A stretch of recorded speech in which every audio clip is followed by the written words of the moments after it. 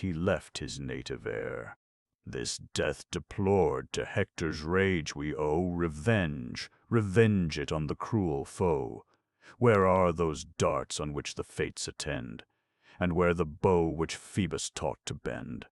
Impatient Teucer, hastening to his aid, before the chief his ample bow displayed, the well-stored quiver on his shoulders hung, then hissed his arrow, and the bowstring sung.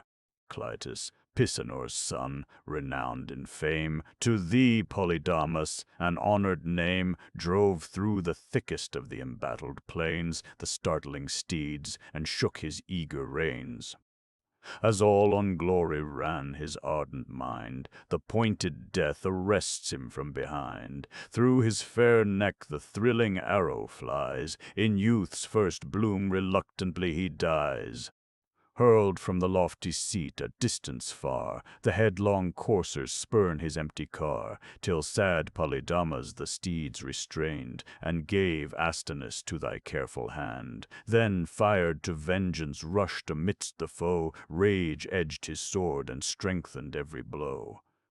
Once more bold Teucer in his country's cause, at Hector's breast a chosen arrow draws, and had the weapon found the destined way, thy fall, great Trojan, had renowned that day. But Hector was not doomed to perish then. The all-wise disposer of the fates of men, imperial Jove, his present death withstands, nor was such glory due to Teucer's hands.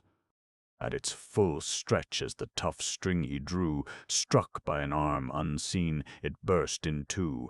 Down dropped the bow, the shaft with brazen head fell innocent, and on the dust lay dead.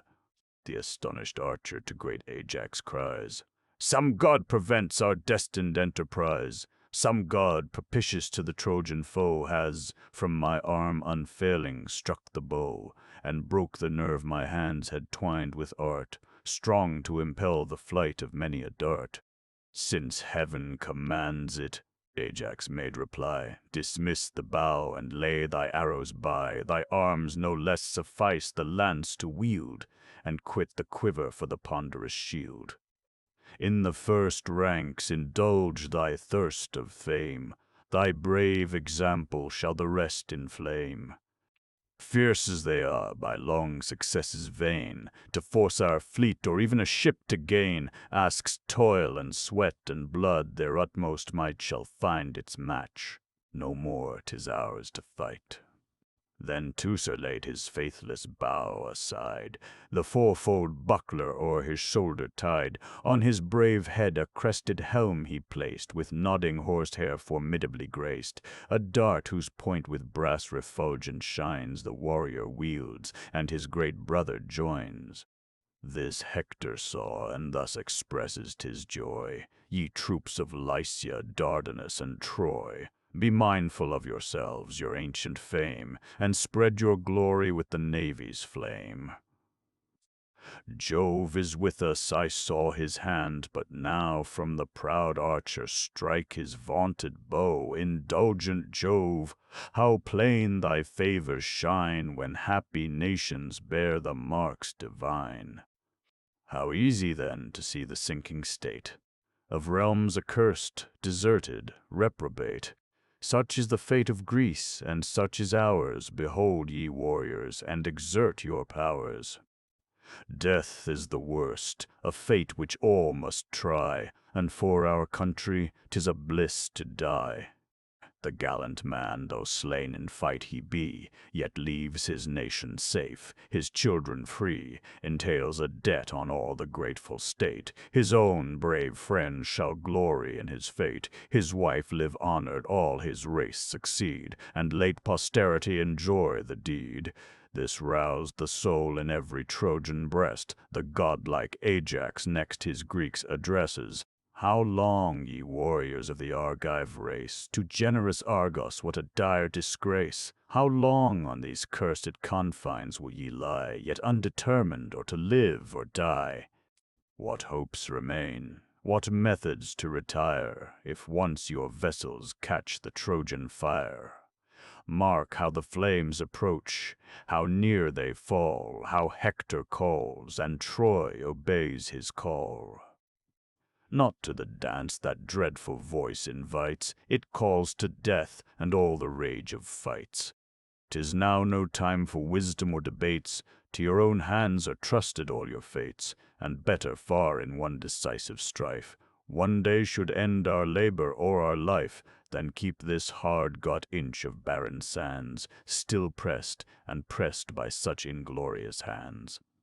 The listening Grecians feel their leader's flame, and every kindling bosom pants for fame. Then mutual slaughters spread on either side. By Hector here the Phocian Schedius died. There, pierced by Ajax, sunk Laodamas, chief of the foot of old Antenor's race. Polydamas laid Otus on the sand, the fierce commander of the Achaean band. His lance bold Megas at the victor threw. The victor, stooping from the death, withdrew. That valued life, O Phoebus, was thy care. But Croesmus's bosom took the flying spear. His corpse fell bleeding on the slippery shore. His radiant arms triumphant mages bore. Dolops, the son of Lampus, rushes on, sprung from the race of old Laomedon, and famed for prowess in a well-fought field. He pierced the center of his sounding shield, but Megas, Phyleus' ample breastplate wore, well known in fight on Sel's winding shore. For King Euphetes gave the golden mail, compact and firm with many a jointed scale, which oft in cities stormed and battles won, had saved the father, and now saved the son. Full at the Trojan's head he urged his lance, where the high plumes above the helmet dance, new tinged with Tyrian dye in dust below, shorn from the crest, the purple honors glow. Meantime their fight the Spartan king surveyed, and stood by Meges' side, a sudden aid.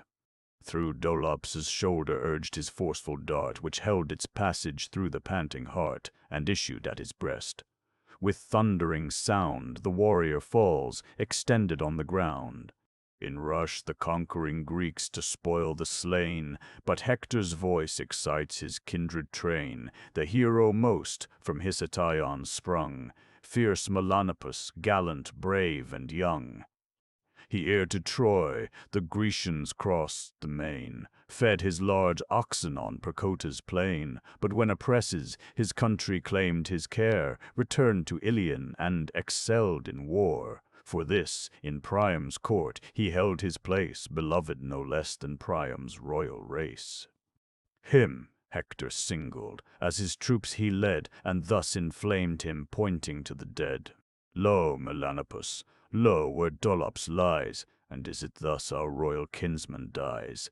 O'ermatched he falls, to two at once a prey, and lo, they bear the bloody arms away. Come on, a distant war no longer wage, but hand to hand thy country's foes engage, till Greece at once and all her glory end, or Ilion from her towery height descend, heaved from the lowest stone, and bury all in one sad sepulchre, one common fall. Hector, this said, rushed forward on the foes. With equal ardor Melanippus glows. Then Ajax thus, O Greeks, respect your fame, respect yourselves, and learn an honest shame. Let mutual reverence, mutual warmth inspire, and catch from breast to breast the noble fire. On valor's side the odds of combat lie. The brave live glorious, or lamented die. The wretch that trembles in the field of fame meets death, and worse than death, eternal shame. His generous sense he not in vain imparts. It's sunk and rooted in the Grecian hearts. They join, they throng, they thicken at his call, and flank the navy with a brazen wall. Shields touching shields, in order blaze above, and stop the Trojans, though impelled by Jove. The fiery Spartan first, with loud applause, warms the bold son of Nestor in his cause. Is there, he said, in arms, a youth like you, so strong to fight, so active to pursue? Why stand you distant nor attempt a deed? Lift the bold lance and make some Trojan bleed. He said, and backward to the lines retired. Forth rushed the youth with martial fury fired. Beyond the foremost ranks his lance he threw, and round the black battalions cast his view. The troops of Troy recede with sudden fear, while the swift javelin hisses along in air. Advancing Melanippus met the dart with his bold breast, and felt it in his heart. Thundering he falls, his falling arms resound, and his broad buckler rings against the ground. The victor leaps upon his prostrate prize. Thus on a roe the well-breathed beagle flies, and rends his side, fresh bleeding with the dart the distant hunter sent into his heart. Observing Hector to the rescue flew, bold as he was, Antilochus withdrew. So when a savage ranging o'er the plain has torn the shepherd's dog or shepherd's swain, while conscious of the deed he glares around, and hears the gathering multitude resound, timely he flies the yet untasted food, and gains the friendly shelter of the wood. So fears the youth, all Troy with shouts pursue, while stones and darts in mingled tempest flew. But entered in the Grecian ranks he turns his manly breast, and with new fury burns. Now on the fleet the tides of Trojans drove, fierce to fulfill the stern decrees of Jove, the sire of gods, confirming Thetis' prayer. The Grecian ardor quenched in deep despair, but lifts to glory Troy's prevailing bands, swells all their hearts, and strengthens all their hands. On Ida's top he waits with longing eyes, to view the navy blazing to the skies. Then, nor till then, the scale of war shall turn, the Trojans fly, and conquered Ilion burn. These fates revolved in his almighty mind. He raises Hector to the work designed, bids him with more than mortal fury glow, and drives him like a lightning on the foe. So Mars, when human crimes for vengeance call, shakes his huge javelin, and whole armies fall. Not with more rage a conflagration rolls, wraps the vast mountains, and involves the poles. He foams with wrath beneath his gloomy brow, like fiery meteors his red eyeballs glow. The radiant helmet on his temple burns, waves when he nods, and lightens as he turns. For Jove his splendor round the chief had thrown, and cast the blaze of both the hosts on one. Unhappy glories, for his fate was near, due to stern Pallas and Pelides' spear. Yet Jove deferred the death he was to pay, and gave what fate allowed, the honors of a day.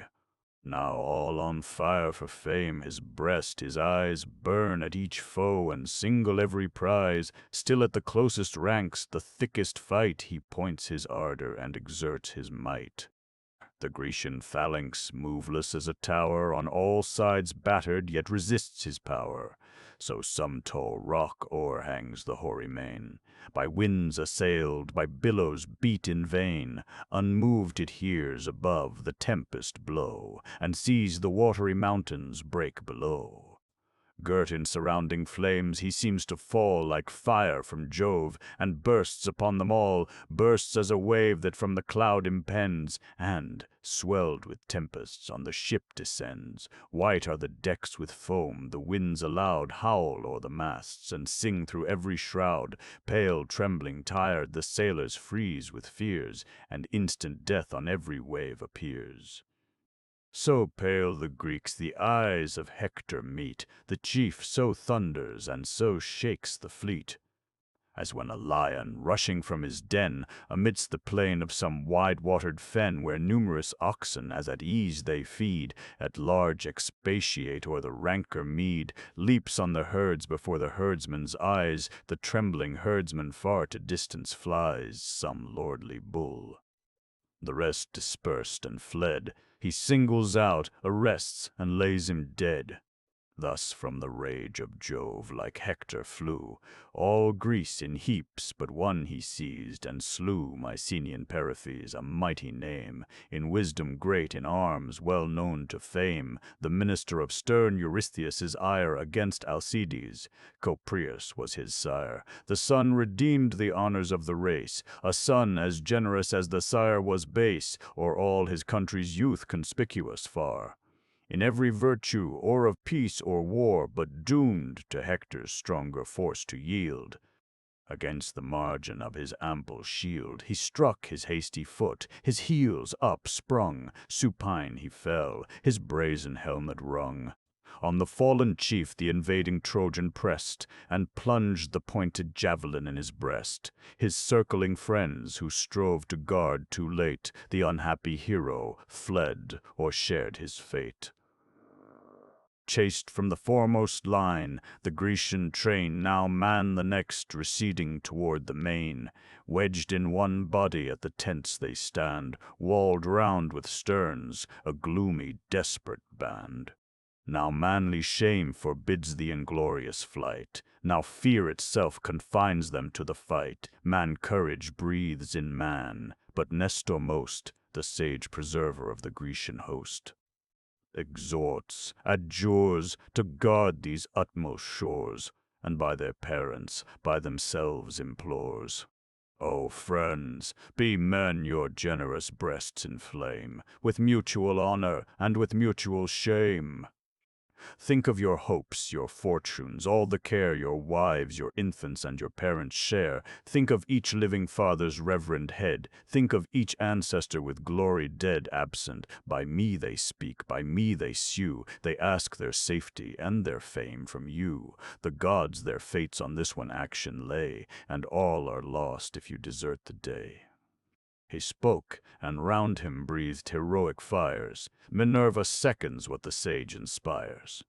The mist of darkness Jove around them threw, she cleared, restoring all the war to view. A sudden ray shot beaming o'er the plain, and showed the shores, the navy and the main. Hector they saw, and all who fly or fight, the scene wide opening to the blaze of light. His port majestic and his ample size, a ponderous mace with studs of iron crowned, full 20 cubits long he swings around, nor fights like others fixed to certain stands, but looks a moving tower above the bands. High on the decks with vast gigantic stride, the godlike hero stalks from side to side.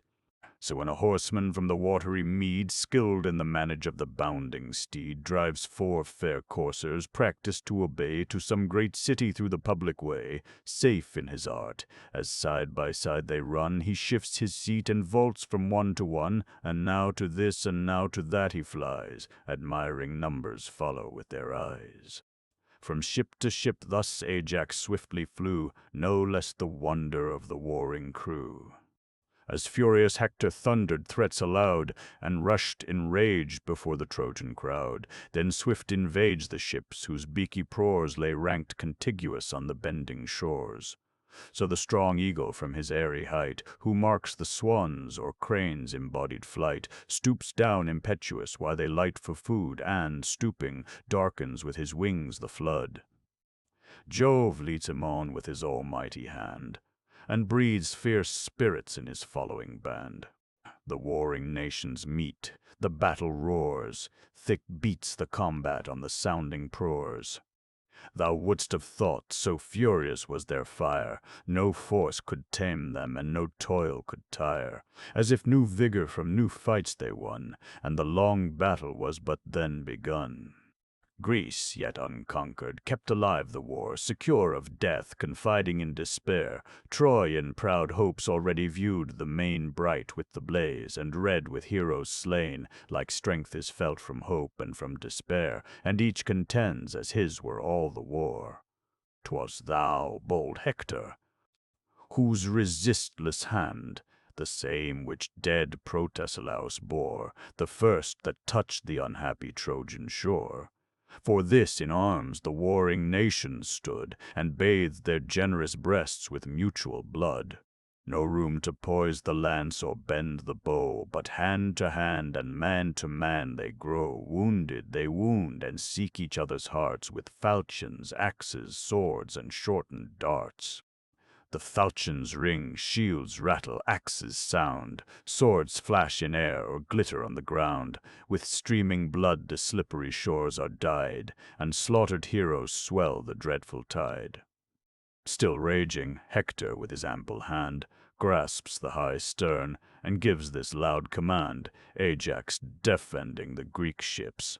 Haste, bring the flames.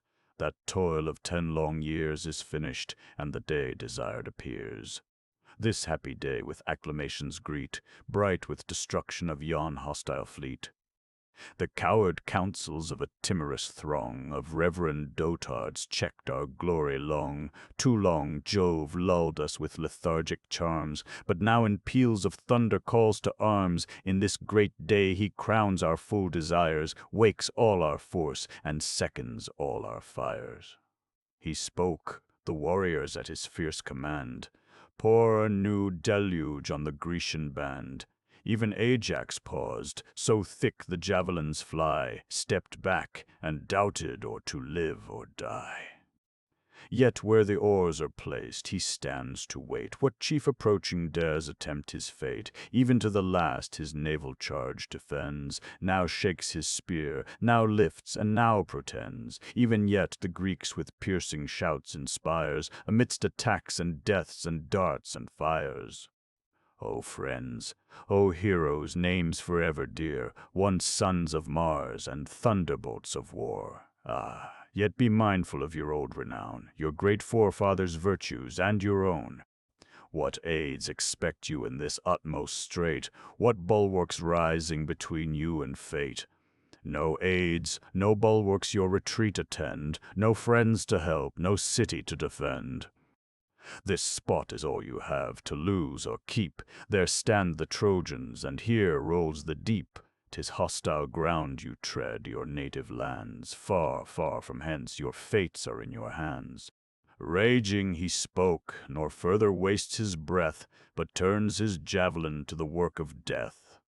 Whate'er bold Trojan armed his daring hands against the sable ships with flaming brands, so well the chief his naval weapon sped, the luckless warrior at his stern lay dead. Full 12 the boldest in a moment fell, sent by great Ajax to the shades of hell. Castor and Pollux. Book 16. Argument. The 6th the battle, the axe and death of Patroclus. Patroclus, in pursuance of the request of Nestor in the 11th book, entreats Achilles to suffer him to go to the assistance of the Greeks with Achilles' troops and armor. He agrees to it, but at the same time charges him to content himself with rescuing the fleet without further pursuit of the enemy. The armor, horses, soldiers, and officers are described. Achilles offers a libation for the success of his friend, after which Patroclus leads the Myrmidons to battle. The Trojans, at the sight of Patroclus in Achilles' armor, taking him for that hero, are cast into the uttermost consternation. He beats them off from the vessels. Hector himself flies. Sarpedon is killed, though Jupiter was averse to his fate. Several other particulars of the battle are described, in the heat of which Patroclus, neglecting the orders of Achilles, pursues the foe to the walls of Troy, where Apollo repulses and disarms him, Euphorbus wounds him, and Hector kills him, which concludes the book. So warred both armies on the ensanguined shore, while the black vessels smoked with human gore. Meantime Patroclus to Achilles flies, the streaming tears fall copious from his eyes. Not faster, trickling to the plains below, from the tall rock the sable waters flow. Divine Pelides, with compassion moved, thus spoke, indulgent, to his best beloved. Patroclus, say, what grief thy bosom bears, that flows so fast in these unmanly tears? No girl, no infant whom the mother keeps, from her loved breast with fonder passion weeps. Not more the mother's soul that infant warms clung to her knees and reaching at her arms than thou hast mine. O tell me, to what end thy melting sorrows thus pursue thy friend? Grievest thou for me, or for my martial band, or come sad tidings from our native land? Our fathers live our first, most tender care. Thy good Menoetius breathes the vital air, and hoary Peleus yet extends his days, pleased in their age to hear their children's praise. Or may some meaner cause thy pity claim? Perhaps yon relics of the Grecian name, doomed in their ships to sink by fire and sword, and pay the forfeit of their haughty lord. Whate'er the cause, reveal thy secret care, and speak those sorrows which a friend would share. A sigh that instant from his bosom broke, another followed, and Patroclus spoke. Let Greece at length with pity touch thy breast, thyself a Greek, and once of Greeks the best.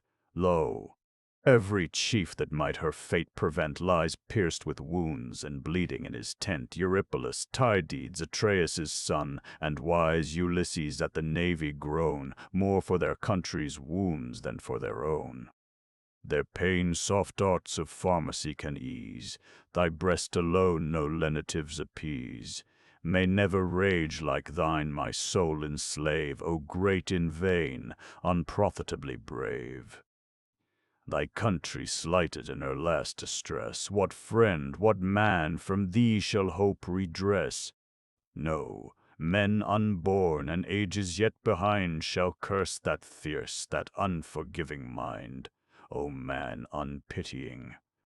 If of man thy race, but sure thou springs not from a soft embrace, nor ever amorous hero caused thy birth, nor ever tender goddess brought thee forth, some rugged rock's hard entrails gave thee form, and raging seas produced thee in a storm, a soul well suiting that tempestuous kind, so rough thy manners, so untamed thy mind. If some dire oracle thy breast alarm, if aught from Jove or Thetis stop thy arm, some beam of comfort yet on Greece may shine. If I but lead the Myrmidonian line, clad in thy dreadful arms if I appear, proud Troy shall tremble and desert the war. Without thy person Greece shall win the day, and thy mere image chase her foes away. Pressed by fresh forces, her o'er-labored train shall quit the ships, and Greece respire again. Thus, blind to fate, with supplicating breath, thou begg'st his arms, and in his arms thy death. Unfortunately good, a boding sigh. Thy friend returned, and with it this reply, Patroclus, thy Achilles knows no fears, nor words from Jove, nor oracles he hears, nor aught a mother's caution can suggest. The tyrant's pride lies rooted in my breast. My wrongs, my constant thought engage.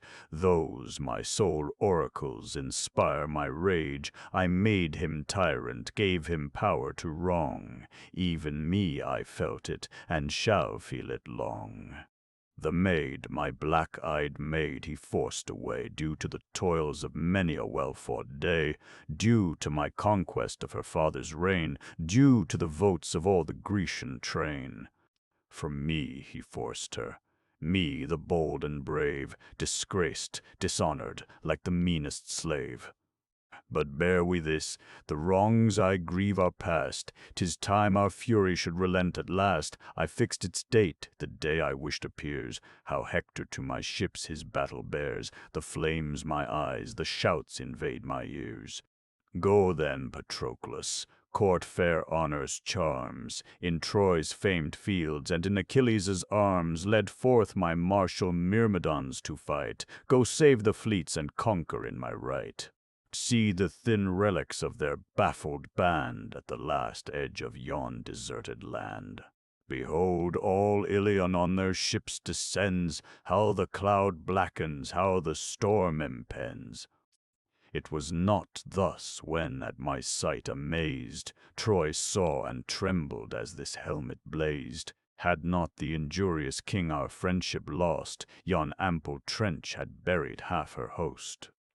No camps, no bulwarks now the Trojans fear. Those are not dreadful, no Achilles there. No longer flames the lance of Tydeus' son. No more your general calls his heroes on. Hector alone I hear. His dreadful breath commands your slaughter or proclaims your death.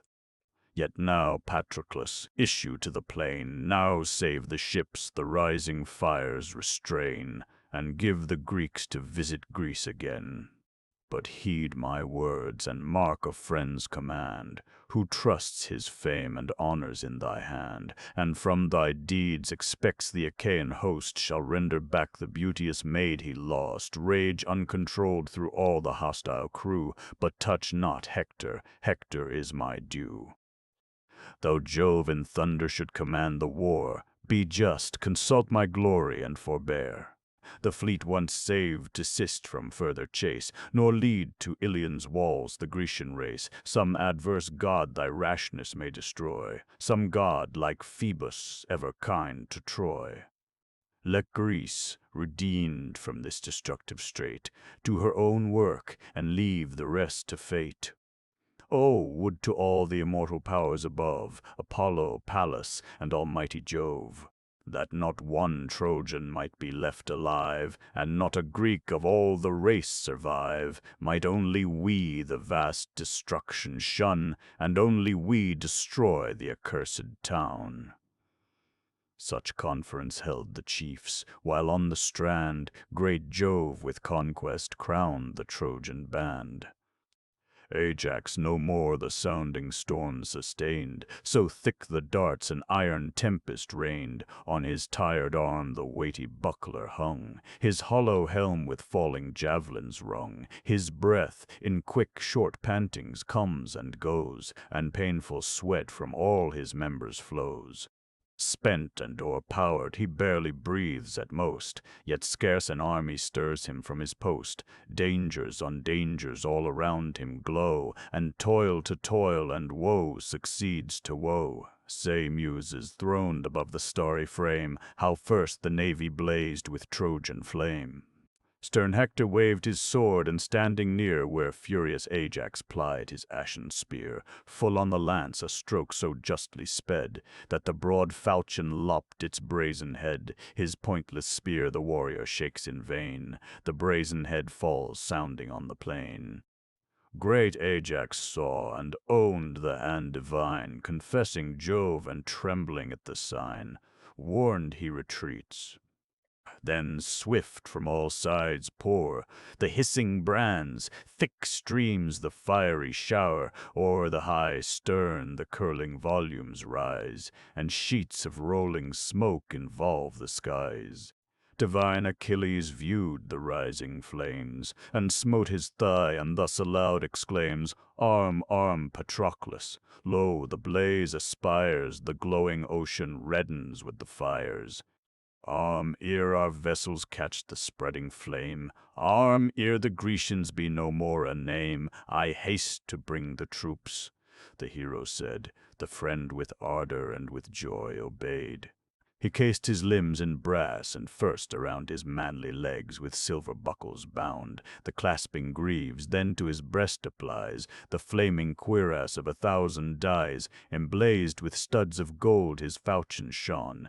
In the rich belt, as in a starry zone, Achilles' shield his ample shoulders spread. Achilles' helmet nodded o'er his head, adorned in all his terrible array. He flashed around in all his terrible array. He flashed around in tolerable day. Alone, untouched, Pelides' javelin stands, not to be poised but by Pelides' hands. From Pelion's shady brow the plant entire old Chiron rent, and shaped it for his sire, whose son's great arm alone the weapon wields, the death of heroes and the dread of fields. Buckles. The brave Automedon, an honored name, the second to his lord in love and fame, in peace his friend and partner of the war. The winged coursers harnesses to the car, Xanthus and Balius, of immortal breed, sprung from the wind and like the wind in speed. Whom the winged Harpy swift Podage bore, by Zephyr pregnant on the breezy shore. Swift Pedasus was added to their side, once great Alcyon's, now Achilles' pride, who, like in strength, in swiftness, and in grace, a mortal courser matched the immortal race. Achilles speeds from tent to tent, and warms his hardy Myrmidons to blood and arms. all breathing death around the chief they stand, a grim, terrific, formidable band, grim as voracious wolves that seek the springs, when scalding thirst their burning bowels wrings, when some tall stag, fresh slaughtered in the wood, has drenched their wide, insatiate throats with blood. To the black fount they rush, a hideous throng, with paunch distended and with lolling tongue. Fire fills their eye, their black jaws belch the gore, and gorged with slaughter still they thirst for more. Like furious rushed the Myrmidonian crew, such their dread strength and such their deathful view. High in the midst the great Achilles stands, directs their order and the war commands. He, loved of Jove, had launched for Ilion's shores full 50 vessels manned with 50 oars. 5 chosen leaders the fierce bands obey, himself supreme in valor as in sway. Derived from thee, whose waters wash the earth, divine Sperchius, Jove descended flood, a mortal mother mixing with a god. Such was Menestheus, but miscalled by fame, the son of Borus, that espoused the dame. Euderus next, whom Polymele the gay, famed in the graceful dance, produced today. Her sly Celaenius loved, on her would gaze, as with swift step she formed the running maze. To her high chamber from Diana's choir the god pursued her, urged and crowned his fire.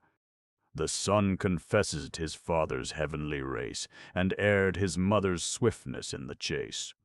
Strong Echecleus, blessed in all those charms that pleased a god, succeeded to her arms, not conscious of those loves long hid from fame. With gifts of price he sought and won the dame, her secret offspring to her sire she bare, her sire caressed him with a parent's care. Pisander followed, matchless in his art. To wing the spear or aim the distant dart, no hand so sure of all the Amathian line, or if a surer, great Patroclus, thine. The fourth by Thynic's grave command was graced, Laerces' valiant offspring led the last. Soon as Achilles with superior care had called the chiefs, and ordered all the war, this stern remembrance to his troops he gave. Ye far-famed Myrmidons, ye fierce and brave, think with what threats you dared the Trojan throng. Think what reproach these ears endured so long. Stern son of Peleus, thus ye used to say, while restless raging in your ships you lay. O nursed with gall, unknowing how to yield, whose rage defrauds us of so famed a field. If that dire fury must forever burn, what make we here?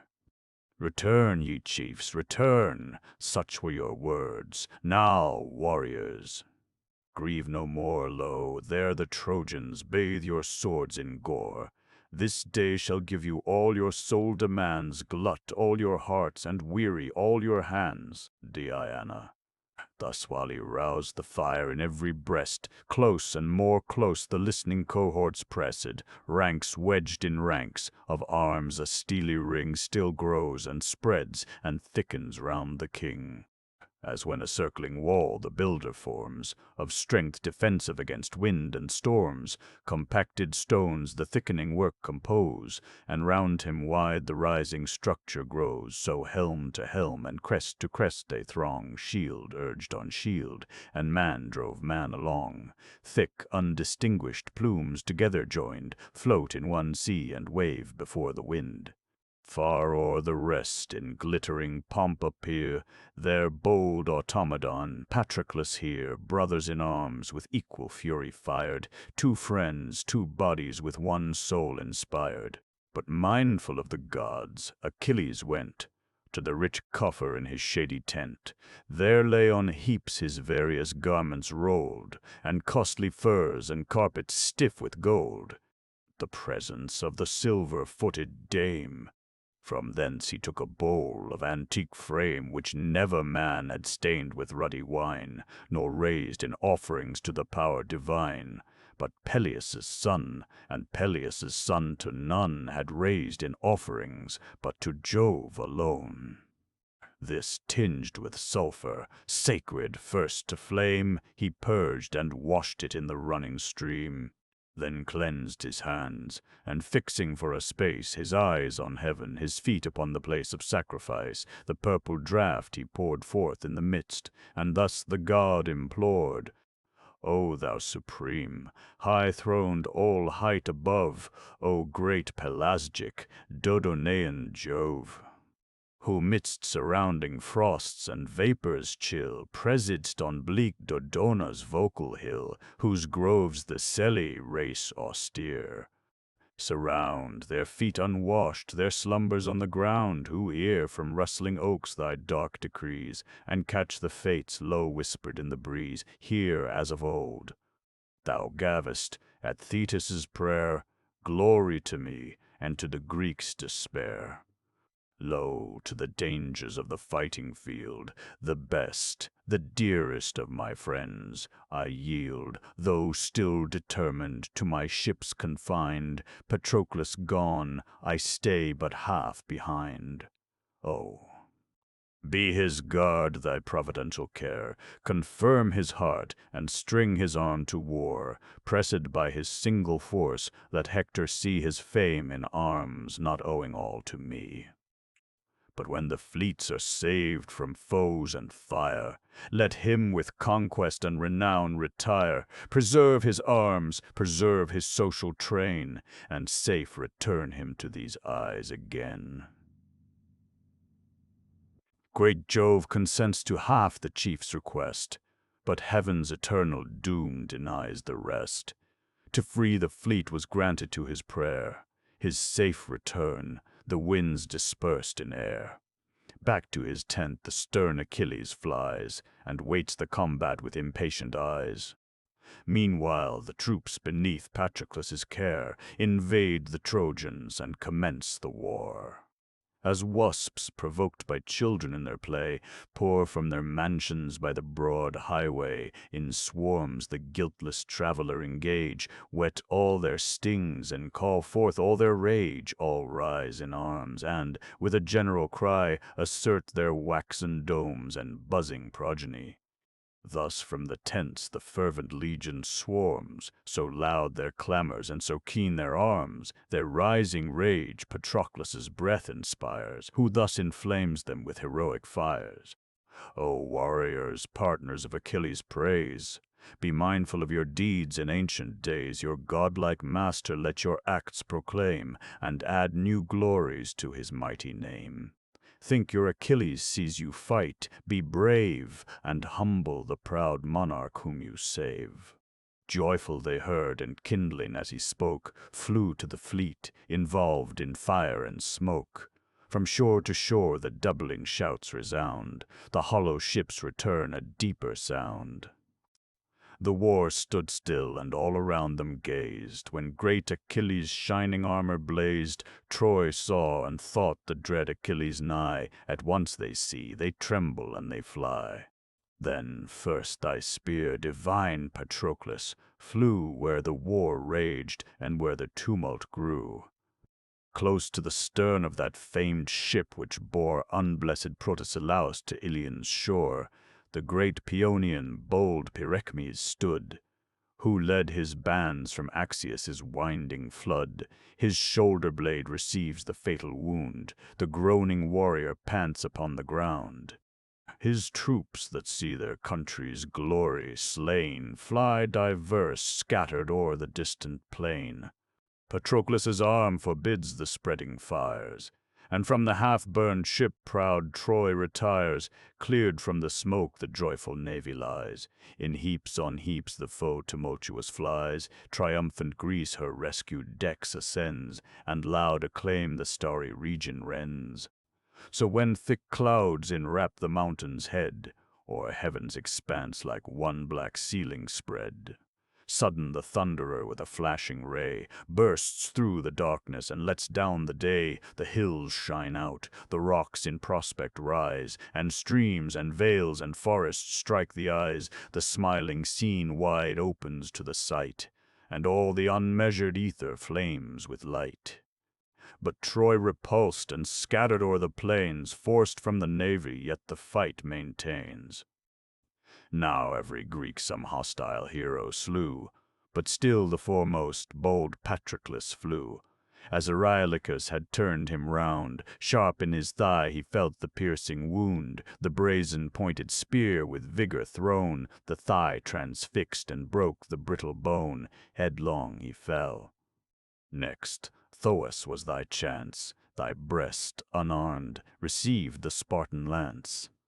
Phylides' dart as Amphitus drew nigh, his blow prevented and transpierced his thigh, tore all the brawn and rent the nerves away. In darkness and in death the warrior lay.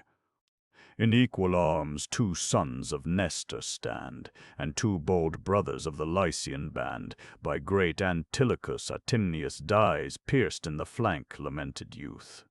He lies, kind Maris, bleeding in his brother's wound, defends the breathless carcass on the ground.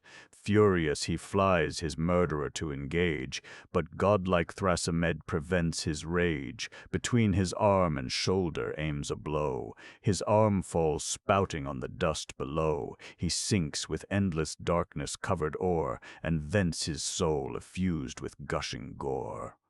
Slain by 2 brothers, thus 2 brothers bleed, Sarpedon's friends, Amisodorus' seed, Amisodorus who, by Furies led, the bane of men, abhorred Chimera bred, skilled in the dart in vain his sons expire, and pay the forfeit of their guilty sire.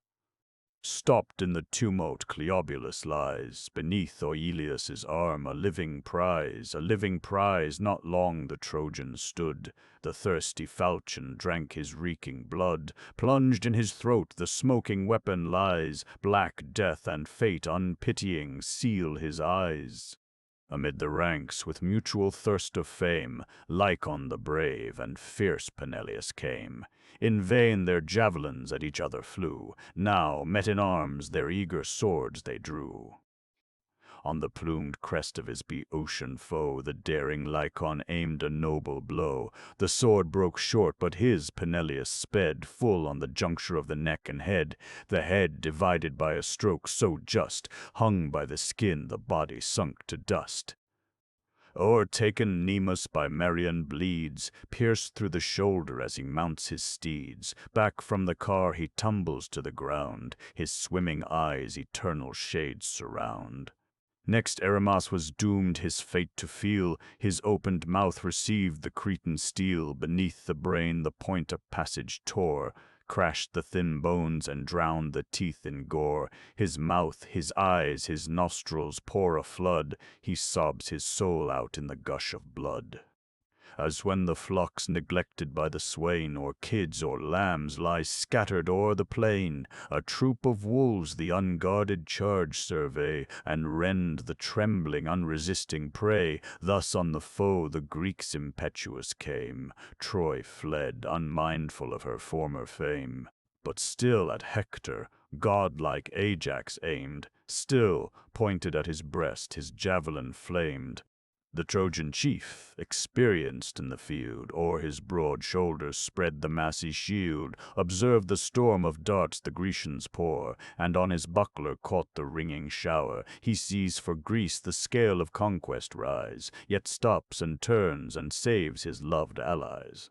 As when the hand of Jove a tempest forms, and rolls the cloud to blacken heaven with storms, dark o'er the fields the ascending vapor flies, and shades the sun and blots the golden skies. So from the ships, along the dusky plain, dire flight and terror drove the Trojan train. Even Hector fled, through heads of disarray, the fiery coursers forced their lord away, while far behind his Trojans fall confused, wedged in the trench, in one vast carnage bruised. Chariots on chariots roll, the clashing spokes shock, while the madding steeds break short their yokes. In vain they labor up the steepy mound, their charioteers lie foaming on the ground. Fierce on the rear, with shouts Patroclus flies, tumultuous clamor fills the fields and skies. Thick drifts of dust involve their rapid flight, clouds rise on clouds, and heaven is snatched from sight. The affrighted steeds their dying lords cast down, scour o'er the fields, and stretch to reach the town. Loud o'er the rout was heard the victor's cry, where the war bleeds and where the thickest die, where horse and arms and chariots lie o'erthrown, and bleeding heroes under axles groan. No stop, no check, the steeds of Peleus knew, from bank to bank the immortal coursers flew. High bounding o'er the fosse, the whirling car smokes through the ranks, o'ertakes the flying war, and thunders after Hector. Hector flies, Patroclus shakes his lance, but fate denies. Not with less noise, with less impetuous force, the tide of Trojans urge their desperate course, than when in autumn Jove his fury pours, and earth is loaden with incessant showers, when guilty mortals break the eternal laws, or judges bribed betray the righteous cause. From their deep beds he bids the rivers rise, and opens all the floodgates of the skies. The impetuous torrents from their hills obey, whole fields are drowned, and mountains swept away. Loud roars the deluge till it meets the main, and trembling man sees all his labors vain. And now the chief, the foremost troops repelled, back to the ships his destined progress held, bore down half Troy in his resistless way, and forced the routed ranks to stand the day. Between the space where silver Simois flows, where lay the fleets and where the rampires rose, all grim in dust and blood, Patroclus stands and turns the slaughter on the conquering bands, which pierced below the shield his valiant heart. Hector was next who saw the chief appear, and fell the victim of his coward fear. Shrunk up he sat with wild and haggard eye, nor stood to combat, nor had force to fly. Patroclus marked him as he shunned the war, and with unmanly trembling shook the car, and dropped the flowing reins. Him twixt the jaws the javelin sticks, and from the chariot draws. As on a rock that overhangs the main, an angler, studious of the line and cane, some mighty fish draws panting to the shore.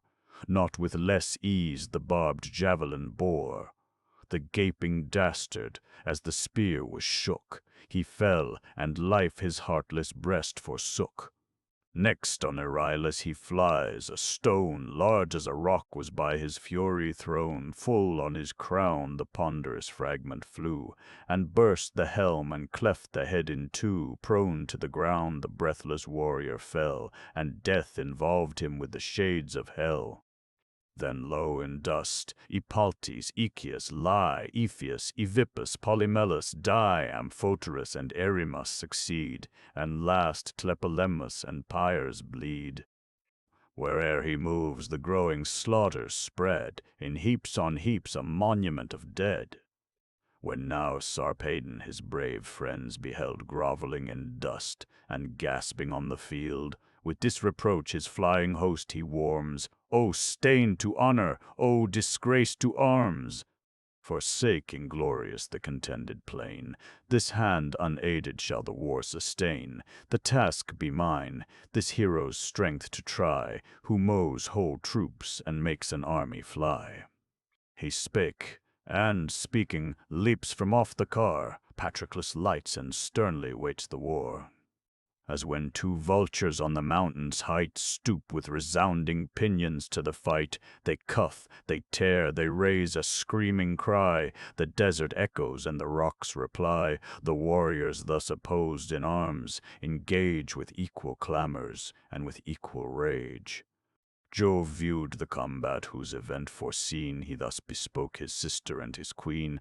The hour draws on, the destinies ordain. My godlike son shall press the Phrygian plain. Already on the verge of death he stands. His life is owed to fierce Patroclus' hands. What passions in a parent's breast debate? Say, shall I snatch him from impending fate, and send him safe to Lycia, distant far, from all the dangers and the toils of war, or to his doom my bravest offspring yield, and fatten with celestial blood the field? Then thus the goddess with the radiant eyes, what words are these, O sovereign of the skies? Short is the date prescribed to mortal man. Shall Jove for one extend the narrow span, whose bounds were fixed before his race began? How many sons of gods foredoomed to death, before proud Ilion must resign their breath, were thine exempt, debate would rise above, and murmuring powers condemn their partial Jove. Give the bold chief a glorious fate in fight, and when the ascending soul has winged her flight, let sleep and death convey by thy command the breathless body to his native land. His friends and people to his future praise a marble tomb and pyramid shall raise, and lasting honors to his ashes give. His fame, 'tis all that dead can have, shall live. She said, the cloud compeller overcome, assents to fate and ratifies the doom. Then, touched with grief, the weeping heavens distilled a shower of blood o'er all the fatal field. The god, his eyes averting from the plain, laments his son predestined to be slain, far from the Lycian shores, his happy native reign. Now met in arms, the combatants appear. Each heaved the shield and poised the lifted spear. From strong Patroclus's hand the javelin fled, and past the groin of valiant Thrasymed. The nerves unbraced no more his bulk sustain. He falls, and falling bites the bloody plain. 2 sounding darts the Lycian leader threw. The first aloof with erring fury flew. The next transpierced Achilles' mortal steed, the generous Pedasus of Theban breed. Fixed in the shoulder's joint he reeled around, rolled in the bloody dust, and pawed the slippery ground. His sudden fall the entangled harness broke, each axle crackled and the chariot shook, when bold Automedon, to disengage the starting coursers and restrain their rage, divides the traces with his sword, and freed the encumbered chariot from the dying steed. The rest move on, obedient to the rein. The car rolls slowly o'er the dusty plain. The car rolls slowly o'er the dusty plain.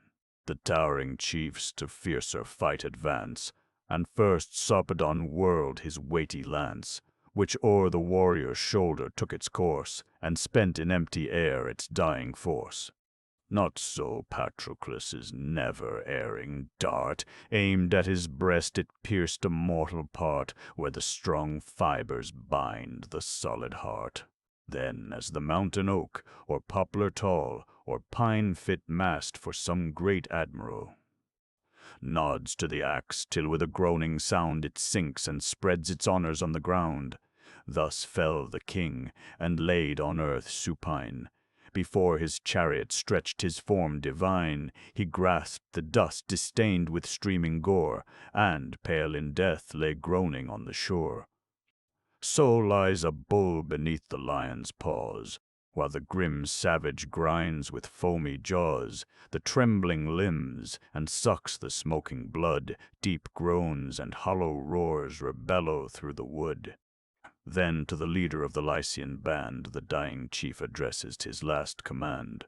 Glaucus, be bold, thy task be first to dare the glorious dangers of destructive war, to lead my troops to combat at their head, incite the living and supply the dead.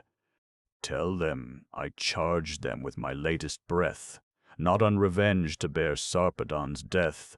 What grief, what shame must Glaucus undergo, if these spoiled arms adorn a Grecian foe? Then as a friend and as a warrior fight, defend my body, conquer in my right, that, taught by great examples, all may try like thee to vanquish, or like me to die. He ceased. The fates suppressed his laboring breath, and his eyes darkened with the shades of death. The insulting victor with disdain bestrode the prostrate prince, and on his bosom trod, then drew the weapon from his panting heart, the reeking fibers clinging to the dart. From the wide wound gushed out a stream of blood, and the soul issued in the purple flood. His flying steeds the Myrmidons detain, unguided now, their mighty master slain. All impotent of aid, transfixed with grief, unhappy Glaucus heard the dying chief, his painful arm, yet useless with the smart, inflicted late by Teucer's deadly dart. Supported on his better hand he stayed. To Phoebus then 'twas all he could, he prayed. all-seeing monarch. Whether Lycia's coast or sacred Ilion, thy bright presence boast, powerful alike to ease the wretch's smart. O hear me, God of every healing art. Lo, stiff with clotted blood and pierced with pain, that thrills my arm and shoots through every vein, I stand unable to sustain the spear, and sigh at distance from the glorious war. Low in the dust is great Sarpedon laid, nor Jove vouchsafed his hapless offspring aid, but thou, O God of health, thy succor lend, to guard the relics of my slaughtered friend. For thou, though distant, canst restore my might, to head my Lycians and support the fight. Apollo heard, and suppliant as he stood, his heavenly hand restrained the flux of blood. He drew the dolors from the wounded part, and breathed the spirit in his rising heart. Renewed by art divine, the hero stands, and owns the assistance of immortal hands. Then loudly calls on Troy's vindictive arms. With ample strides he stalks from place to place. Now fires Agenor, now Polydamas, Aeneas next, and Hector he accosts, inflaming thus the rage of all their hosts. What thoughts, regardless chief, thy breast employ? O too forgetful of the friends of Troy, those generous friends who, from their country far, breathe their brave souls out in another's war. See, where in dust the great Sarpedon lies, in action valiant and in counsel wise, who guarded right and kept his people free, to all his Lycians lost, and lost to thee. Stretched by Patroclus' arm on yonder plains, O save from hostile rage his loved remains. Ah, let not Greece his conquered trophies boast, nor on his course revenge her heroes lost. He spoke, each leader in his grief partook, Troy at the loss through all her legions shook. Transfixed with deep regret they view o'erthrown at once his country's pillar, and their own, a chief who led to Troy's beleaguered wall, a host of heroes, and outshined them all. Fired they rush on, first Hector seeks the foes, and with superior vengeance greatly glows. But o'er the dead the fierce Patroclus stands, and rousing Ajax roused the listening bands. Heroes, be men, be what you were before, or weigh the great occasion and be more. The chief who taught our lofty walls to yield lies pale in death extended on the field. To guard his body Troy in numbers flies, 'tis half the glory to maintain our prize. Haste, strip his arms, the slaughter round him spread, and send the living Lycians to the dead. The heroes kindle at his fierce command, the martial squadrons close on either hand. Here Troy and Lycia charge with loud alarms, Thessalia there, and Greece oppose their arms. With horrid shouts they circle round the slain, the clash of armor rings o'er all the plain. Great Jove, to swell the horrors of the fight, o'er the fierce armies pours pernicious night, and round his son confounds the warring hosts, his fate ennobling with a crowd of ghosts. Now Greece gives way, and great Epigeius falls, Agacleus' son from Budium's lofty walls, who chased for murder thence a suppliant came, to Peleus, and the silver-footed dame now sent to Troy, Achilles' arms to aid, he pays due vengeance to his kinsman's shade. Soon as his luckless hand had touched the dead, a rock's large fragment thundered on his head. Hurled by Hectorian force it cleft in twain his shattered helm, and stretched him o'er the slain. Fierce to the van of fight Patroclus came, and, like an eagle darting at his game, sprung on the Trojan and the Lycian band. What grief thy heart, what fury urged thy hand, O generous Greek! When with full vigor thrown, at Sthenelaus flew the weighty stone, which sunk him to the dead when Troy too near that arm drew back, and Hector learned to fear. Far as an able hand a lance can throw, or at the lists, or at the fighting foe, so far the Trojans from their lines retired, till Glaucus turning all the rest inspired. Then Bathocleus fell beneath his rage, the only hope of Chalcon's trembling age. Wide o'er the land was stretched his large domain, with stately seats and riches blessed in vain. Him bold with youth and eager to pursue, the flying Lycians Glaucus met and slew. Pierced through the bosom with a sudden wound he fell, and falling made the fields resound. The Achaeans sorrow for their hero slain. With conquering shouts the Trojans shake the plain, and crowd to spoil the dead. The Greeks oppose, an iron circle round the carcass grows. Then brave Laogonus resigned his breath, dispatched by Merion to the shades of death. On Ida's holy hill he made abode, the priest of Jove, and honored like his god. Between the jaw and ear the javelin went, the soul, exhaling, issued at the vent. His spear Aeneas at the victor threw, who, stooping forward from the death withdrew. The lance hissed harmless o'er his covering shield, and trembling struck and rooted in the field. There yet scarce spent, it quivers on the plain, sent by the great Aeneas' arm in vain. "Swift as thou art," the raging hero cries, "and skilled in dancing to dispute the prize, my spear, the destined passage had it found, had fixed thy active vigor to the ground. O valiant leader of the Dardan host!" Insulted Merion thus retorts the boast: "Strong as you are, 'tis mortal force you trust. An arm as strong may stretch thee in the dust.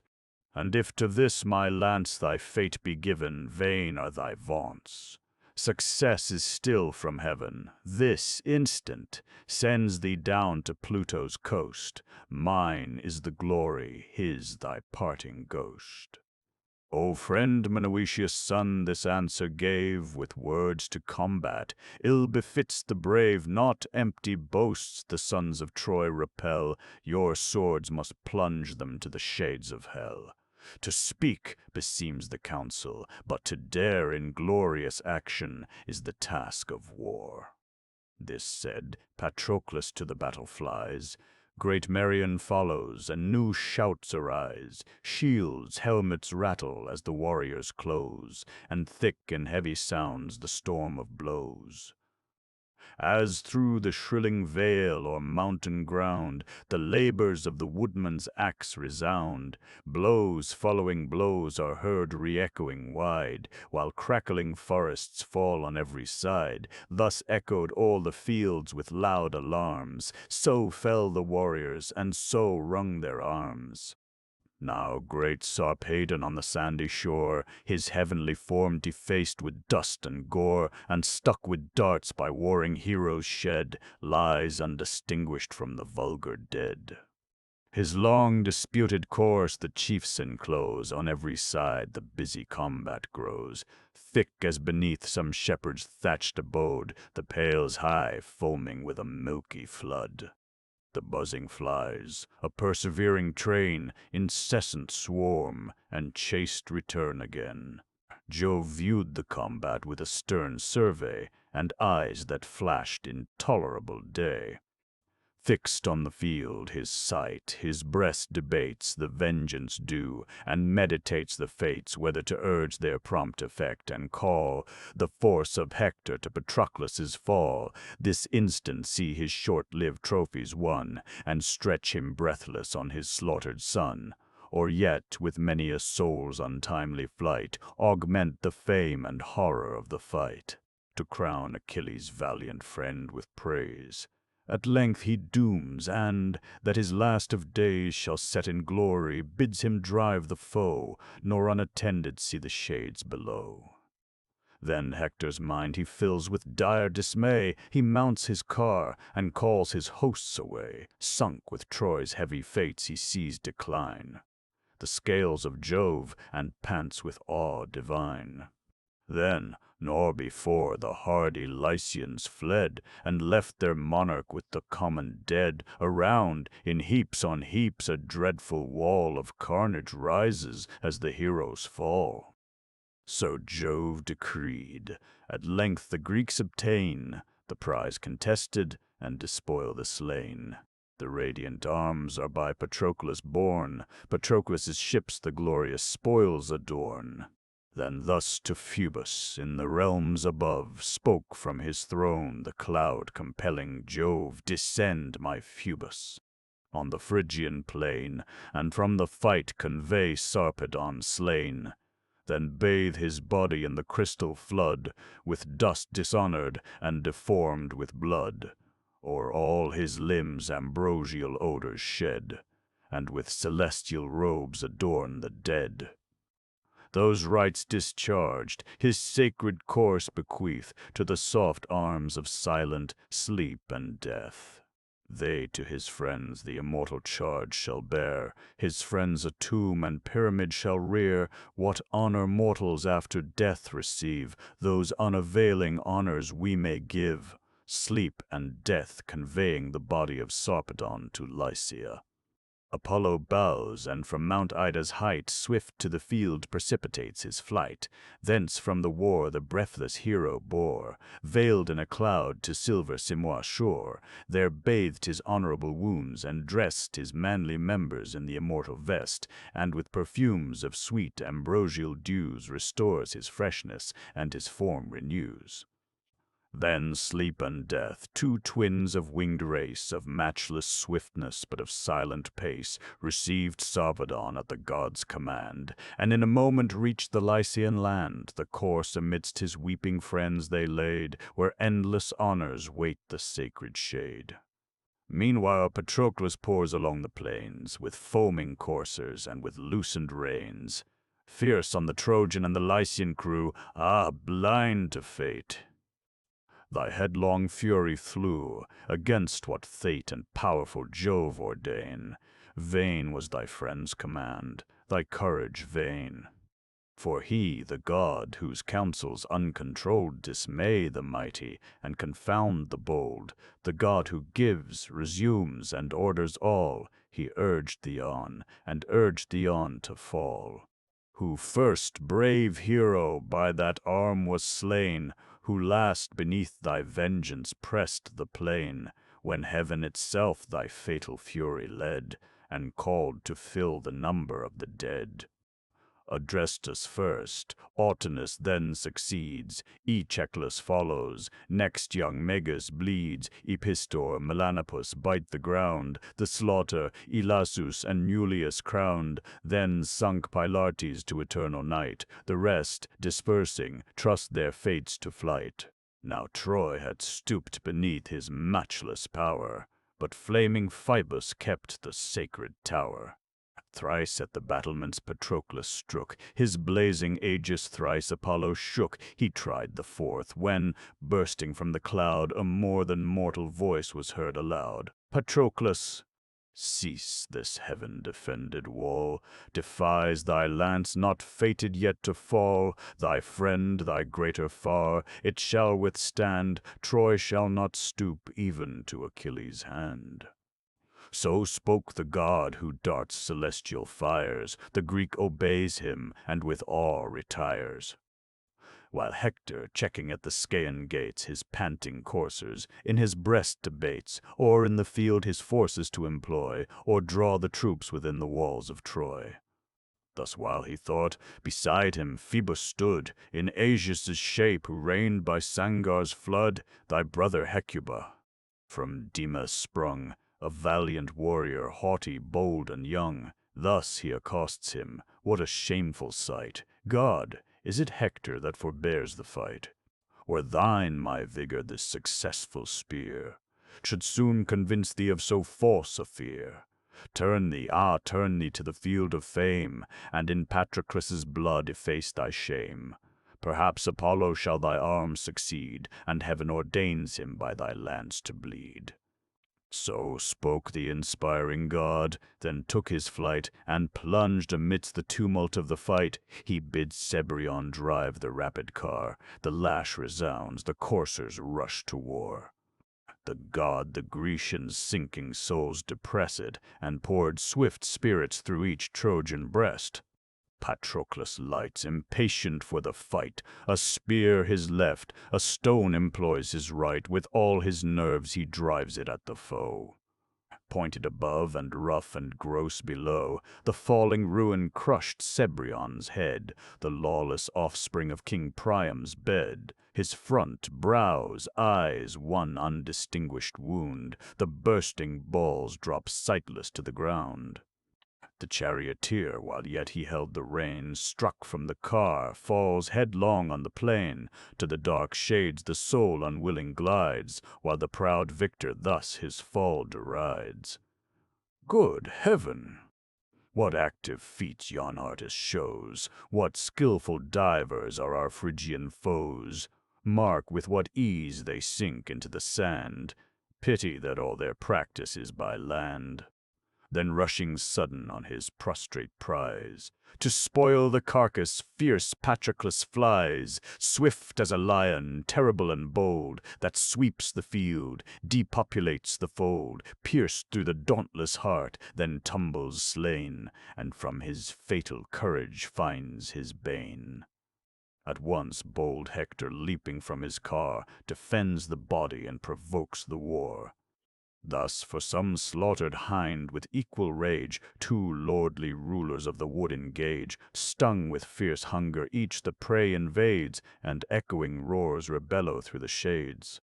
Stern Hector fastens on the warrior's head, and by the foot Patroclus drags the dead, while all around confusion, rage, and fright mix the contending hosts in mortal fight. So pent by hills the wild winds roar aloud, in the deep bosom of some gloomy wood, leaves, arms, and trees aloft in air are blown. The broad oaks crackle, and the sylvans groan. This way and that the rattling thicket bends, and the whole forest in one crash descends. Not with less noise, with less tumultuous rage, in dreadful shock the mingled hosts engage.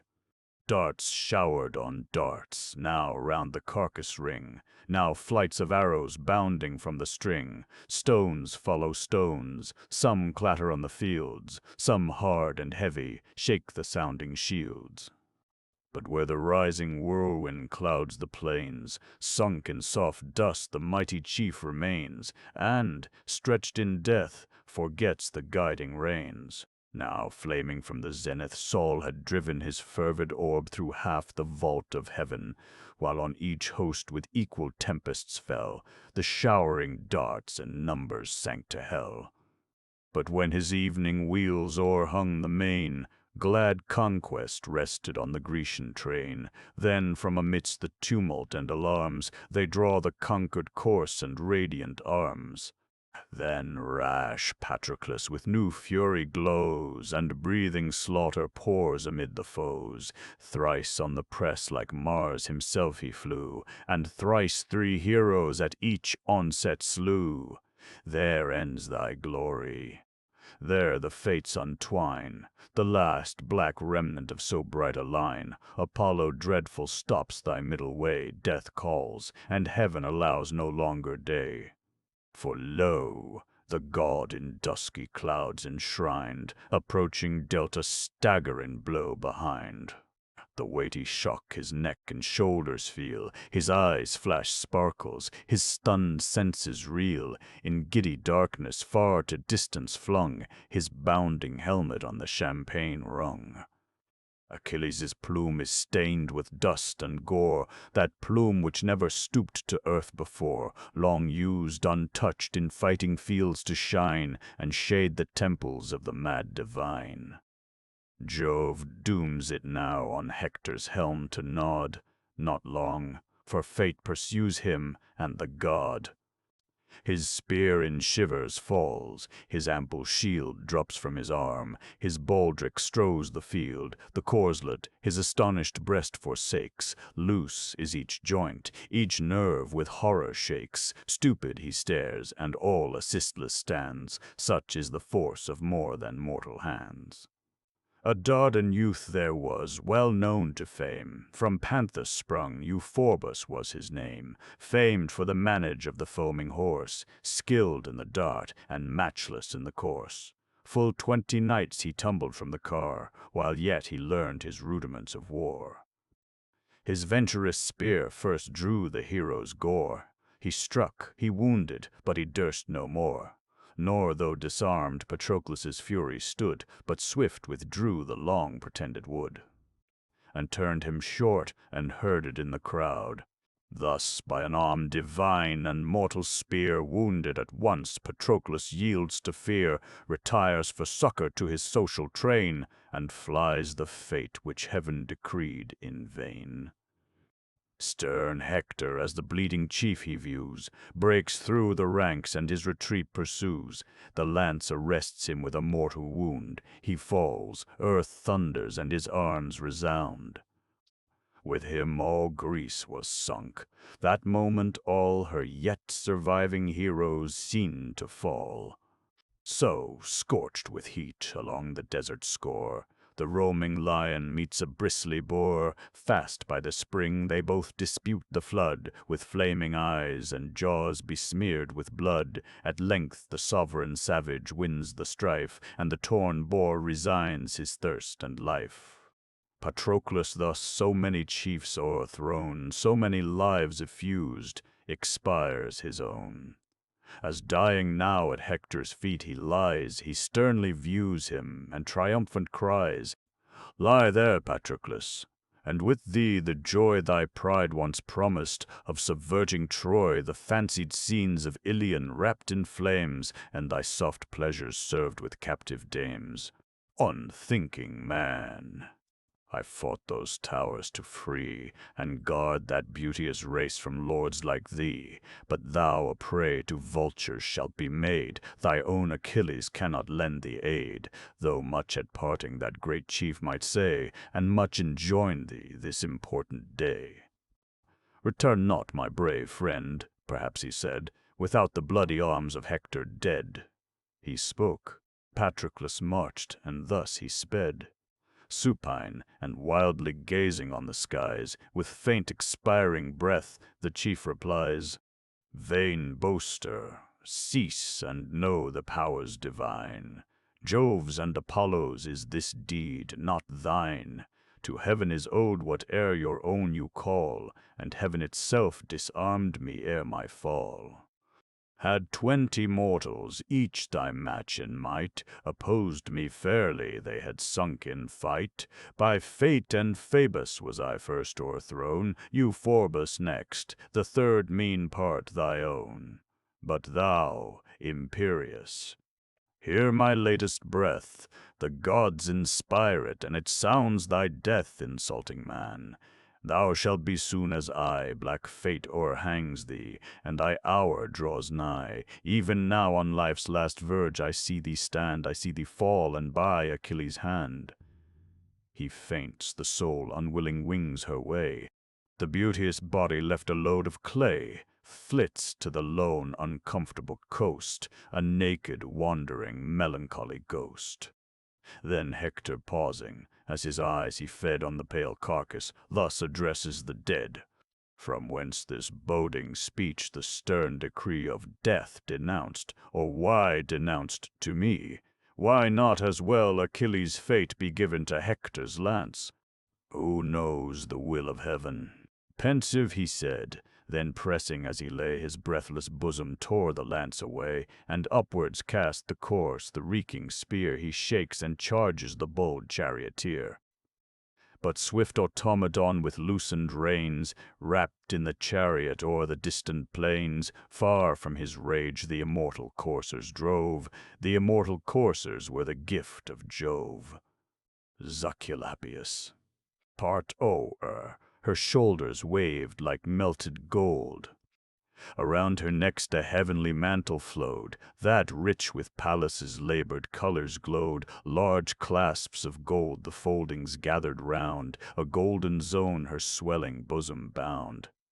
Far beaming pendants tremble in her ear, each gem illumined with a triple star. Then o'er her head she cast a veil more white than new-fallen snow, and dazzling as the light. Last her fair feet celestial sandals grace, thus issuing radiant with majestic pace. Forth from the dome the imperial goddess moves, and calls the mother of the smiles and loves. "How long to Venus thus apart," she cried, "shall human strife celestial minds divide? Ah, yet will Venus aid Saturnia's joy, and set aside the cause of Greece and Troy.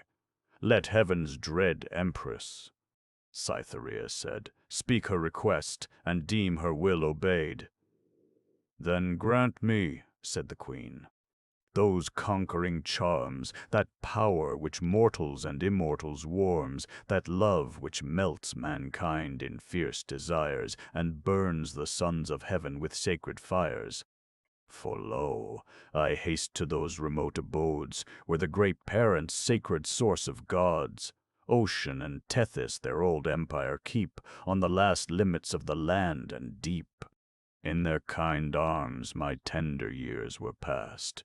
What time old Saturn from Olympus cast, of upper heaven to Jove resigned the reign, whelmed under the huge mass of earth and main. For strife, I hear, has made the union cease, which held so long that ancient pair in peace. What honor and what love shall I obtain, if I compose those fatal feuds again? Once more their minds in mutual ties engage, and what my youth has owed repay their age. She said, with awe divine the queen of love obeyed the sister and the wife of Jove, and from her fragrant breast the zone embraced, with various skill and high embroidery graced. In this was every art and every charm, to win the wisest and the coldest warm, fond love, the gentle vow, the gay desire, the kind deceit, the still reviving fire, persuasive speech, and the more persuasive sighs, silence that spoke, and eloquence of eyes. This on her hand the Cyprian goddess laid. Take this, and with it all thy wish, she said. With smiles she took the charm, and smiling presses the powerful cestus to her snowy breast. Then Venus to the courts of Jove withdrew, whilst from Olympus pleased Saturnia flew. O'er high Pieria thence her course she bore, o'er fair Emathia's ever-pleasing shore, o'er Hemus's hills with snows eternal crowned, nor once her flying foot approached the ground. Then taking wing from Athos's lofty steep, she speeds to Lemnos o'er the rolling deep, and seeks the cave of death's half-brother, Sleep. Sweet pleasing Sleep, Saturnia thus began, who spreadst thy empire o'er each god and man, if e'er obsequious to thy Juno's will, O power of slumbers, hear and favor still. Shed thy soft dews on Jove's immortal eyes, while sunk in love's entrancing joys he lies. A splendid footstool and a throne that shine with gold unfading, Somnus shall be thine, the work of Vulcan to indulge thy ease, when wine and feasts thy golden humors please. Imperial dame, the balmy power replies, great Saturn's heir, and empress of the skies. O'er other gods I spread my easy chain, the sire of all old ocean owns my reign, and his hushed waves lie silent on the main. But how, unbidden, shall I dare to steep Jove's awful temples in the dew of sleep?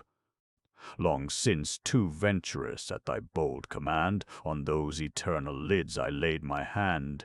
What time, deserting Ilion's wasted plain, his conquering son Alcides plowed the main, when lo, the deeps arise, the tempests roar, and drive the hero to the Coan shore. Great Jove, awaking, shook the blest abodes with rising wrath, and tumbled gods on gods me chief he sought, and from the realms on high had hurled indignant to the nether sky. But gentle night, to whom I fled for aid, the friend of earth and heaven, her wings displayed, empowered the wrath of gods and men to tame. Even Jove revered the venerable dame.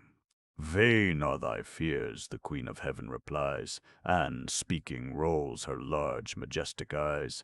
Think'st thou that Troy has Jove's high favor won, like great Alcides, his all-conquering son? Hear and obey the mistress of the skies, nor for the deed expect a vulgar prize. For know, thy loved one shall be ever thine, the youngest grace, Pasithou the divine.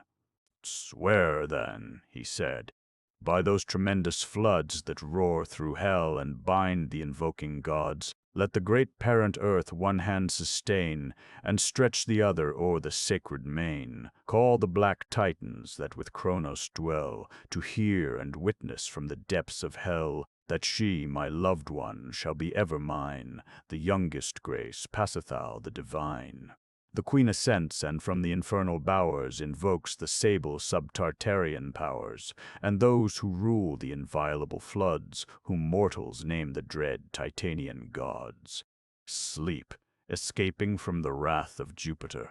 Then swift as wind o'er Lemnos' smoky isle, they wing their way, and Imbrus' sea-beat soil, through air unseen, involved in darkness glide, and light on Lectos on the point of Ide, mother of savages, whose echoing hills are heard resounding with 100 rills. Fair Ida trembles underneath the god, hushed are her mountains, and her forests nod.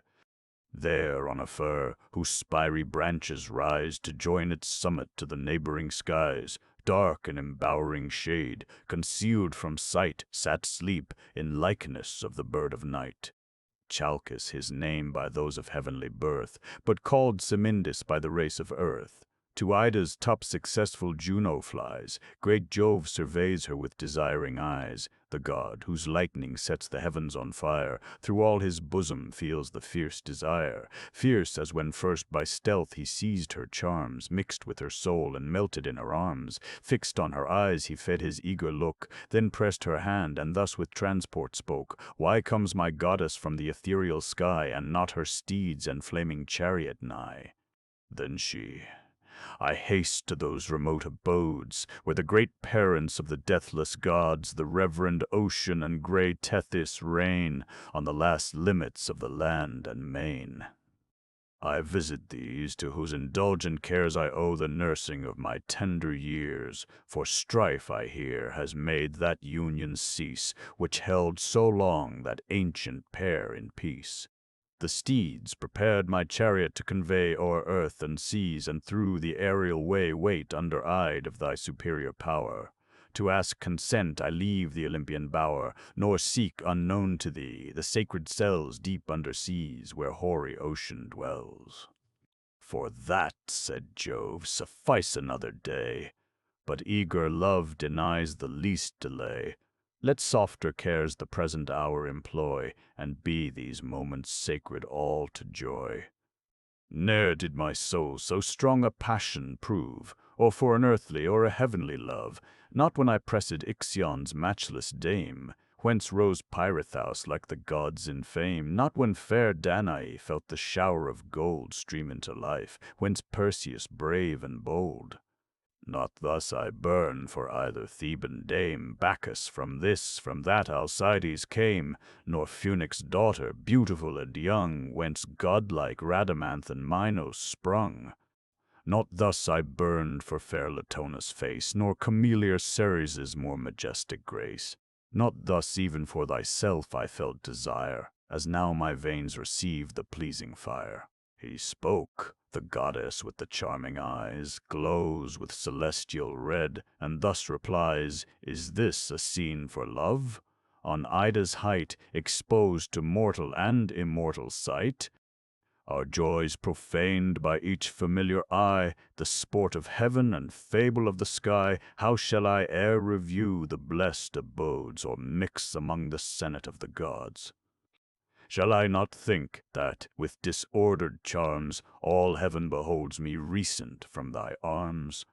With skill divine has Vulcan formed thy bower, sacred to love and to the genial hour. If such thy will, to that recess retire, in secret there indulge thy soft desire." She ceased, and, smiling with superior love, thus answered mild the cloud, compelling Jove, "Nor god nor mortal shall our joys behold, shaded with clouds and circumfused in gold, not even the sun, who darts through heaven his rays, and whose broad eye the extended earth surveys. Gazing he spoke, and, kindling at the view, his eager arms around the goddess threw. Glad earth perceives, and from her bosom pours unbidden herbs and voluntary flowers, thick new-born violets a soft carpet spread, and clustering lotos swelled the rising bed, and sudden hyacinths the turf bestrow, and flamy crocus made the mountain glow.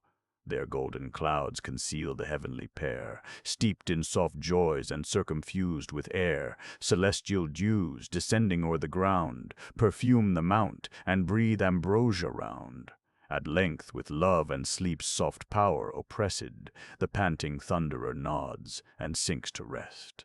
Now to the navy borne on silent wings, to Neptune's ear soft sleep his message brings. Beside him sudden, unperceived, he stood, and thus with gentle words addressed the god. Now, Neptune, now the important hour employ, to check awhile the haughty hopes of Troy, while Jove yet rests, while yet my vapors shed the golden vision round his sacred head, for Juno's love and Somnus's pleasing ties have closed those awful and eternal eyes. Thus having said, the power of slumber flew on human lids to drop the balmy dew. Neptune, with zeal increased, renews his care, and towering in the foremost ranks of war, indignant thus, O ones of martial fame, O Greeks, if yet ye can deserve the name, this half-recovered day shall Troy obtain? Shall Hector thunder at your ships again? Lo, still he vaunts, and threats the fleet with fires, while stern Achilles in his wrath retires. One hero's loss too tamely you deplore. Be still yourselves, and ye shall need no more. Oh, yet if glory any bosom warms, brace on your firmest helms and stand to arms. His strongest spear each valiant Grecian wield, each valiant Grecian seize his broadest shield. Let to the weak the lighter arms belong, the ponderous targe be wielded by the strong.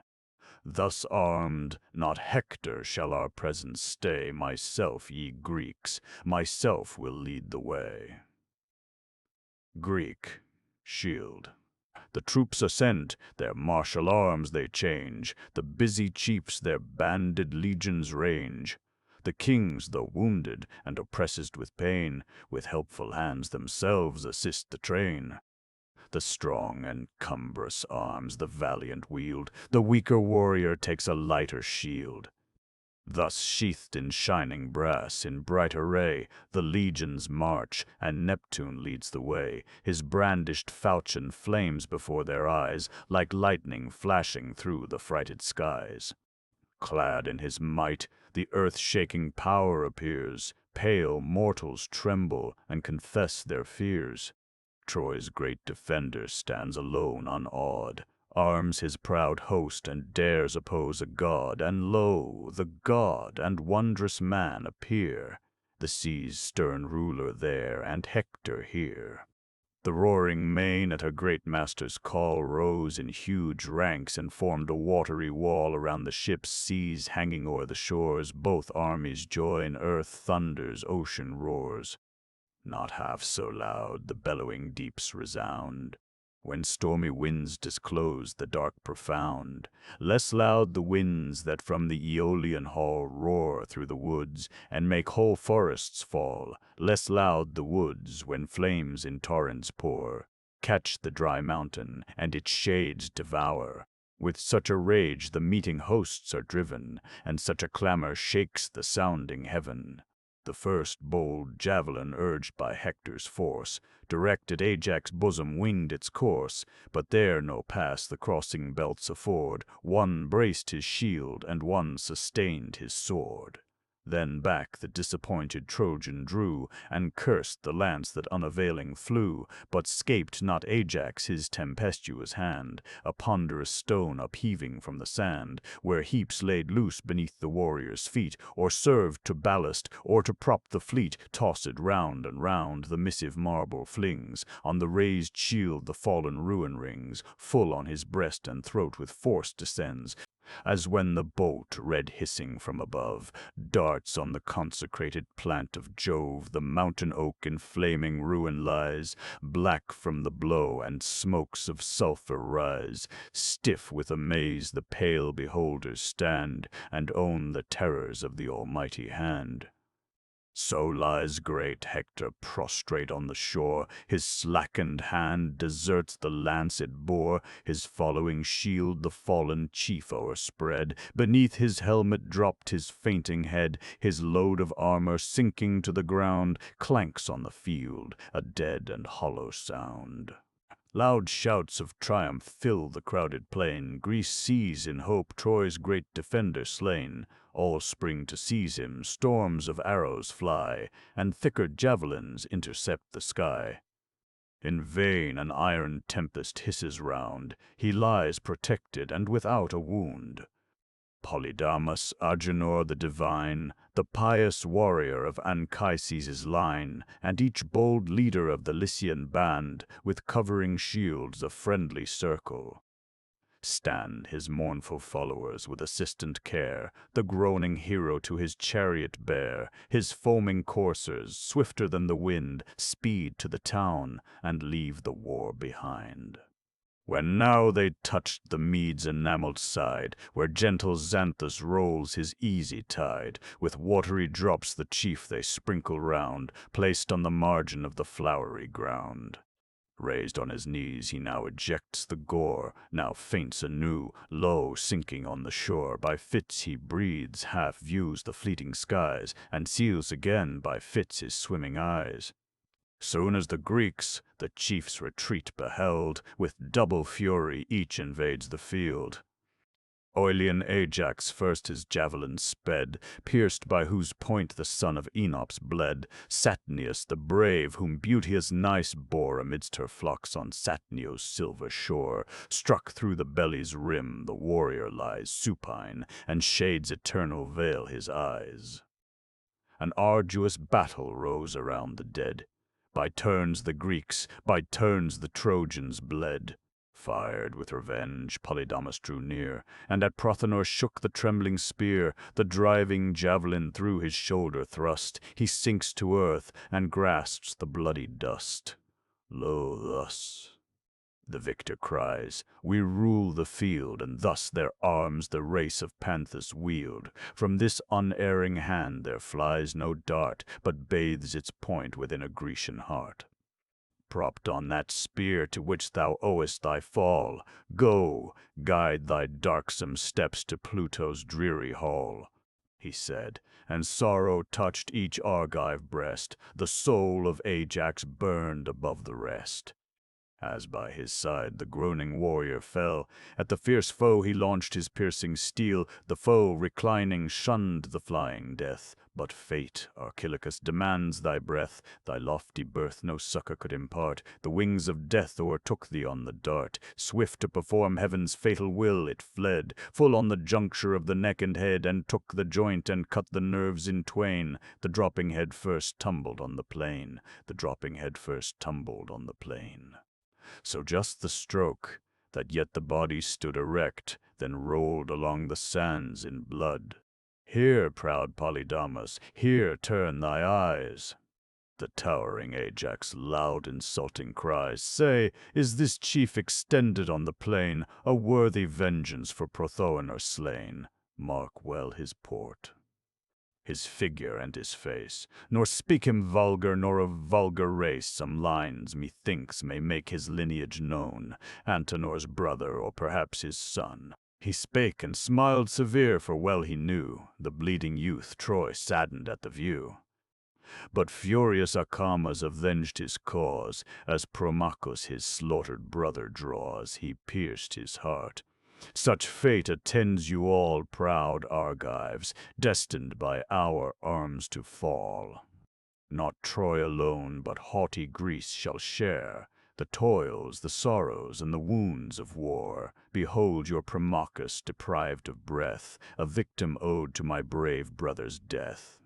Not unappeased he enters Pluto's gate, who leaves a brother to revenge his fate. Heart-piercing anguish struck the Grecian host, but touched the breast of bold Peneleus most. At the proud boaster he directs his course, the boaster flies, and shuns superior force. But young Ilioneus received the spear, Ilioneus his father's only care, Phoebus the rich of all the Trojan train, whom Hermes loved, and taught the arts of gain. Full in his eye the weapon chanced to fall, and from the fibers scooped the rooted ball, drove through the neck and hurled him to the plain. He lifts his miserable arms in vain. Swift his broad falchion fierce Peneleus spread, and from the spouting shoulders struck his head. To earth at once the head and helmet fly, the lance yet sticking through the bleeding eye. The victor seized, and, as aloft he shook the gory visage, thus insulting spoke: "Trojans, your great Ilioneus behold. Haste to his father, let the tale be told. Let his high roofs resound with frantic woe, such as the house of Promachus must know. Let doleful tidings greet his mother's ear, such as to Promachus's sad spouse we bear, when we victorious shall to Greece return, and the pale matron in our triumphs mourn." Dreadful he spoke, then tossed the head on high. The Trojans hear, they tremble and they fly. Aghast they gaze around the fleet and wall, and dread the ruin that impends on all. Daughters of Jove, that on Olympus shine, ye all beholding, all recording nine.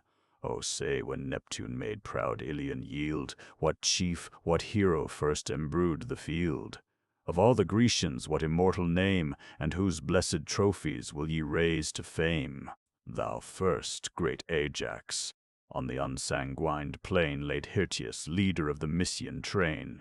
Phalcis and Murmur, Nestor's son, o'erthrew. Bold Meriones, Maurice, and Hippotion slew. Strong Periphaetes and Prothune bled, by Teucer's arrows mingled with the dead. Pierced in the flank by Menelaus' steel, his people's pastor Hyperenor fell. Eternal darkness wrapped the warrior round, and the fierce soul came rushing through the wound. But stretched in heaps before Oileus' son, fall mighty numbers run. Ajax the less of all the Grecian race, skilled in pursuit, and swiftest in the chase, Bacc Aegis. Struck at the sight, recede the Trojan train. The shouting Argives strip the heroes slain. And now had Troy, by Greece compelled to yield, fled to her ramparts and resigned the field. Greece, in her native fortitude elate, with Jove averse, had turned the scale of fate. But Phoebus urged Aeneas to the fight. He seemed like aged Periphas to sight. He heralded Anchises' love grown old, revered for prudence, and with prudence bold. Thus he: "What methods yet, O chief, remain to save your Troy, though heaven its fall ordain? There have been heroes who, by virtuous care, by valor, numbers, and by arts of war, have forced the powers to spare a sinking state, and gained at length the glorious odds of fate. But you, when fortune smiles, when Jove declares his partial favor, and assists your wars, your shameful efforts gainst yourselves employ, and force the unwilling god to ruin Troy. Aeneas through the form assumed descries the power concealed, and thus to Hector cries, O lasting shame, to our own fears a prey, we seek our ramparts and desert the day. A god, nor is he less, my bosom warms, and tells me Jove asserts the Trojan arms." He spoke, and foremost to the combat flew. The bold example all his hosts pursue.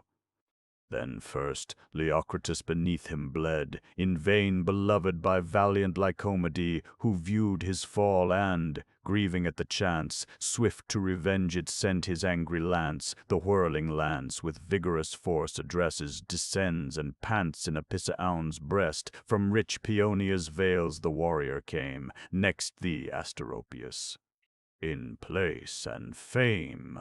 Asteropaeus with grief beheld the slain, and rushed to combat, but he rushed in vain. Indissolubly firm, around the dead, rank within rank on buckler spread, and hemmed with bristled spears, the Grecians stood, a brazen bulwark and an iron wood. Great Ajax eyes them with incessant care, and in an orb contracts the crowded war, close in their ranks commands to fight or fall, and stands the center and the soul of all, fixed on the spot they war, and wounded wound, a sanguine torrent steeps the reeking ground, on heaps the Greeks, on heaps the Trojans bled, and, thickening round them, rise the hills of dead. Greece in close order and collected might, yet suffers least, and sways the wavering fight. Fierce as conflicting fires the combat burns, and now it rises, now it sinks by turns. In one thick darkness all the fight was lost. The sun, the moon, and all the ethereal host seemed as extinct, day ravished from their eyes, and all heaven's splendors blotted from the skies. Such o'er Patroclus' body hung the night. The rest in sunshine fought and open light, unclouded there, the aerial azure spread, no vapor rested on the mountain's head. The golden sun poured forth a stronger ray, and all the broad expansion flamed with day. Dispersed around the plain, by fits they fight, and here and there their scattered arrows light. But death and darkness o'er the carcass spread, there burned the war, and there the mighty bled. Meanwhile the sons of Nestor in the rear, their fellows routed, tossed the distant spear, and skirmish wide, so Nestor gave command, when from the ships he sent the Pylian band. The youthful brothers thus for fame contend, nor knew the fortune of Achilles' friend. In thought they viewed him still with martial joy, glorious in arms and dealing death to Troy. But round the course the heroes pant for breath, and thick and heavy grows the work of death, o'erlabored now with dust and sweat and gore. Their knees, their legs, their feet are covered o'er, drops follow drops, the clouds on clouds arise, and carnage clubs their hands, and darkness fills their eyes. As when a slaughtered bull's yet reeking hide, strained with full force and tugged from side to side, the brawny couriers stretch and labor o'er the extended surface drunk with fat and gore. So tugging round the course both armies stood, the mangled body bathed in sweat and blood, while Greeks and Ilians equal strength employ, now to the ships to force it, now to Troy. Not Pallas' self, her breast when fury warms, nor he whose anger sets the world in arms, could blame this scene, such rage, such horror reigned, such Jove to honor the great dead ordained. Achilles in his ships at distance lay, nor knew the fatal fortune of the day. He, yet unconscious of Patroclus' fall, in dust extended under Ilion's wall, expects him glorious from the conquered plain, and for his wished return prepares in vain. Though well he knew, to make proud Ilion bend was more than heaven had destined to his friend. Perhaps to him this Thetis had revealed, the rest, in pity to her son, concealed. Still raged the conflict round the hero dead, and heaps on heaps by mutual wounds they bled. Cursed be the man, even private Greeks would say, who dares desert this well-disputed day. Gape wide and drink our blood for sacrifice. We lost Patroclus, and our glory lost. Thus they, while with one voice the Trojans said, "Grant this day, Jove, or heap us on the dead." Then clash their sounding arms, the clangors rise, and shake the brazen concave of the skies. Meantime, at distance from the scene of blood, the pensive steeds of great Achilles stood. Their godlike master slain before their eyes, they wept and shared in human miseries. In vain Automedon now shakes the rein, now plies the lash and soothes and threats in vain. Nor to the fight nor Hellespont they go, restive they stood, and obstinate in woe, still as a tombstone, never to be moved, on some good man or woman unreproved, lays its eternal weight, or fixed as stands, a marble courser by the sculptor's hands, placed on the hero's grave. Along their face the big round drops course down with silent pace, conglobing on the dust. Their manes, that late circled their arched necks and waved in state, trailed on the dust beneath the yoke were spread, and prone to earth was hung their languid head, nor Jove disdained to cast a pitying look, while thus relenting to the steeds he spoke. Unhappy coursers of immortal strain, exempt from age, and deathless, now in vain, did we your race on mortal man bestow, only, alas, to share in mortal woe. For what is there of inferior birth, that breathes or creeps upon the dust of earth? What wretched creature of what wretched kind, than man more weak, calamitous, and blind? A miserable race. But cease to mourn, for not by you shall Priam's son be borne. High on the splendid car, one glorious prize he rashly boasts, the rest our will denies. Ourself will swiftness to your nerves impart, ourself with rising spirits swell your heart. Automedon your rapid flight shall bear, safe to the navy through the storm of war. For yet 'tis given to Troy to ravage o'er the field, and spread her slaughters to the shore. The sun shall see her conquer, till his fall with sacred darkness shades the face of all. He said, and breathing in the immortal horse, excessive spirit, urged them to the course. From their high manes they shake the dust and bear the kindling chariot through the parted war. So flies a vulture through the clamorous train of geese that scream and scatter round the plain. From danger now with swiftest speed they flew, and now to conquest with like speed pursue. Sole in the seat the charioteer remains, now plies the javelin, now directs the reins. Him brave Alcimedon beheld distressed, approached the chariot, and the chief addressed. What god provokes thee rashly thus to dare, alone, unaided, in the thickest war? Alas, thy friend is slain, and Hector wields Achilles' arms triumphant in the fields.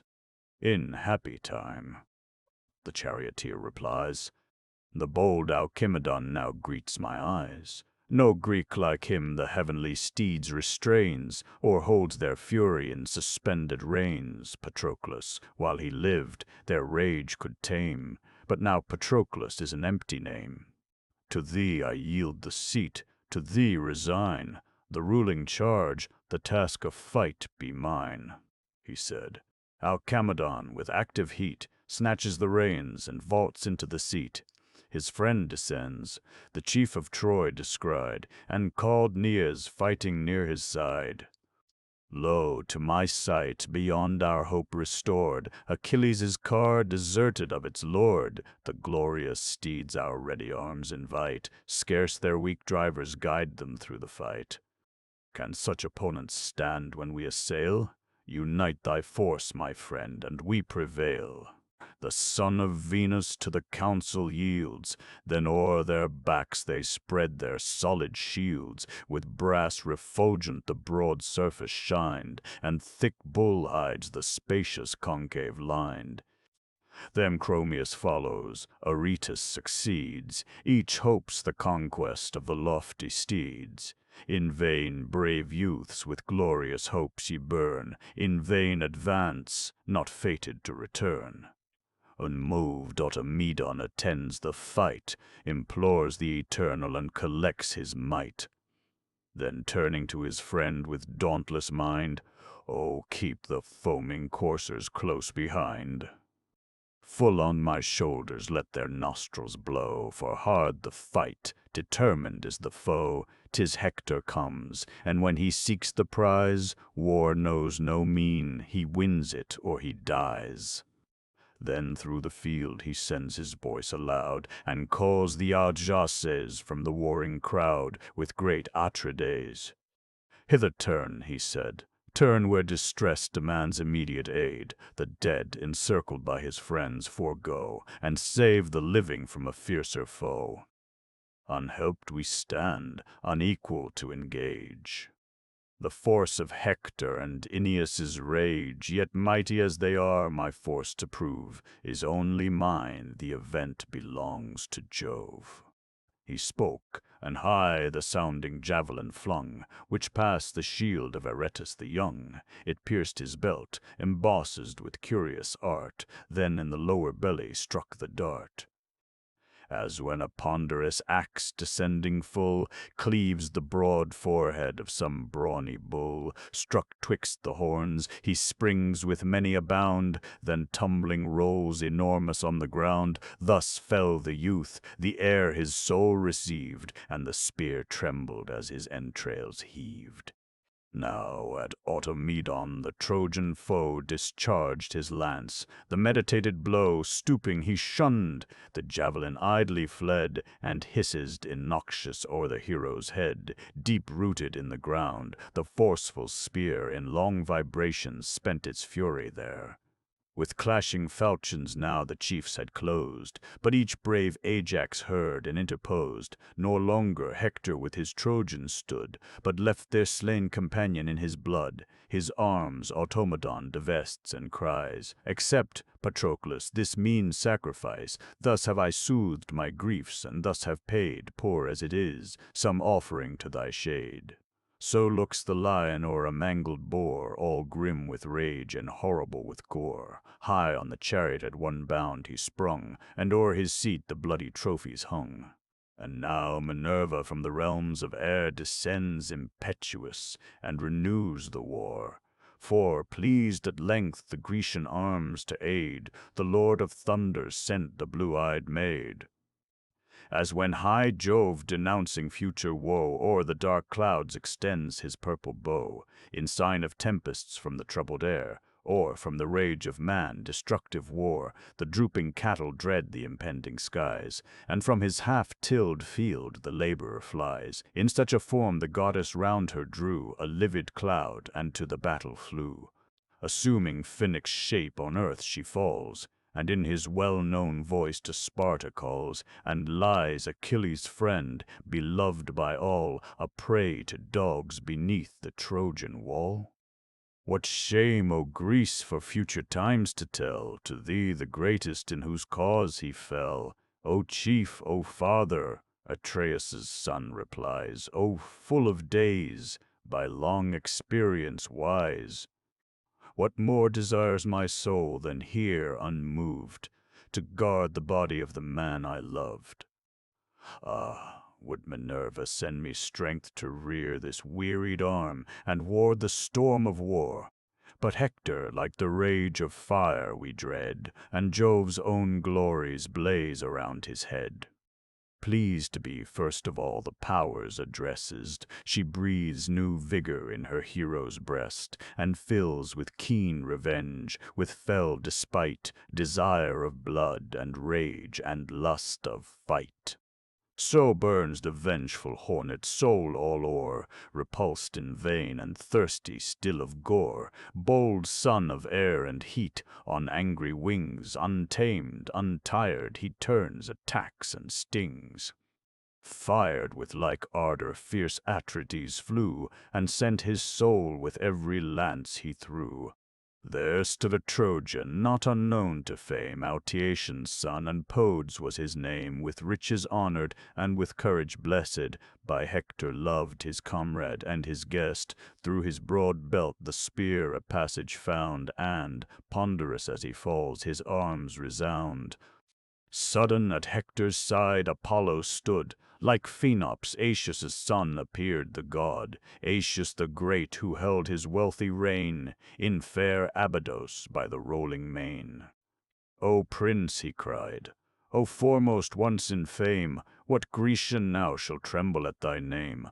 Dost thou at length to Menelaus yield, a chief once thought no terror of the field? Yet singly now the long-disputed prize he bears victorious, while our army flies.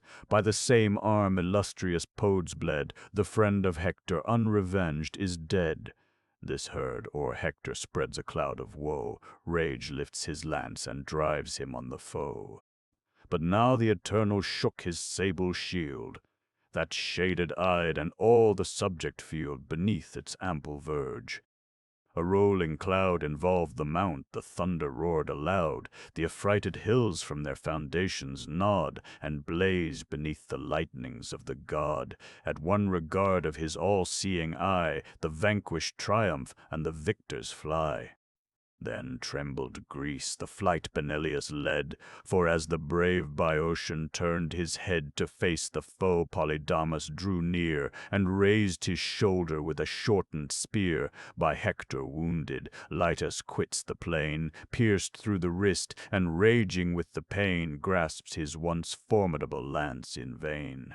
As Hector followed, Idaman addresses the flaming javelin to his manly breast, the brittle point before his corslet yields. Exulting Troy with clamor fills the fields. High on his chariots the Cretan stood, the son of Priam whirled the massive wood.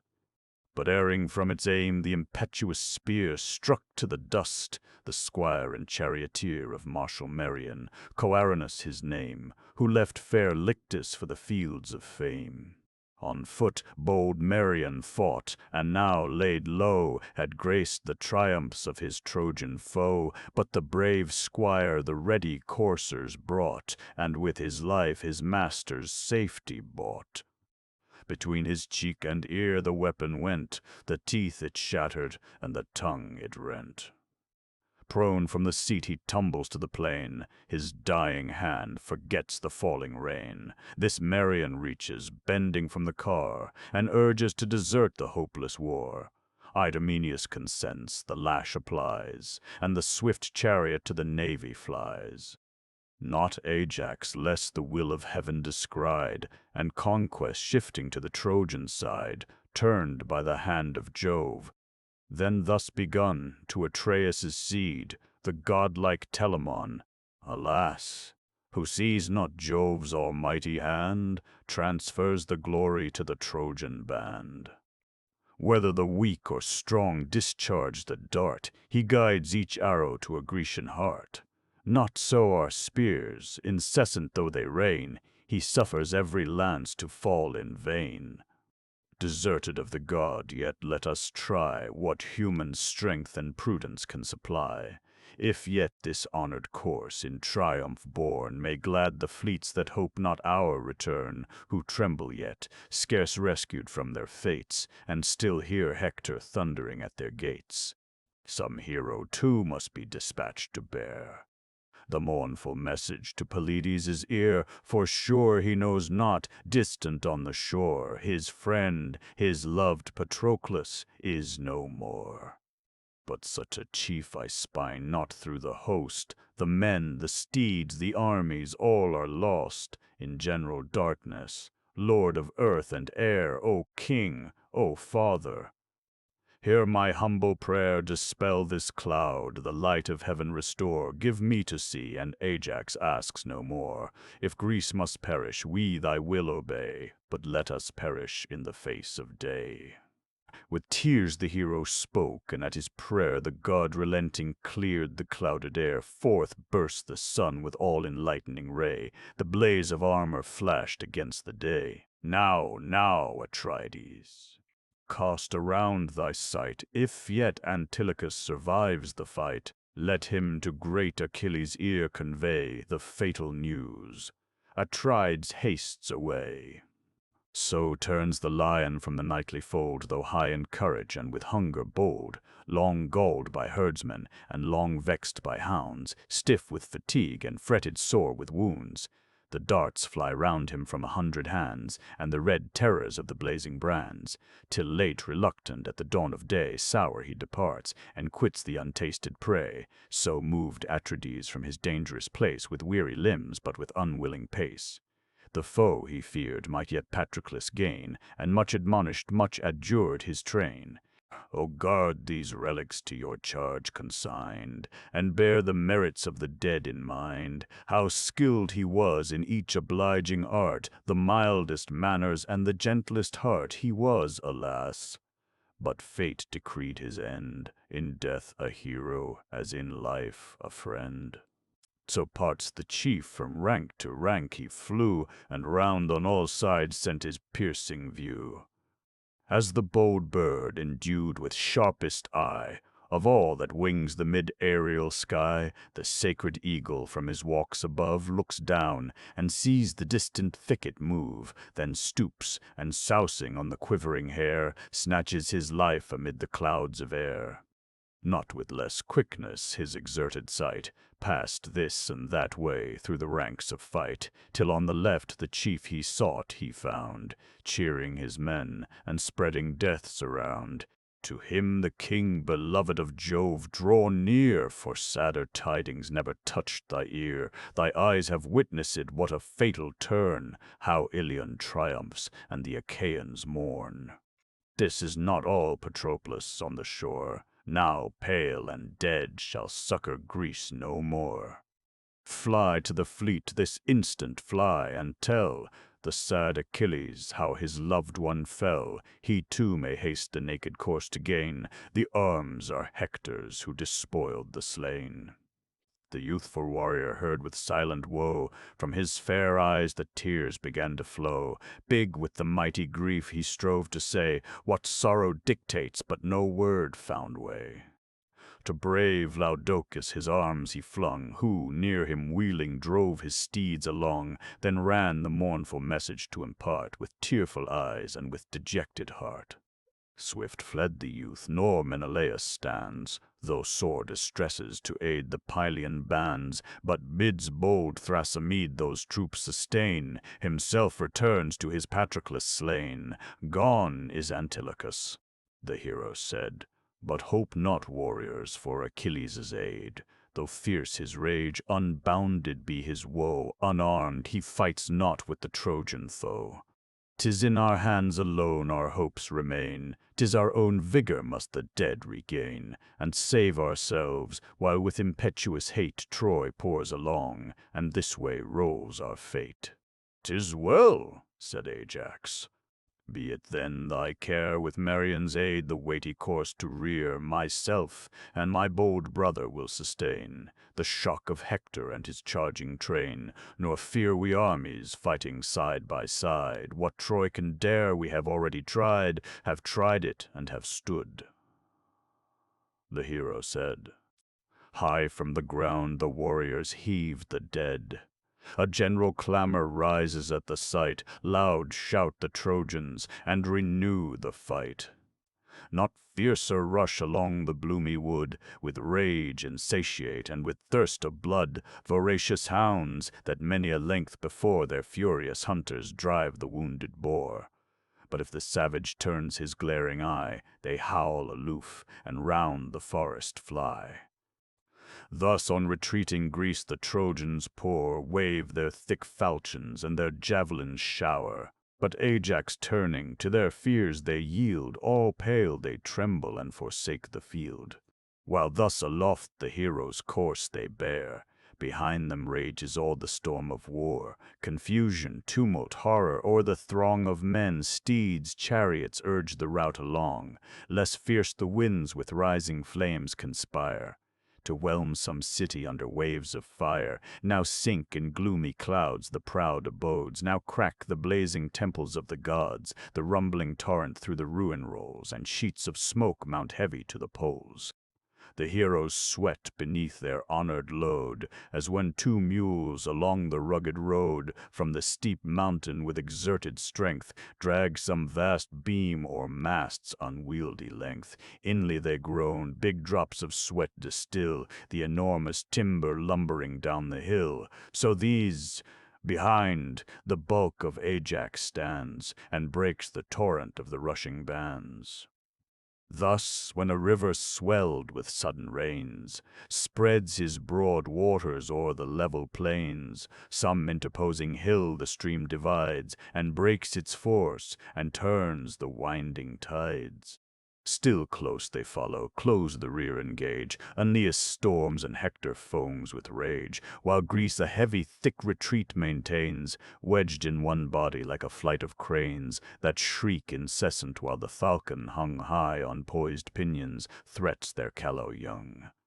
So from the Trojan chiefs the Grecians fly, such the wild terror and the mingled cry. Within, without the trench, and all the way, strode in bright heaps their arms and armor lay. Such horror Jove impresses, yet still proceeds the work of death, and still the battle bleeds. Vulcan from an antique gem. Book 18. Argument. The grief of Achilles and new armor made him by Vulcan. The news of the death of Patroclus is brought to Achilles by Antilochus. Thetis, hearing his lamentations, comes with all her sea nymphs to comfort him.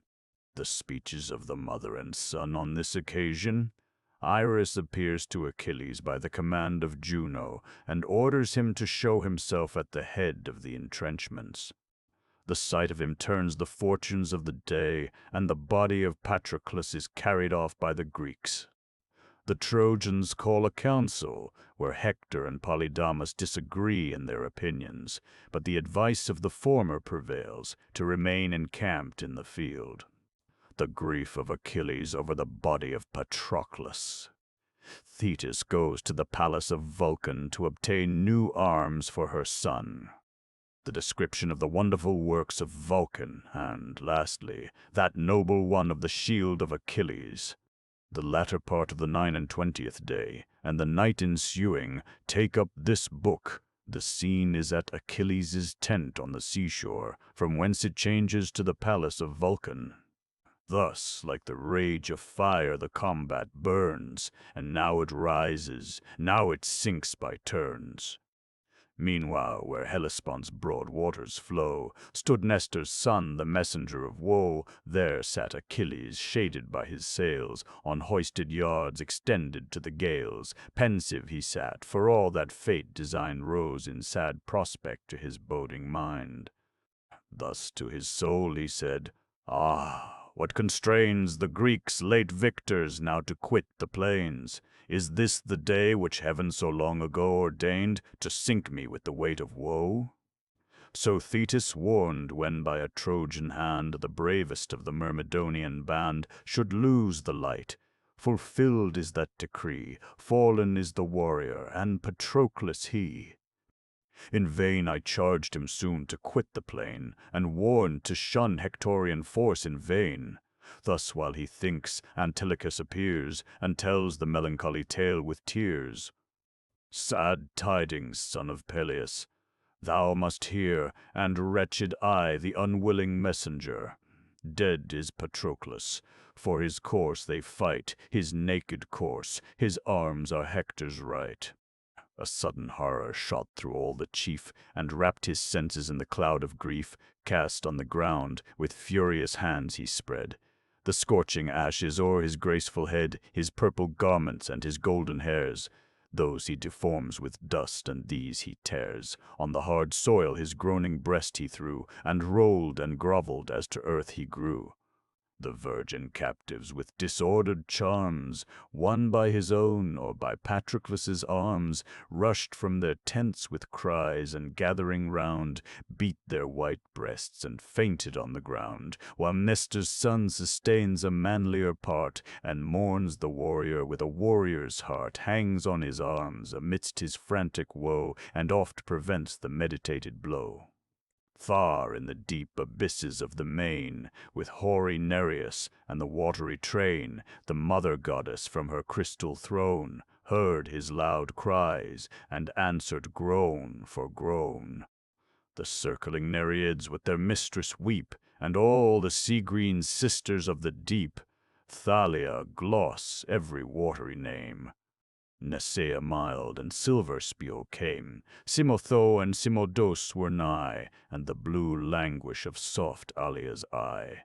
Their locks Actea and Limnoria rear, then Proto, Doris, Panope appear, Thoa, Pherusa, Doto, Melita, Agave gentle, and Amphitho gay, next Callianira, Callianassa show their sister looks, Dexamene the slow, and swift Dynamene now cut the tides, Iaera now the verdant wave divides, Nemertes with Apsudes lifts the head, bright Galatea quits her pearly bed, these Orithia Clymene attend, Mera, Amphinome, me the train extend, and black Genera and Janassa fair, and Amathea with her amber hair.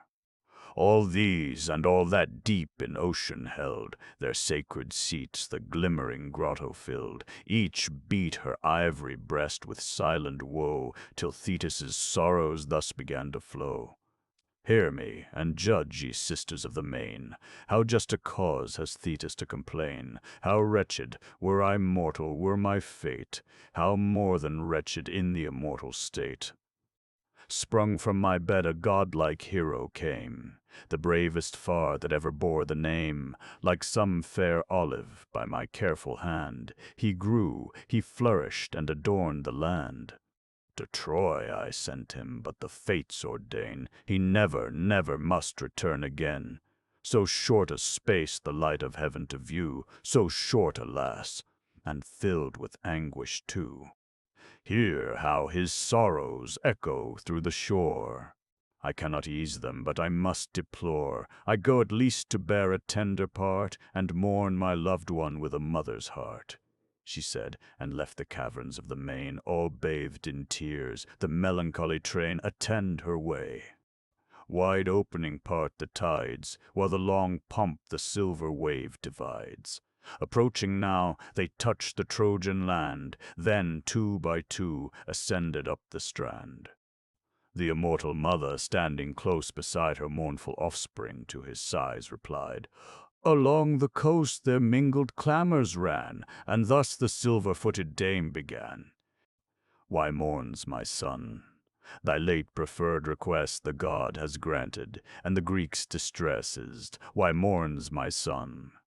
Thy anguish let me share, reveal the cause, and trust a parent's care."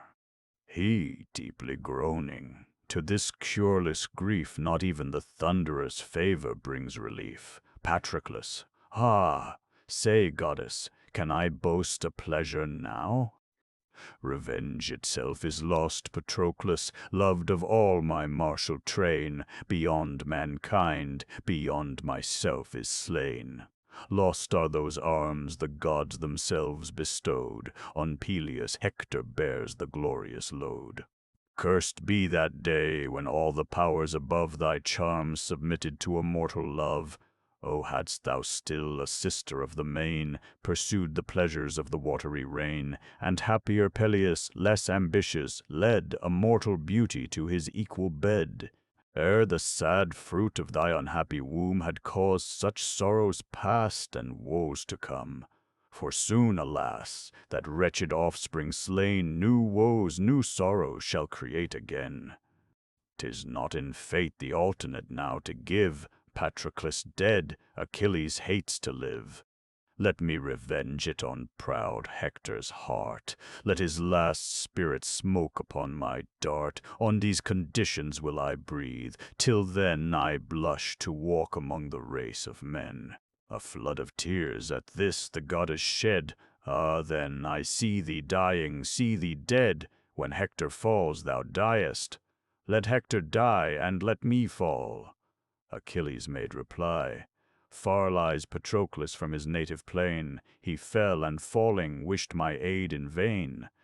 Ah, then, since from this miserable day I cast all hope of my return away, since, unrevenged, 100 ghosts demand the fate of Hector from Achilles' hand, since here, for brutal courage far renowned, I live an idle burden to the ground, others in council famed for nobler skill, more useful to preserve than I to kill, let me but ye gracious powers above, wrath and revenge from men and gods remove. Far, far too dear to every mortal breast, sweet to the soul as honey to the taste, gathering like vapors of a noxious kind, from fiery blood and darkening all the mind. Me Agamemnon urged to deadly hate. 'Tis past, I quell it, I resign to fate. Yes, I will meet the murderer of my friend, or, if the gods ordain it, meet my end." The stroke of fate the strongest cannot shun. The great Alcides, Jove's unequaled son, to Juno's hate at length resigned his breath, and sunk the victim of all-conquering death. So shall Achilles fall, stretched pale and dead, no more the Grecian hope or Trojan dread. Let me this instant rush into the fields, and reap what glory life's short harvest yields. Shall I not force some widowed dame to tear with frantic hands her long dishevelled hair? Shall I not force her breast to heave with sighs, and the soft tears to trickle from her eyes? Yes, I shall give the fair those mournful charms. In vain you hold me. Hence, my arms, my arms! Soon shall the sanguine torrent spread so wide that all shall know Achilles swells the tide. My son Coeurlian Thetis made reply, to fate submitting with a secret sigh, the host to succour, and thy friends to save, is worthy thee, the duty of the brave. But canst thou naked issue to the plains? Thy radiant arms the Trojan foe detains. Insulting Hector bears the spoils on high, but vainly glories, for his fate is nigh. Yet a while thy generous ardor stay, assured I meet thee at the dawn of day, charged with refulgent arms a glorious load. Vulcanian arms the labor of a god. Then turning to the daughters of the main, the goddess thus dismisses her azure train. Ye sister Nereids, to your deeps descend, haste, and our father's sacred seat attend. I go to find the architect divine, where vast Olympus's starry summits shine. So tell our hoary sire. This charge she gave, the sea-green sisters plunge beneath the wave. Thetis once more ascends the blessed abodes, and treads the brazen threshold of the gods. Thetis, ordering the Nereids to descend into the sea. And now the Greeks from furious Hector's force urged to broad Hellespont their headlong course, nor yet their chiefs Patroclus's body bore safe through the tempest to the tented shore. The horse, the foot, with equal fury joined, poured on the rear and thundered close behind, and like a flame through fields of ripened corn, the rage of Hector o'er the ranks was borne. Thrice the slain hero by the foot he drew, thrice to the skies the Trojan clamors flew, as oft the Ajaces his assault sustain, but checked he turns, repulsed, attacks again. With fiercer shouts his lingering troops he fires, nor yields a step, nor from his post retires. So watchful shepherds strive to force, in vain, the hungry lion from a carcass slain. Even yet Patroclus had he borne away, and all the glories of the extended day, had not high Juno from the realms of air secret dispatched her trusty messenger. The various goddess of the showery bow shot in a whirlwind to the shore below. To great Achilles at his ships she came, and thus began the many-colored dame. Rise, son of Peleus, rise, divinely brave, assist the combat, and Patroclus save. For him the slaughter to the fleet they spread, and fall by mutual wounds around the dead. To drag him back to Troy the foe contends, nor with his death the rage of Hector ends. A prey to dogs he dooms the course to lie, and marks the place to fix his head on high. Rise and prevent. If yet you think of fame, thy friend's disgrace, thy own eternal shame. Who sends thee, goddess, from the ethereal skies? Achilles thus, and Iris thus replies. High come, Pelides, from the queen of Jove, the immortal empress of the realms above, unknown to him who sits remote on high, unknown to all the synod of the sky. Thou comest in vain, he cries, with fury warmed. Arms I have none, and can I fight unarmed? Unwilling as I am, of force I stay, till Thetis bring me at the dawn of day Vulcanian arms. What other can I wield, except the mighty Telamonian shield? That, In my friend's defense has Ajax spread, while his strong lance around him heaps the dead. The gallant chief defends Menoetius' son, and does what his Achilles should have done. Thy want of arms, said Iris, well we know, but though unarmed, yet clad in terrors, go. Let but Achilles o'er yon trench appear, proud Troy shall tremble and consent to fear. Greece from one glance of that tremendous eye shall take new courage and disdain to fly. She spoke and passed in air. The hero rose, her Agus Pallas o'er his shoulder throws. Around his brows a golden cloud she spread, a stream of glory flamed above his head.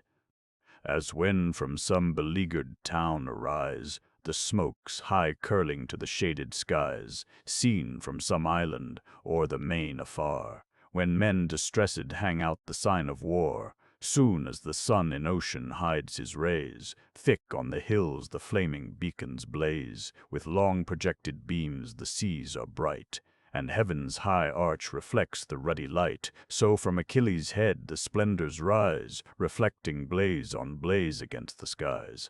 Forth marched the chief, and distant from the crowd, high on the rampart raised his voice aloud. With her own shout Minerva swells the sound. Troy starts astonished, and the shores rebound. As the loud trumpet's brazen mouth from far, with shrilling clangor sounds the alarm of war. Struck from the walls, the echoes float on high, and the round bulwarks and thick towers reply. So high his brazen voice the hero reared, hosts dropped their arms and trembled as they heard. And back the chariots roll and coursers bound, and steeds and men lie mingled on the ground. Aghast they see the living lightnings play, and turn their eyeballs from the flashing ray. Thrice from the trench his dreadful voice he raised, and thrice they fled, confounded and amazed. 12 in the tumult wedged, untimely rushed on their own spears, by their own chariots crushed, while, shielded from the darts, the Greeks obtain the long contended carcass of the slain. A lofty bier the breathless warrior bears, around his sad companions melt in tears. But chief Achilles, bending down his head, pours unavailing sorrows o'er the dead, whom late triumphant with his steeds and car he sent refulgent to the field of war. Unhappy change, now senseless, pale he found, stretched forth and gashed with many a gaping wound. Meantime, unwearied with his heavenly way, in ocean's waves the unwilling light of day quenched his red orb at Juno's high command, and from their labors eased the Achaean band. The frighted Trojans, panting from the war, their steeds unharnessed from the weary car, a sudden council called, each chief appeared, in haste, and standing, for to sit they feared. 'Twas now no season for prolonged debate. They saw Achilles, and in him their fate. Silent they stood, Polydamas at last, skilled to discern the future by the past. The son of Panthus thus expressed his fears, the friend of Hector and of equal years. The self-same knight to both a being gave, one wise in counsel, one in action brave, Juno commanding the soon to set. In free debate, my friends, your sentence speak. For me, I move before the morning break, to raise our camp, too dangerous here, our post, far from Troy walls and on a naked coast. I deemed not Greece so dreadful while engaged in mutual feuds her king and hero raged. Then, while we hoped our armies might prevail, we boldly camped beside 1,000 sail.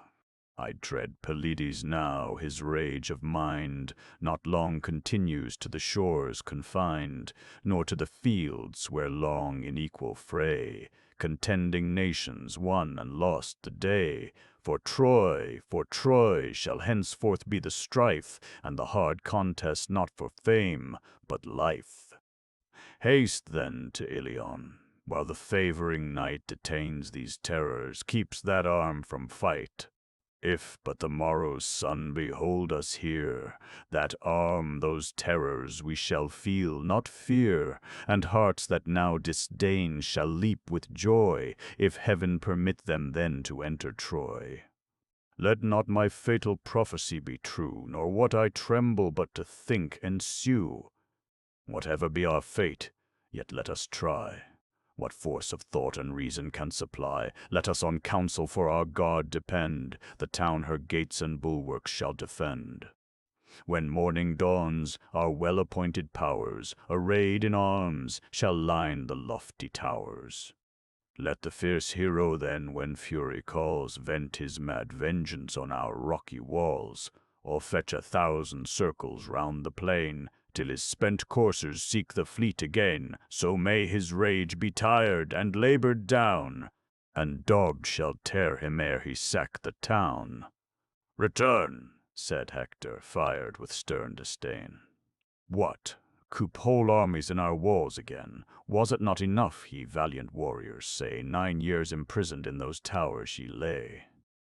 Wide o'er the world was Iliad famed of old, for brass exhaustless, and for mines of gold. But while inglorious in her walls we stayed, sunk were her treasures, and her stores decayed. The Phrygians now her scattered spoils enjoy, and proud Maeonia wastes the fruits of Troy.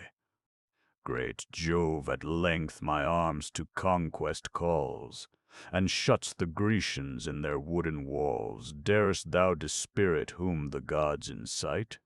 Flies any Trojan? I shall stop his flight.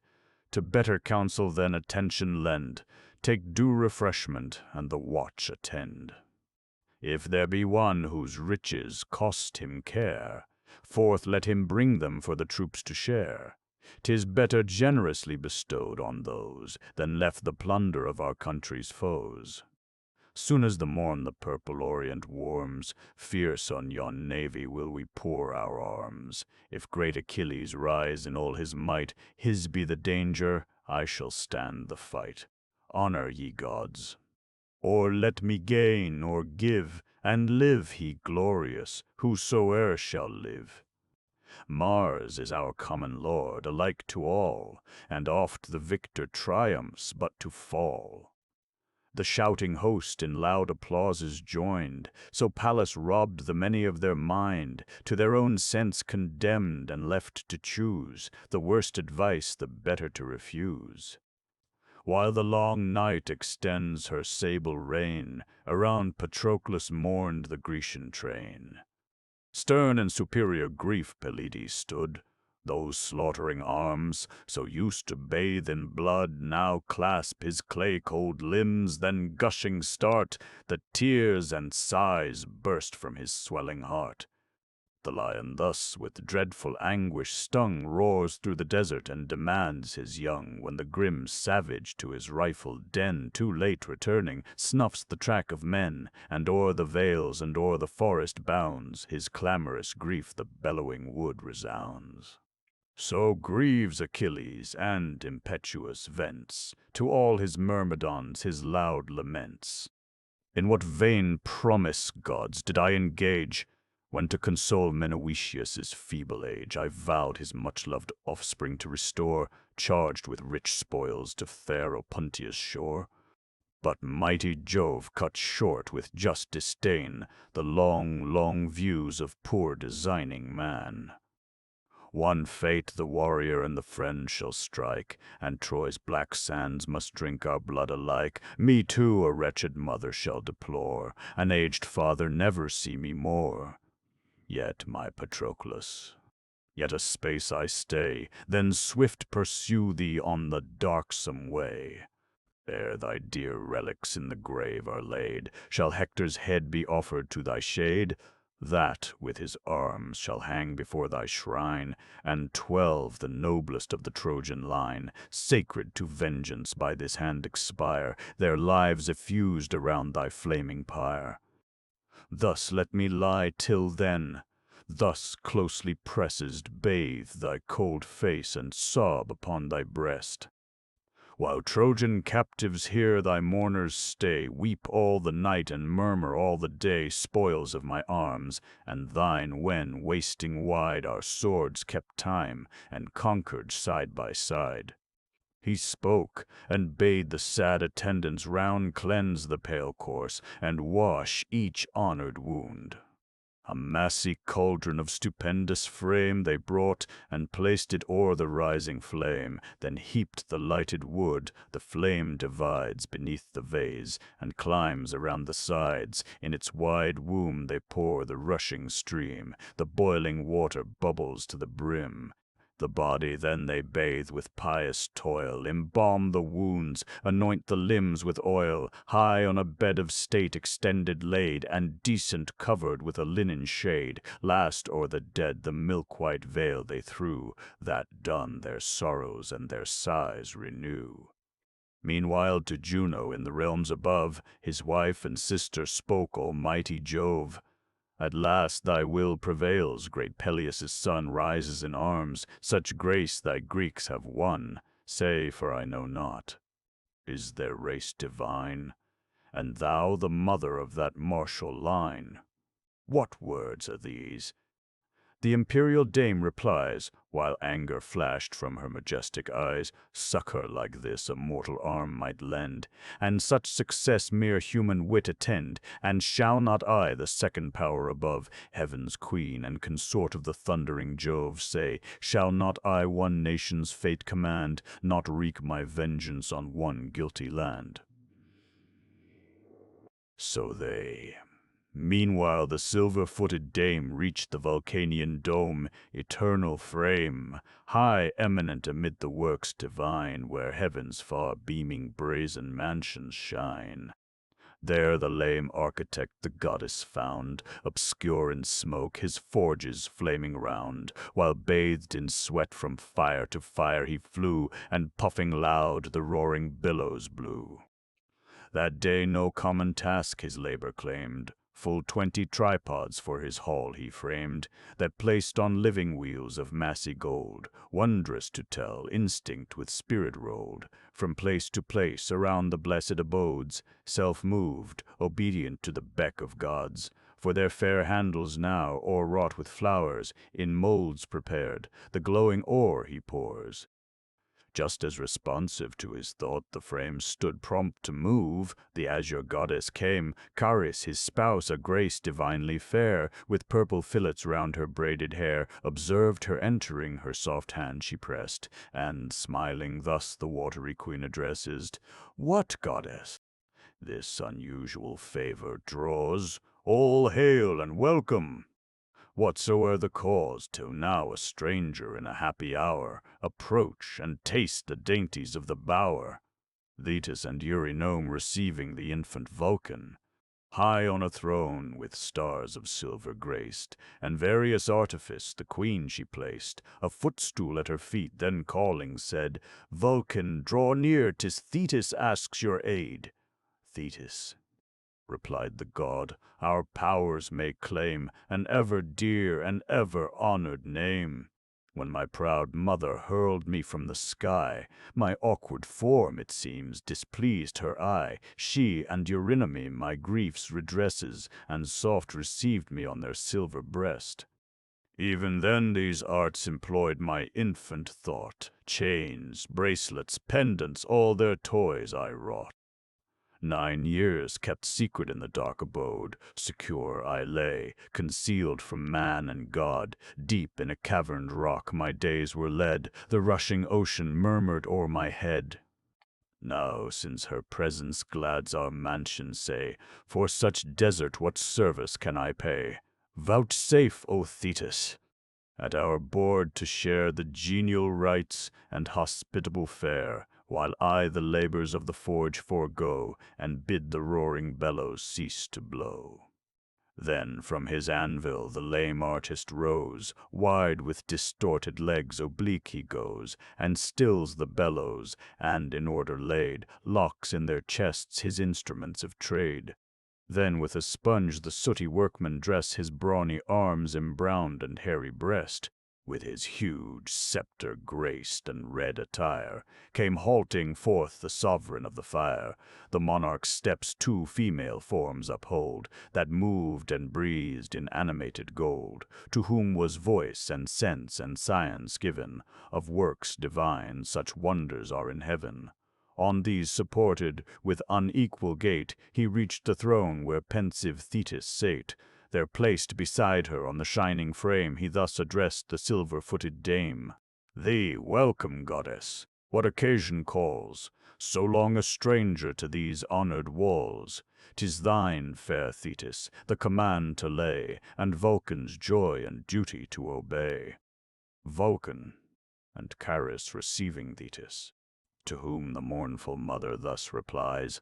The crystal drops stood trembling in her eyes. "O Vulcan, say, was ever breast divine, so pierced with sorrows, so o'erwhelmed as mine? Of all the goddesses, did Jove prepare for Thetis only such a weight of care? I, only I, of all the watery race, by force subjected to a man's embrace, who, sinking now with age and sorrow, pays the mighty fine imposed on length of days. Sprung from my bed a godlike hero came, the bravest sure that ever bore the name, like some fair plant beneath my careful hand.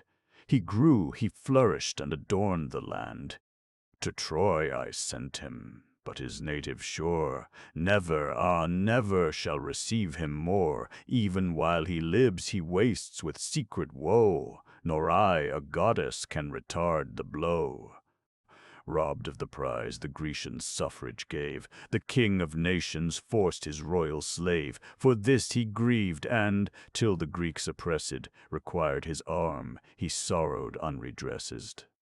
Large gifts they promise, and their elders send. In vain he arms not, but permits his friend his arms, his steeds, his forces to employ. He marches, combats, almost conquers Troy, then slain by Phoebus.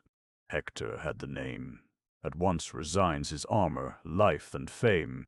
But thou, in pity by my prayer be won, Grace, with immortal arms this short-lived son, and to the field in martial pomp restore, to shine with glory till he shines no more. To her, the artist god, thy griefs resign, secure what Vulcan can, is ever thine. Oh, could I hide him from the fates as well, or with these hands the cruel stroke repel, as I shall forge most envied arms, the gaze of wondering ages and the world's amaze. Thus having said, the father of the fires to the black labors of his forge retires. Soon as he bade them blow, the bellows turned their iron mouths, and where the furnace burned, resounding breathed. At once the blast expires, and 20 forges catch at once the fires. Just as the god directs, now loud, now low, they raise a tempest or they gently blow. In hissing flames huge silver bars are rolled, and stubborn brass, and tin, and solid gold. Before, deep fixed, the eternal anvils stand. The ponderous hammer loads his better hand, his left with tongs turns the vexed metal round, and thick strong strokes the doubling vaults rebound. Then first he formed the immense and solid shield. Rich various artifice emblazed the field, its utmost verge a threefold circle bound. A silver chain suspends the massy round. 5 ample plates the broad expanse compose, and godlike labors on the surface rose. There shone the image of the master mind, their earth, their heaven, their ocean he designed, the unwearied sun, the moon completely round, the starry lights that heaven's high convex crowned, the Pleiads, Hyads with the northern team, and great Orion's more refulgent beam, to which around the axle of the sky the bear revolving points his golden eye, still shines exalted on the ethereal plain, nor bathes his blazing forehead in the main. 2 cities radiant on the shield appear, the image one of peace and one of war. Here sacred pomp and genial feast delight, and solemn dance and hymeneal rite. Along the street the new-made brides are led, with torches flaming, to the nuptial bed. The youthful dancers in a circle bound, to the soft flute and cithern's silver sound. Through the fair streets the matrons in a row stand in their porches and enjoy the show. There in the forum swarm a numerous train, the subject of debate, a townsman slain. One pleads the fine discharged, which one denied, and bade the public and the laws decide. The witness is produced on either hand, for this or that the partial people stand. The appointed heralds still the noisy bands, and form a ring with scepters in their hands. On seats of stone within the sacred place, the reverend elders nodded o'er the case. Alternate each the attesting scepter took, and rising solemn each his sentence spoke. 2 golden talents lay amidst in sight, the prize of him who best adjudged the right. Another part, a prospect differing far, glowed with refulgent arms and horrid war. 2 mighty hosts a leaguered town embrace, and one would pillage, one would burn the place. Meantime the townsmen, armed with silent care, a secret ambush on the foe prepare. Their wives, their children, and the watchful band of trembling parents on the turrets stand. They march, by Pallas and by Mars made bold. Gold were the gods, their radiant garments gold, and gold their armor. These the squadron led, august, divine, superior by the head. A place for ambush fit they found, and stood, covered with shields, beside a silver flood. 2 spies at distance lurk and watchful seem, if sheep or oxen seek the winding stream. Soon the white flocks proceeded o'er the plains, and steers slow-moving, and 2 shepherd swains. Behind them piping on their reeds they go, nor fear an ambush, nor suspect a foe. In arms the glittering squadron rising round rush sudden, hills of slaughter heap the ground. Whole flocks and herds lie bleeding on the plains, and, all amidst them dead, the shepherd swains. The bellowing oxen the besiegers hear. They rise, take horse, approach, and meet the war. They fight, they fall, beside the silver flood. The waving silver seemed to blush with blood. Their tumult, their contention stood confessed. One reared a dagger at a captive's breast. One held a living foe that freshly bled with new-made wounds. Another dragged a dead. Now here, now there, the carcasses they tore. Fate stalked amidst them, grim with human gore. And the whole war came out and met the eye, and each bold figure seemed to live or die. A field deep furrowed next the god designed, the 3rd time labored by the sweating hind. The shining shares full many ploughmen guide, and turn their crooked yokes on every side. Still as at either end they wheel around, the master meets them with his goblet crowned. The hearty draught rewards, renews their toil. Then back the turning ploughshares cleave the soil. Behind, the rising earth in ridges rolled, and sable looked, though formed of molten gold. Another field rose high with waving grain. With bended sickles stand the reaper train. Here, stretched in ranks, the leveled swaths are found. Sheaves heaped on sheaves here thicken up the ground. With sweeping stroke the mowers strow the lands. The gatherers follow and collect in bands. And last the children in whose arms are borne, too short to gripe them, the brown sheaves of corn. The rustic monarch of the field descries, with silent glee the heaps around him rise. A ready banquet on the turf is laid, beneath an ample oak's expanded shade. The victim ox, the sturdy youth prepare, the reaper's due repast, the woman's care.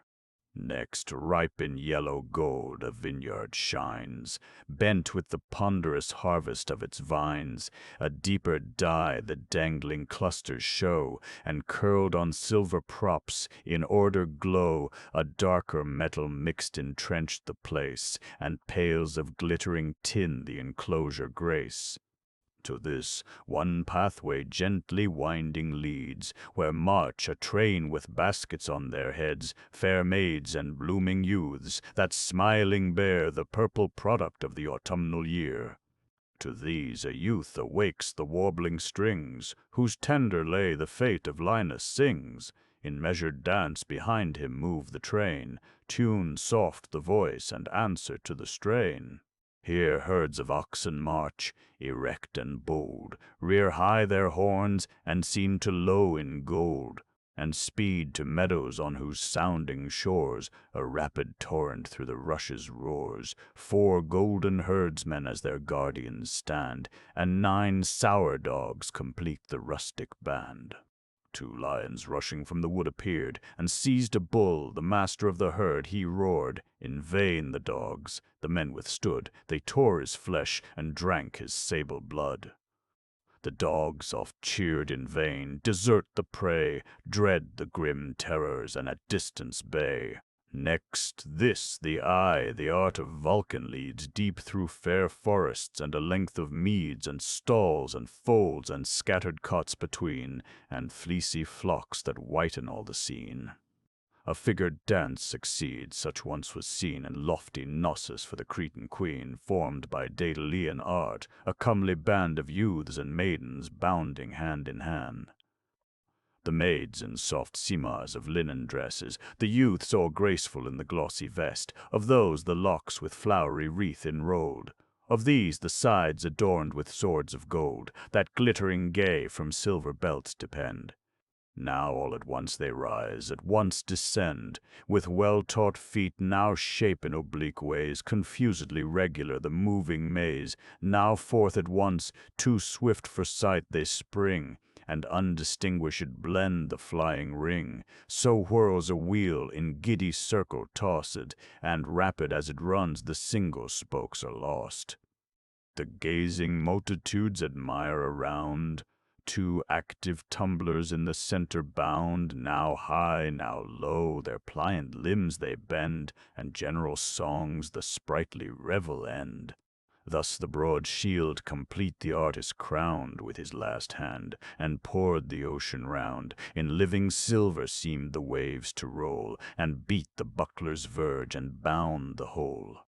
This done, whate'er a warrior's use requires, he forged the cuirass that outshone the fires, the greaves of ductile tin, the helm impressed with various sculpture, and the golden crest.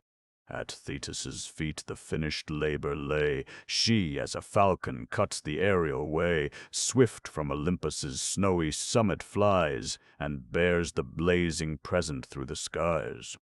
Book 19. Argument: the reconciliation of Achilles and Agamemnon. Thetis brings to her son the armor made by Vulcan. She preserves the body of his friend from corruption, and commands him to assemble the army, to declare his resentment at an end. Agamemnon and Achilles are solemnly reconciled. The speeches, presents, and ceremonies on that occasion. Achilles is with great difficulty persuaded to refrain from the battle till the troops have refreshed themselves by the advice of Ulysses. The presents are conveyed to the tent of Achilles, where Briseis laments over the body of Patroclus. The hero obstinately refuses all repast, and gives himself up to lamentations for his friend. Minerva descends to strengthen him by the order of Jupiter.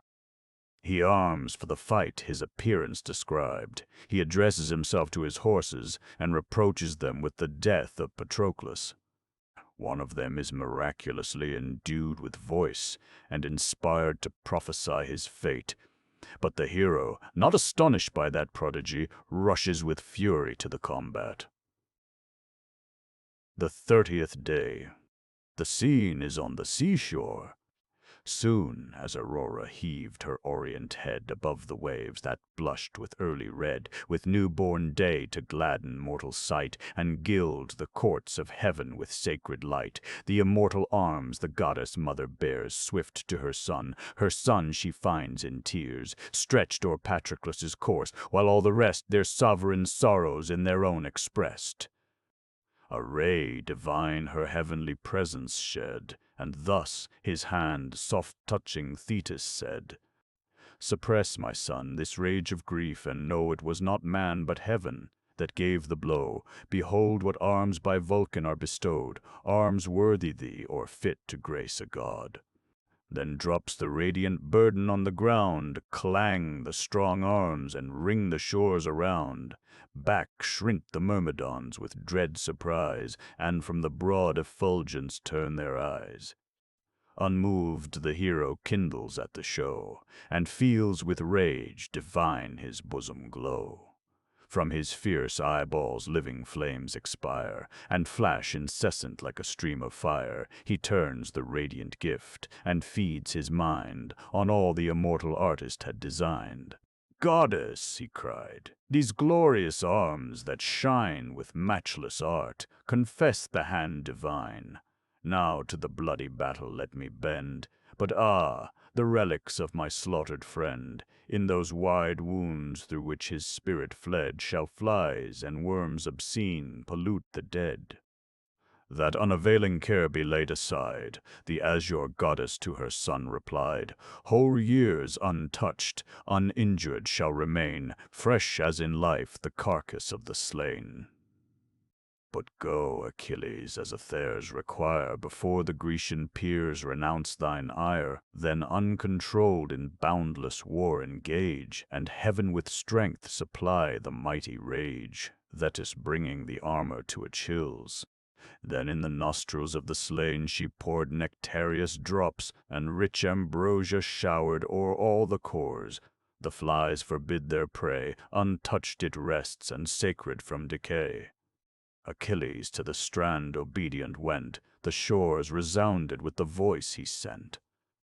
The heroes heard, and all the naval train that tend the ships, or guide them o'er the main, alarmed, transported, at the well-known sound, frequent and full, the great assembly crowned, studious to see the terror of the plain, long lost to battle, shine in arms again. Tydides and Ulysses first appear, lame with their wounds and leaning on the spear. These on the sacred seats of council placed. The king of men, Atrides, came the last, he too sore wounded by Agenor's son. Achilles rising in the midst begun, "O monarch, better far had been the fate of thee, of me, of all the Grecian state, if ere the day when by mad passion swayed, rash we contended for the black-eyed maid, preventing Dian had dispatched her dart, and shot the shining mischief to the heart. Then many a hero had not pressed the shore, nor Troy's glad fields been fattened with our gore. Long, long shall Greece the woes we caused bewail, and sad posterity repeat the tale. But this, no more the subject of debate, is past, forgotten, and resigned to fate. Why should, alas, a mortal man as I burn with a fury that can never die? Here then my anger ends, let war succeed, and even as Greece has bled, let Ilion bleed. Now call the hosts, and try if in our sight Troy yet shall dare to camp a second night. I deem their mightiest when this arm he knows shall scape with transport and with joy repose." He said, his finished wrath with loud acclaim, the Greeks accept and shout Polites' name. When thus not rising from his lofty throne in state unmoved the king of men begun, "Hear me, ye sons of Greece, with silence hear, and grant your monarch an impartial ear, awhile your loud untimely joy suspend, and let your rash injurious clamors end. Unruly murmurs or ill-timed applause wrong the best speaker and the justest cause. Nor charge on me, ye Greeks, the dire debate. No, angry Jove and all-compelling fate, with fell Erinnys, urged my wrath that day when from Achilles' arms I forced the prey. What then could I against the will of heaven?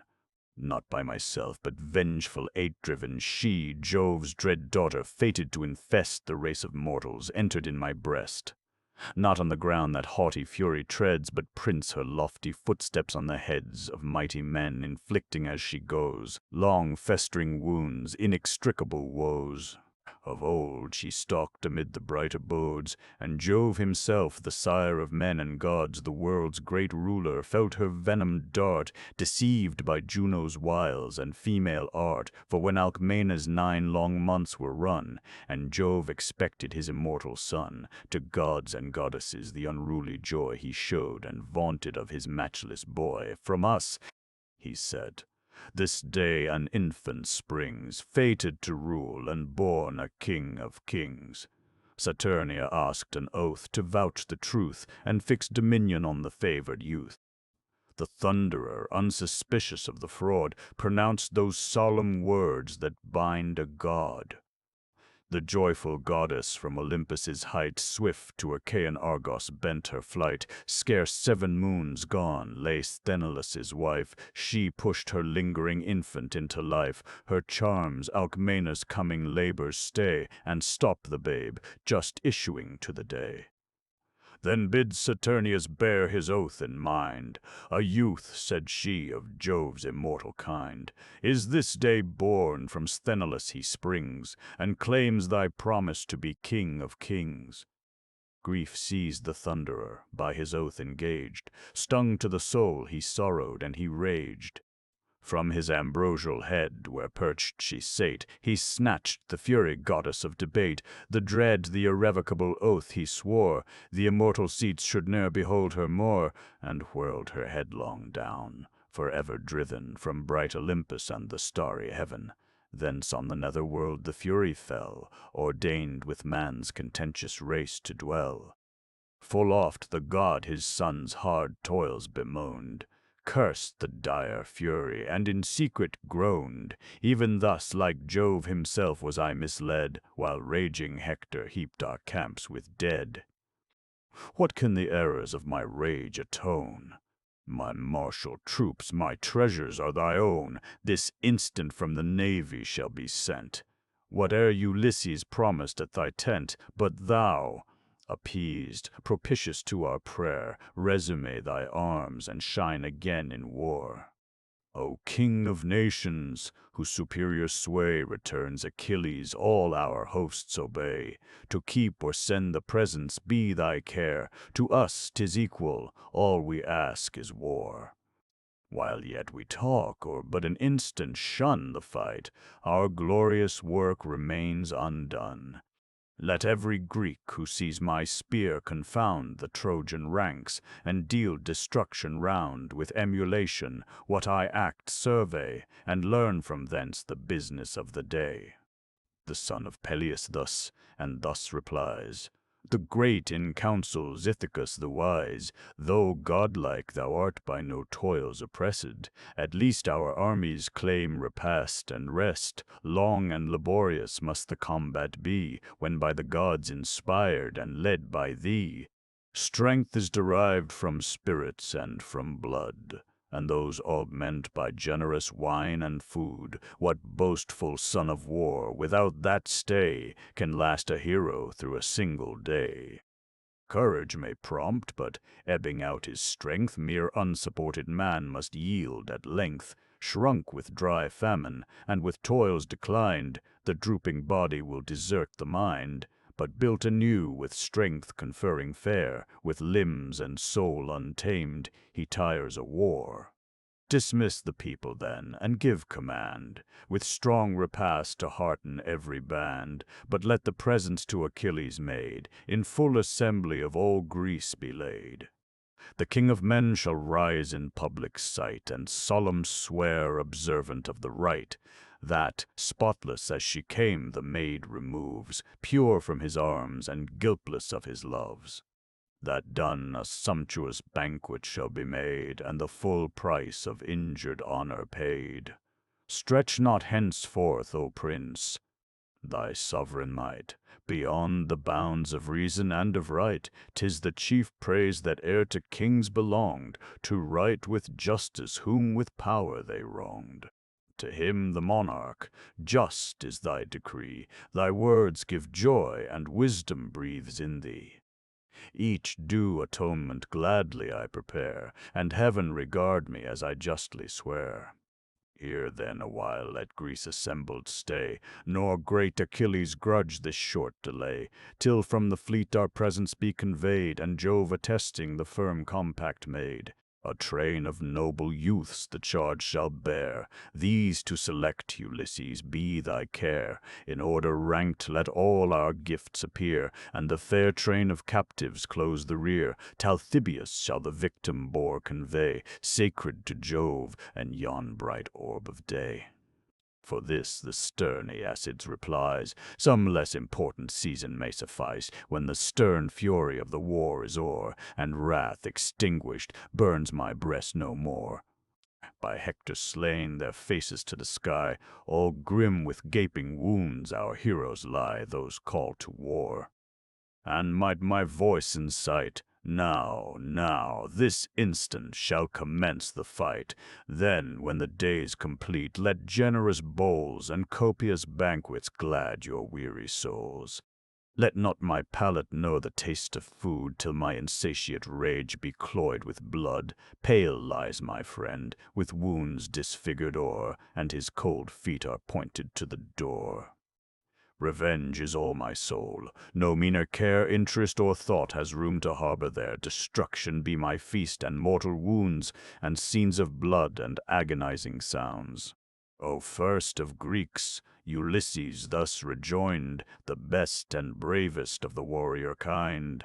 Thy praise it is in dreadful camps to shine, but old experience and calm wisdom mine. Then hear my counsel, and to reason yield. The bravest soon are satiate of the field. Though vast the heaps that strew the crimson plain, the bloody harvest brings but little gain. The scale of conquest ever wavering lies. Great Jove but turns it, and the victor dies. The great, the bold, by thousands daily fall, and endless were the grief to weep for all. Eternal sorrows what avails to shed. Greece honors not with solemn fasts the dead. Enough when death demands the brave to pay the tribute of a melancholy day. One chief with patience to the grave resigned, our care devolves on others left behind. Let generous food supplies of strength produce, let rising spirits flow from sprightly juice. Let their warm heads with scenes of battle glow, and pour new furies on the feebler foe. Yet a short interval, and none shall dare expect a second summons to the war. Who waits for that, the dire effects shall find, if trembling in the ships he lags behind. Embodied, to the battle let us bend, and all at once on haughty Troy descend. And now the delegates Ulysses sent, to bear the presents from the royal tent, the sons of Nestor, Phyleus' valiant heir, Thias and Merion, thunderbolts of war, with Lycomedes of Creontian strain, and Melanippus formed the chosen train. Swift as the word was given, the youths obeyed. Twice 10 bright vases in the midst they laid. A row of 6 fair tripods then succeeds, and twice the number of high-bounding steeds. 7 captives next, a lovely line compose. The 8th Briseis, like the blooming rose, closed the bright band. Great Ithacus before, the rest in public view the chiefs dispose. A splendid scene. Then Agamemnon rose. The boar Talthybius held. The Grecian lord drew the broad cutlass sheathed beside his sword. The stubborn bristles from the victim's brow he crops, and offering meditates his vow. His hands uplifted to the attesting skies, on heaven's broad marble roof were fixed his eyes. The solemn words a deep attention draw, and Greece around sat thrilled with sacred awe.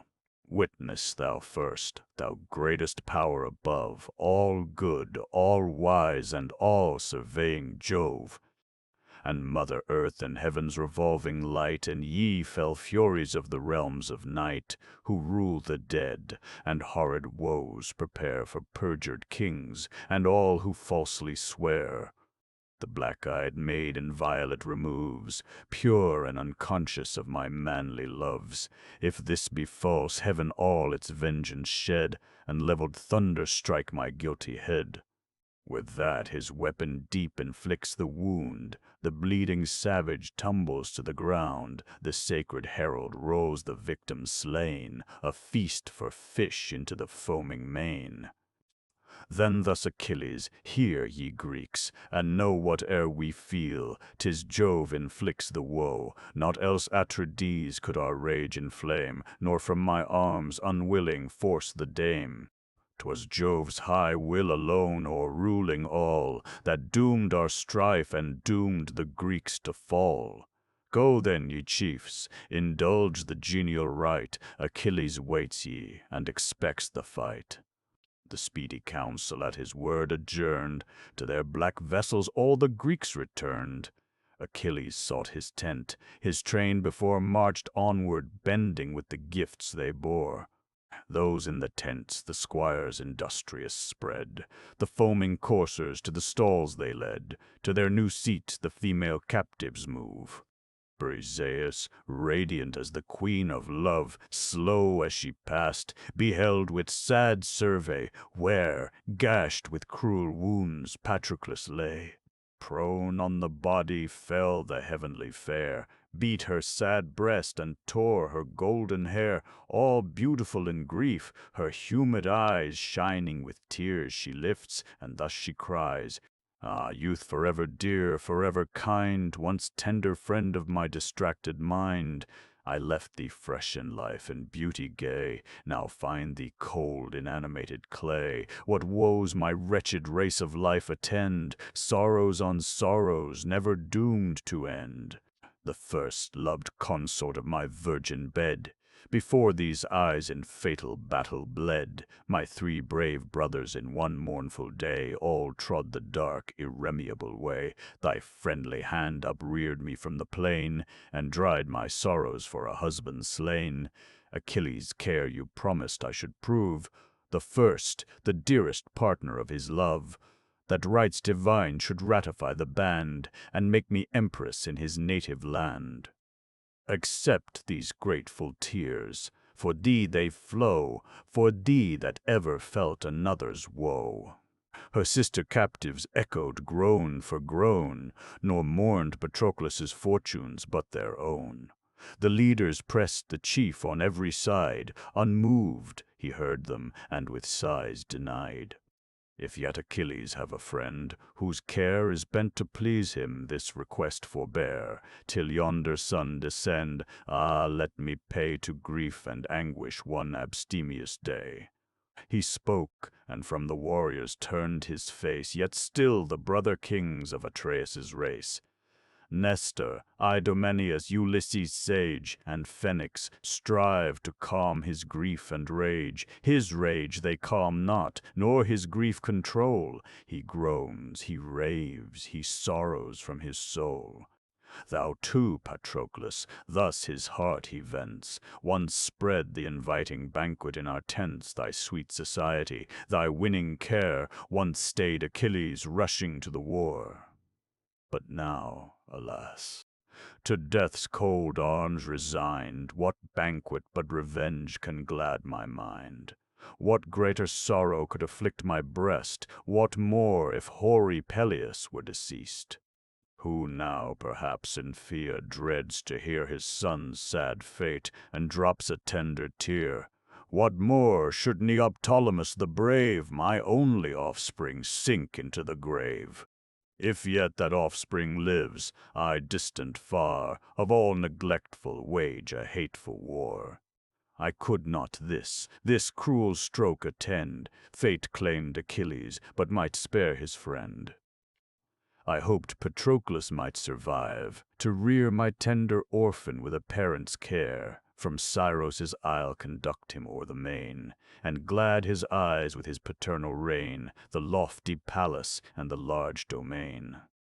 For Peleus breathes no more the vital air, or drags a wretched life of age and care, but till the news of my sad fate invades his hastening soul, and sinks him to the shades. Sighing, he said, his grief the heroes joined, each stole a tear for what he left behind. Their mingled grief the sire of heaven surveyed, and thus with pity to his blue-eyed maid, Is then Achilles now no more thy care, and dost thou thus desert the great in war?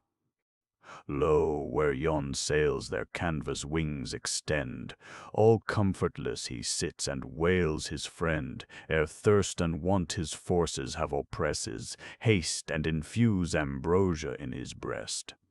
He spoke, and sudden, at the word of Jove, shot the descending goddess from above. So swift through ether the shrill harpy springs, the wide air floating to her ample wings. To great Achilles she her flight addressed, and poured divine ambrosia in his breast, with nectar sweet, refection of the gods. Then, swift descending, sought the bright abodes. Now issued from the ships the warrior train, and like a deluge poured upon the plain.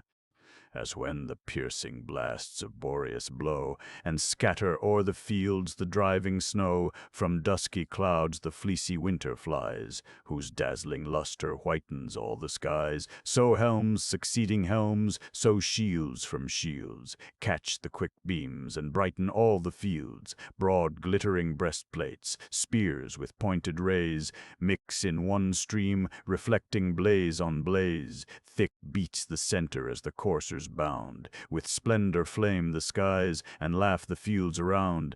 Full in the midst, high towering o'er the rest, his limbs in arms divine Achilles dresses, arms which the Father of the Fire bestowed, forged on the eternal anvils of the god. Grief and revenge his furious heart inspire, his glowing eyeballs roll with living fire. He grinds his teeth, and furious with delay o'erlooks the embattled host, and hopes the bloody day. The silver cuishes first his thighs enfold, then o'er his breast was braced the hollow gold, the brazen sword of various baldric tied, that, starred with gems, hung glittering at his side, and like the moon the broad refulgent shield blazed with long rays and gleamed athwart the field. So tonight wandering sailors, pale with fears, wide o'er the watery waste, a light appears, which on the far-seen mountain blazing high streams from some lonely watchtower to the sky. With mournful eyes they gaze, and gaze again, loud howls the storm, and drives them o'er the main. Next his high head the helmet graced, behind the sweepy crest hung floating in the wind, like the red star that from his flaming hair shakes down diseases, pestilence, and war. So streamed the golden honors from his head, trembled the sparkling plumes, and the loose glories shed. The chief beholds himself with wondering eyes, his arms he poises and his motions tries. Buoyed by some inward force he seems to swim, and feels a pinion lifting every limb. And now he shakes his great paternal spear, ponderous and huge, which not a Greek could rear. From Pelion's cloudy top an ash entire, old Chiron felled, and shaped it for his sire, a spear which stern Achilles only wields, the death of heroes and the dread of fields. Automedon and Alcimus prepare, the immortal coursers and the radiant car, the silver traces sweeping at their side, their fiery mouths resplendent bridles tied, the ivory-studded reins, returned behind, waved o'er their backs into the chariot joined. The charioteer then whirled the lash around, and swift ascended at one active bound. All bright in heavenly arms, above his squire Achilles mounts, and sets the field on fire. Not brighter Phoebus, in the ethereal way, flames from his chariot, and restores the day. High o'er the host, all terrible he stands, and thunders to his steeds these dread commands, Xanthus and Balius. Of Podarge's strain, unless ye boast that heavenly race in vain, be swift, be mindful of the load ye bear, and learn to make your master more your care. To falling squadrons bear my slaughtering sword, nor, as ye left Patroclus, leave your lord. The generous Xanthus, as the words he said, seemed sensible of woe, and drooped his head. Trembling he stood before the golden wain, and bowed to dust the honors of his mane. When, strange to tell, so Juno willed, he broke eternal silence, and portentous spoke. Achilles, yes, This day at least we bear thy rage in safety through the files of war. But come it will, the fatal time must come, not ours the fault, but God decrees thy doom. Not through our crime or slowness in the course fell thy Patroclus, but by heavenly force the bright far-shooting God who gilds the day, confessed we saw him, tore his arms away. No, could our swiftness o'er the winds prevail, or beat the pinions of the western gale, all were in vain. The fates thy death demand, due to a mortal and immortal hand. Then ceased forever by the Furies' tide his fateful voice. The intrepid chief replied, with unabated rage, "So let it be. Portents and prodigies are lost on me. I know my fate, to die, to see no more my much-loved parents and my native shore. Enough, when heaven ordains I sink in night, now perish Troy," he said, and rushed to fight. Hercules, Book 20. Argument, the battle of the gods and the axe of Achilles. Jupiter, upon Achilles' return to the battle, calls a council of the gods and permits them to assist either party. The terrors of the combat described when the deities are engaged. Apollo encourages Aeneas to meet Achilles.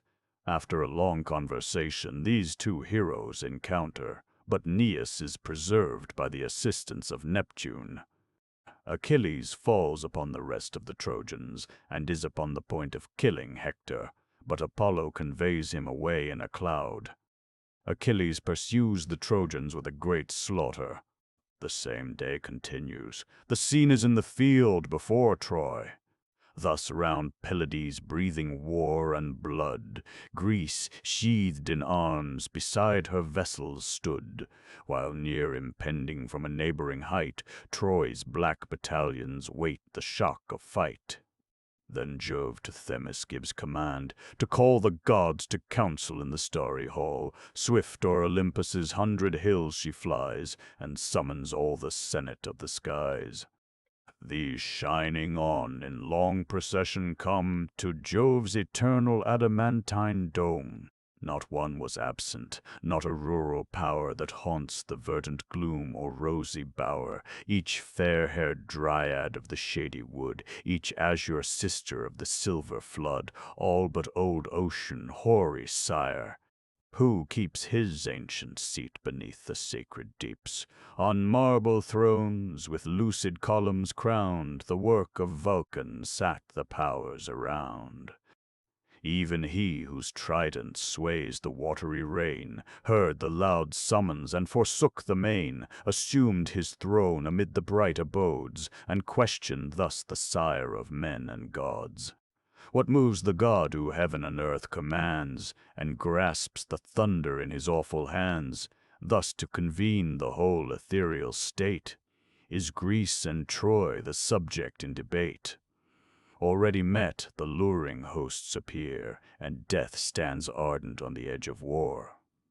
"'Tis true," the cloud-compelling power replies. "This day we call the council of the skies. In care of human race, even Jove's own eye sees with regret unhappy mortals die. Far on Olympus's top in secret state ourself will sit and see the hand of fate work out our will. Celestial powers, descend, and as your minds direct your succor lend to either host. Troy soon must lie o'erthrown if uncontrolled Achilles fights alone. Their troops but lately durst not meet his eyes. What can they now if in his rage he rise? Assist them, gods! Or Ilion's sacred wall may fall this day, though fate forbids the fall," he said, and fired their heavenly breasts with rage. On adverse parts the warring gods engage heaven's awful queen, and he whose azure round girds the vast globe, the maid in arms renowned, Hermes of profitable arts the sire, and Vulcan, the black sovereign of the fire. These to the fleet repair with instant flight. The vessels tremble as the gods alight. In aid of Troy, Latona, Phoebus came, Mars fiery helmed, the laughter-loving dame Xanthus, whose streams in golden currents flow, and the chaste huntress of the silver bow. Ere yet the gods their various aid employ, each Argive bosom swelled with manly joy, while great Achilles, terror of the plain, long lost to battle, shone in arms again. Dreadful he stood in front of all his host, pale Troy beheld, and seemed already lost. Her bravest heroes pant with inward fear, and trembling see another god of war. But when the powers descending swelled the fight, then tumult rose, fierce rage and pale affright varied each face. Then discord sounds alarms, earth echoes, and the nations rush to arms. Now through the trembling shores Minerva calls, and now she thunders from the Grecian walls. Mars hovering o'er his Troy his terror shrouds in gloomy tempests and a night of clouds. Now through each Trojan heart he fury pours, with voice divine from Ilion's topmost towers. Now shouts to Simois from her beauteous hill. The mountain shook, the rapid stream stood still. Above the sire of gods his thunder rolls, and peals on peals redoubled rend the poles. Beneath, stern Neptune shakes the solid ground, the forests wave, the mountains nod around. Through all their summits tremble Ida's woods, and from their sources boil her 100 floods. Troy's turrets totter on the rocking plain, and the tossed navies beat the heaving main. Deep in the dismal regions of the dead, the infernal monarch reared his horrid head, leaped from his throne, lest Neptune's arm should lay his dark dominions open to the day, and pour in light on Pluto's drear abodes, abhorred by men, and dreadful even to gods. The gods descending to battle. Such war the immortals wage, such horrors rend the world's vast concave when the gods contend. Against blue Neptune, monarch of the main, the god of arms his giant bulk displayed, opposed to Pallas, war's triumphant maid.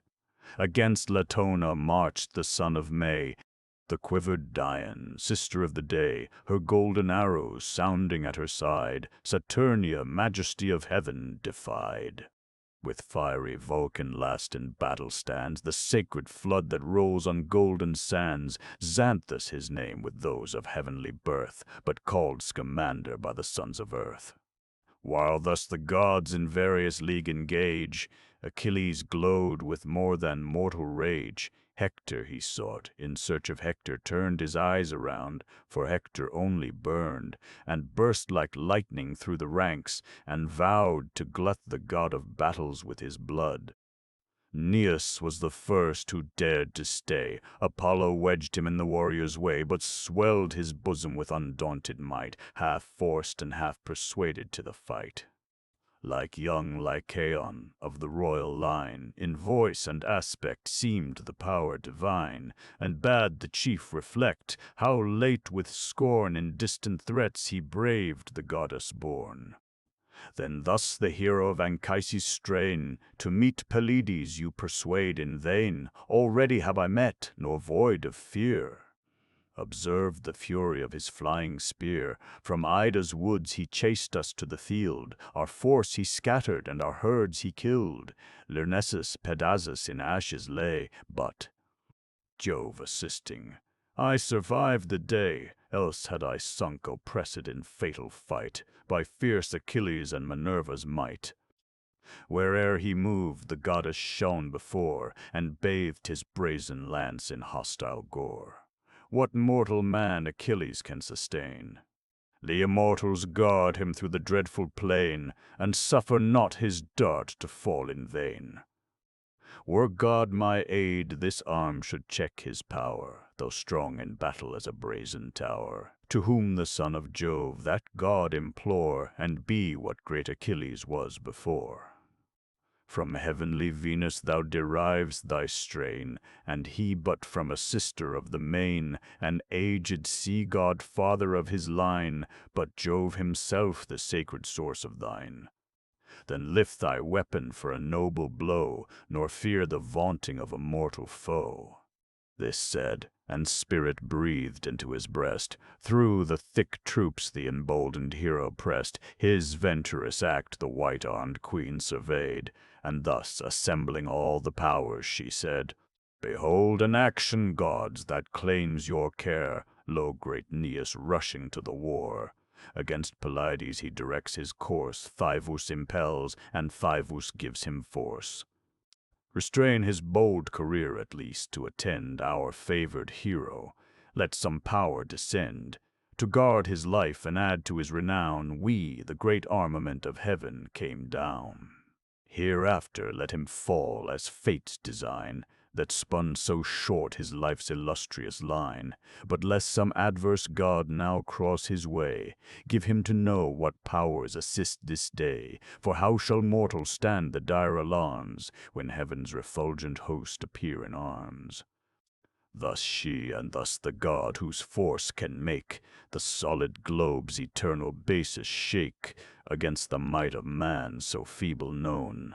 Why should celestial powers exert their own? Suffice from yonder mount to view the scene, and leave to war the fates of mortal men. But if the army potent or god of light obstruct Achilles or commence the fight, thence on the gods of Troy we swift descend. Full soon, I doubt not, shall the conflict end, and these, in ruin and confusion hurled, yield to our conquering arms the lower world." Thus having said, the tyrant of the sea, cerulean Neptune, rose and led the way. Advanced upon the field there stood a mound of earth congested, walled, and trenched around. In elder times to guard Alcides made, the work of Trojans with Minerva's aid. What time a vengeful monster of the main swept the wide shore, and drove him to the plain. Here Neptune and the gods of Greece repair, with clouds and compasses, and a veil of air. The adverse powers around Apollo laid, crowned the fair hills that silver Simois shade. In circle close each heavenly party sat, intent to form the future scheme of fate. But mix not yet in fight, though Jove on high gives the loud signal, and the heavens reply. Meanwhile the rushing armies hide the ground, the trampled center yields a hollow sound. Steeds cased in mail, and chiefs in armor bright, the gleaming champaign glows with brazen light. Amid both hosts a dreadful space appear. There great Achilles, bold Aeneas, here. With towering strides Aeneas first advanced, the nodding plumage on his helmet danced. Spread o'er his breast the fencing shield he bore, and, so he moved, his javelin flamed before. Not so Pelides, furious to engage, he rushed impetuous. Such the lion's rage, who, viewing first his foes with scornful eyes, though all in arms the peopled city rise, stalks careless on with unregarding pride, till at the length, by some brave youth defied, to his bold spear the savage turns alone. He murmurs fury with a hollow groan. He grins, he foams, he rolls his eyes around. Lashed by his tail his heaving sides resound. He calls up all his rage, he grinds his teeth, resolved on vengeance or resolved on death. So fierce Achilles on Aeneas flies, so stands Aeneas, and his force defies. Ere yet the stern encounter joined, begun, the seed of Thetis thus to Venus' son. Why comes Aeneas through the ranks so far? Seeks he to meet Achilles' arm in war, in hope the realms of Priam to enjoy, and prove his merits to the throne of Troy? Grant that beneath thy lance Achilles dies, the partial monarch may refuse the prize. Sons he has many, those thy pride may quell, and 'tis his fault to love those sons too well. Or, in reward of thy victorious hand, has Troy proposed some spacious tract of land, an ample forest or a fair domain, of hills for vines and arable for grain, of hills for vines and arable for grain? Even this, perhaps, will hardly prove thy lot. But can Achilles be so soon forgot? Once, as I think, you saw this brandished spear, and then the great Aeneas seemed to fear. With hearty haste from Ida's mount he fled, nor till he reached Lyrnessus turned his head. Her lofty walls not long our progress stayed. Those, Pallas, Jove, and we, in ruins laid. In Grecian chains her captive race were cast. 'Tis true, the great Aeneas fled too fast. Defrauded of my conquest once before, what then I lost, the gods this day restore. Go while thou mayest avoid the threatened fate. Fools stay to feel it, and are wise too late. To this Anchises' son such words employ. To one that fears thee, some unwarlike boy, such we disdain. The best may be defied with mean reproaches and unmanly pride, unworthy the high race from which we came, proclaimed so loudly by the voice of fame. Each from illustrious fathers draws his line, each goddess born, half human, half divine, half divine, half divine. Thetis's this day, or Venus's offspring dies, and tears shall trickle from celestial eyes. For when two heroes thus derived contend, 'tis not in words the glorious strife can end. If yet thou further seek to learn my birth, a tale resounded through the spacious earth. Hear how the glorious origin we prove. From ancient Dardanus, the first from Jove, Dardania's walls he raised. For Ilion then, the city since of many-languaged men was not. The natives were content to till the shady foot of Ida's fountful hill. From Dardanus, great Erichthonius springs, the richest once of Asia's wealthy kings. 3,000 mares his spacious pastures bred, 3,000 foals beside their mothers fed. Boreas, enamored of the sprightly train, concealed his godhead in a flowing mane. With voice dissembled to his loves he neighed, and coursed the dappled beauties o'er the mead. Hence sprung 12 others of unrivalled kind, swift as their mother mares and father wind. These lightly skimming when they swept the plain, nor plied the grass, nor bent the tender grain, and when along the level seas they flew, scarce on the surface curled the briny dew. Such Erichthonius was, from him there came the sacred Tros, of whom the Trojan name. 3 sons renowned adorned his nuptial bed, Ilus, Assaracus, and Ganymede, the matchless Ganymede, divinely fair, whom heaven, enamored, snatched to upper air to bear the cup of Jove, ethereal guest, the grace and glory of the ambrosial feast. The 2 remaining sons the line divide, from him Tithonus, now in cares grown old, and Priam, blessed with Hector, brave and bold, Clytius and Lampus, ever-honored pair, and Hector, thunderbolt of war. From great Assaracus sprang Capys, he begat Anchises, and Anchises me. Such is our race, 'tis fortune gives us birth, but Jove alone endues the soul with worth. He, source of power and might, with boundless sway, all human courage gives or takes away. Long in the field of words we may contend, reproach is infinite and knows no end, armed or with truth or falsehood, right or wrong. So voluble a weapon is the tongue, wounded we wound, and neither side can fail, for every man has equal strength to rail. Women alone, when in the streets they jar, perhaps excel us in this wordy war. Like us they stand, encompassed with the crowd, and vent their anger impotent and loud. Cease then. Our business in the field of fight is not to question, but to prove our might. To all those insults thou hast offered here, receive this answer, 'tis my flying spear. He spoke. With all his force the javelin flung, fixed deep and loudly in the buckler rung. Far on his outstretched arm Pelides held to meet the thundering lance. His dreadful shield, that trembled as it stuck, nor void of fear, saw ere it fell the immeasurable spear. His fears were vain, impenetrable charms secured the temper of the ethereal arms. Through 2 strong plates the point its passage held, but stopped and rested by the third repelled. 5 plates of various metal, various mold, compose the shield, of brass each outward fold, of tin each inward, and the middle gold. There stuck the lance.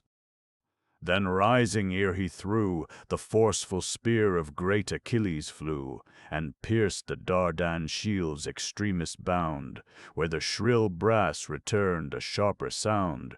Through the thin verge the Pelian weapon glides, and the slight covering of expanded hides. Aeneas his contracted body bends, and o'er him high the riven targe extends, sees through its parting plates the upper air, and at his back perceives the quivering spear. A fate so near him chills his soul with fright, and swims before his eyes the many-colored light. Achilles, rushing in with dreadful cries, draws his broad blade, and at Aeneas flies. Aeneas, rousing as the foe came on, with force collected, heaves a mighty stone, a mass enormous, which in modern days no 2 of earth's degenerate sons could raise. But ocean's god, whose earthquakes rock the ground, saw the distress and moved the powers around. Lo! On the brink of fate Aeneas stands, an instant victim to Achilles' hands, by Phoebus urged, but Phoebus has bestowed his aid in vain. The man o'erpowers the god. And can ye see this righteous chief atone, with guiltless blood for vices not his own? To all the gods his constant vows were paid, sure, though he wars for Troy, he claims our aid. Fate wills not this, nor thus can Jove resign. The future father of the Dardan line, the first great ancestor, obtained his grace, and still his love descends on all the race. For Priam now, and Priam's faithless kind, at length are odious to the all-seeing mind. On great Aeneas shall devolve the reign, and sons succeeding sons the lasting line sustain. The great earth-shaker thus, to whom replies the imperial goddess with the radiant eyes, good as he is, to immolate or spare the Dardan prince, O Neptune. Be thy care, Pallas, and I, by all that gods can bind, have sworn destruction to the Trojan kind, not even an instant to protract their fate, or save one member of the sinking state, till her last flame be quenched with her last gore, and even her crumbling ruins are no more. The king of ocean to the fight descends, through all the whistling darts his course he bends, swift interposed between the warrior flies, and casts thick darkness o'er Achilles' eyes. From great Aeneas' shield the spear he drew, and at his master's feet the weapon threw. That done, with force divine he snatched on high the Dardan prince, and bore him through the sky, smooth, gliding without step, above the heads of warring heroes and of bounding steeds, till at the battle's utmost verge they light, where the slow caulkins close the rear of fight. The Godhead there his heavenly form confessed, with words like these the panting chief addresses: What power, O prince, with force inferior far, urged thee to meet Achilles' arm in war? Henceforth beware, nor antedate thy doom, defrauding fate of all thy fame to come. But when the day decreed, for come it must, shall lay this dreadful hero in the dust, let then the furies of that arm be known. Secure no Grecian force transcends thy own. With that he left him wondering as he lay. Then from Achilles chased the mist away. Sudden, returning with a stream of light, the scene of war came rushing on his sight. Then thus, amazed, what wonders strike my mind! My spear, that parted on the wings of wind, laid here before me, and the Dardan lord, that fell this instant, vanished from my sword. I thought alone with mortals to contend, but powers celestial sure this foe defend. Great as he is, our arms he scarce will try, content for once with all his gods to fly. Now then let others bleed. This said aloud. He vents his fury and inflames the crowd. O Greeks, he cries, and every rank alarms, join battle man to man and arms to arms. 'Tis not in me, though favored by the sky, to mow whole troops and make whole armies fly. No god can singly such a host engage, not Mars himself, nor great Minerva's rage. But whatsoe'er Achilles can inspire, whate'er of active force or acting fire, whate'er this heart can prompt or hand obey, all Achilles, Greeks, is yours today. Through yon wide host this arm shall scatter fear, and thin the squadrons with my single spear, he said, nor less elate with martial joy. The godlike Hector warmed the troops of Troy, Trojans to war. Think, Hector leads you on, nor dread the vaunts of Peleus' haughty son. Deeds must decide our fate.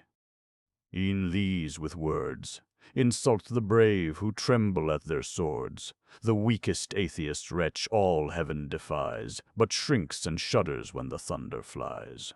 Nor from yon boaster shall your chief retire, not though his heart were steel, his hands were fire. That steel your Hector should withstand, and brave that vengeful heart, that dreadful hand.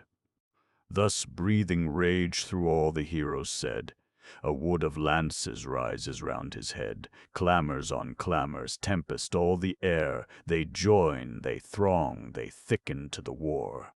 But Phoebus warns him from high heaven to shun the single fight with Thetis' godlike son, more safe to combat in the mingled band, nor tempt too near the terrors of his hand. He hears, obedient to the god of light, and, plunged within the ranks, awaits the fight. Then fierce Achilles, shouting to the skies, on Troy's whole force with boundless fury flies. Brave was the chief, and brave the host he led. From great Otrynteus he derived his blood. His mother was a Neis of the flood. Beneath the shades of Tmolus, crowned with snow, from Hyde's walls he ruled the lands below. Fierce as he springs, the sword his head divides, the parted visage falls on equal sides, with loud resounding arms he strikes the plain, while thus Achilles glories o'er the slain. Lie there, Otryntides! The Trojan earth receives thee dead, though Gygae boast thy birth. Those beauteous fields where Hyllus' waves are rolled, and plenteous Hermus swells with tides of gold, are thine no more. The insulting hero said, and left him sleeping in eternal shade. The rolling wheels of Greece the body tore, and dashed their axles with no vulgar gore. Demoleon next, Antenor's offspring, laid breathless in dust, the price of rashness paid. The impatient steel, with full descending sway, forced through his brazen helm its furious way, resistless drove the battered skull before, and dashed and mingled all the brains with gore. This sees Hippodamas, and seized with fright, deserts his chariot for a swifter flight. The lance arrests him, an ignoble wound, the panting Trojan rivets to the ground. He groans away his soul, not louder roars. At Neptune's shrine on Hellas' high shores, the victim bull, the rocks rebellow round, and ocean listens to the grateful sound. Then fell on Polydore his vengeful rage, the youngest hope of Priam's stooping age, whose feet for swiftness in the race surpassed, of all his sons, the dearest and the last. To the forbidden field he takes his flight, in the first folly of a youthful knight. To vaunt his swiftness wheels around the plain, but vaunts not long, with all his swiftness slain. Struck where the crossing belts unite behind, and golden rings the double back plate joined forth through the navel burst the thrilling steel, and on his knees with piercing shrieks he fell. The rushing entrails poured upon the ground, his hands collect. The rushing entrails poured upon the ground, his hands collect. When Hector viewed all ghastly in his gore, thus sadly slain the unhappy Polydore, a cloud of sorrow overcast his sight. His soul no longer brooked the distant fight. Full in Achilles' dreadful front he came, and shook his javelin like a waving flame.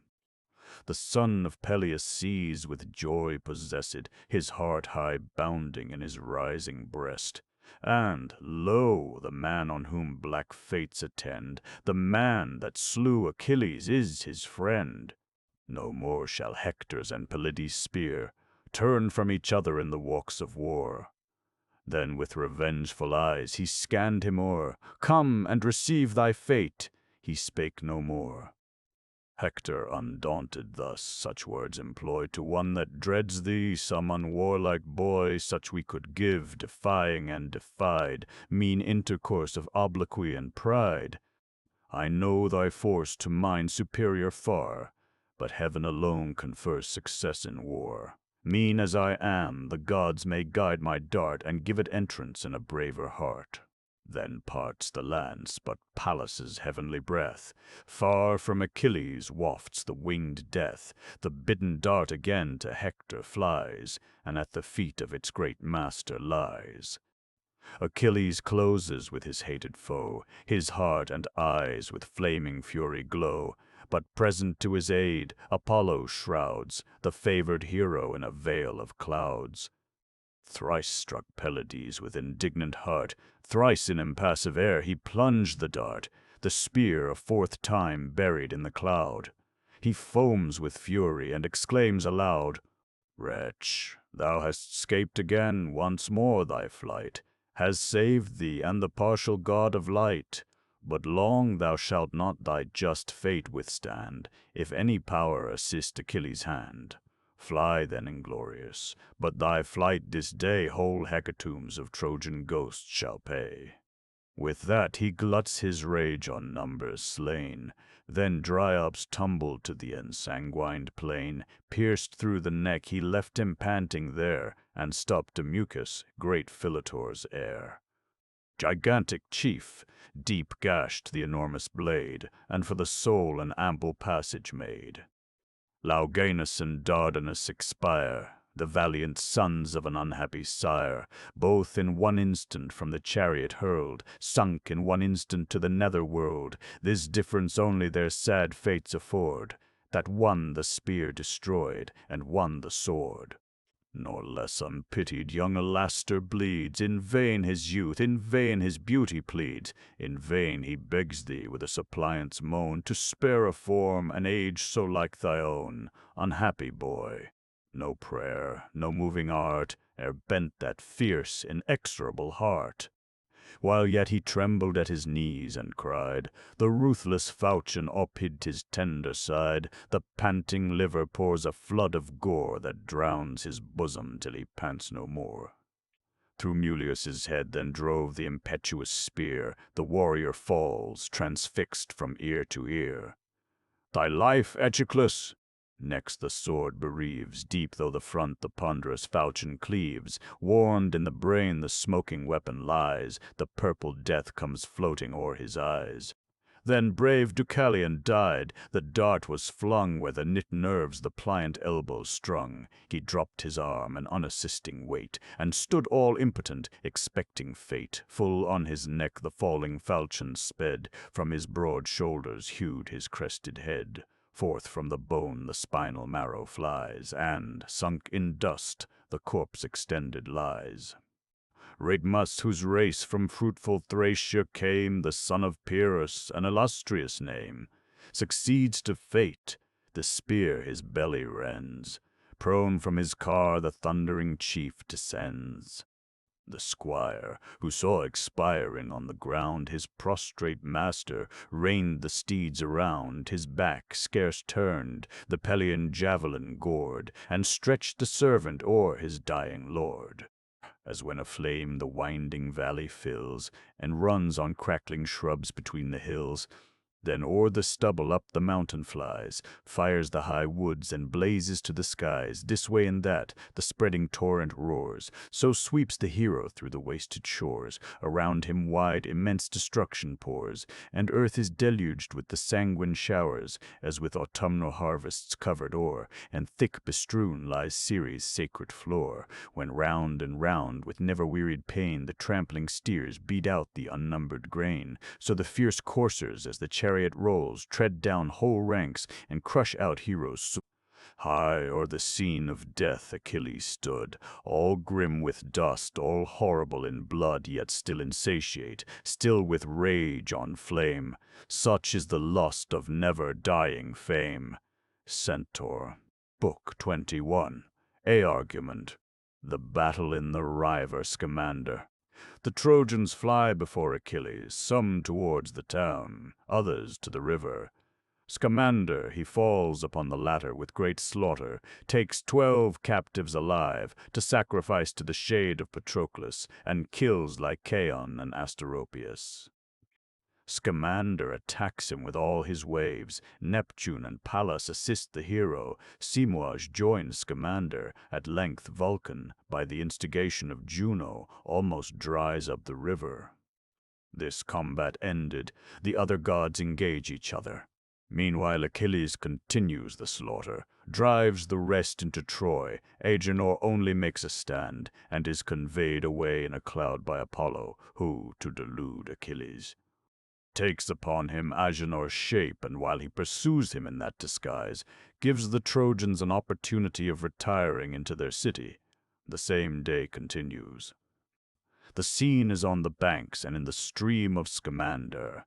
And now to Xanthus' gliding stream they drove, Xanthus, immortal progeny of Jove. The river here divides the flying train. Book 22. A argument. The death of Hector. The Trojans being safe within the walls, Hector only stays to oppose Achilles. Priam is struck at his approach, and tries to persuade his son to re-enter the town. Hecuba joins her entreaties, but in vain. Hector consults within himself what measures to take, but at the advance of Achilles, his resolution fails him, and he flies. Achilles pursues him thrice round the walls of Troy. The gods debate concerning the fate of Hector. At length Minerva descends to the aid of Achilles. She deludes Hector in the shape of Deiphobus. He stands the combat, and is slain. Achilles drags the dead body at his chariot in the sight of Priam and Hecuba. Their lamentations, tears, and despair. Their cries reach the ears of Andromache, who, ignorant of this, was retired into the inner part of the palace. She mounts up to the walls, and beholds her dead husband. She swoons at the spectacle. Her excess of grief and lamentation. The 30th day still continues. The scene lies under the walls, and on the battlements of Troy. Thus to their bulwarks, smit with panic fear, the herded Ilians rush like driven deer. There safe they wipe the briny drops away, and drown in bowls the labors of the day. Close to the walls, advancing o'er the fields beneath one roof of well-compacted shields, march, bending on, the Greeks' embodied powers, far stretching in the shade of Trojan towers. Great Hector singly stayed, chained down by fate, there fixed he stood before the scan gate, still his bold arms determined to employ, the guardian still of long defended Troy. Apollo now to tired Achilles turns, the power confessed in all his glory burns, and what he cries has Peleus' son in view, with mortal speed a godhead to pursue. For not to thee to know the gods is given, unskilled to trace the latent marks of heaven. What boots thee now, that Troy forsook the plain? Vain thy past labor and thy present vain, safe in their walls are now her troops bestowed, while here thy frantic rage attacks a god. The chief incensed, too partial god of day, to check my conquests in the middle way, how few in Ilion else had refuge found, what gasping numbers now had bit the ground. Thou robb'st me of a glory justly mine, powerful of godhead, and of fraud divine, mean fame, alas, for one of heavenly strain, to cheat a mortal who repines in vain. Then to the city terrible and strong, with high and haughty steps he towered along. So the proud courser, victor of the prize, to the near goal with double ardor flies. Him, as he blazing shot across the field, the careful eyes of Priam first beheld. not half so dreadful rises to the sight, through the thick gloom of some tempestuous night, Orion's dog.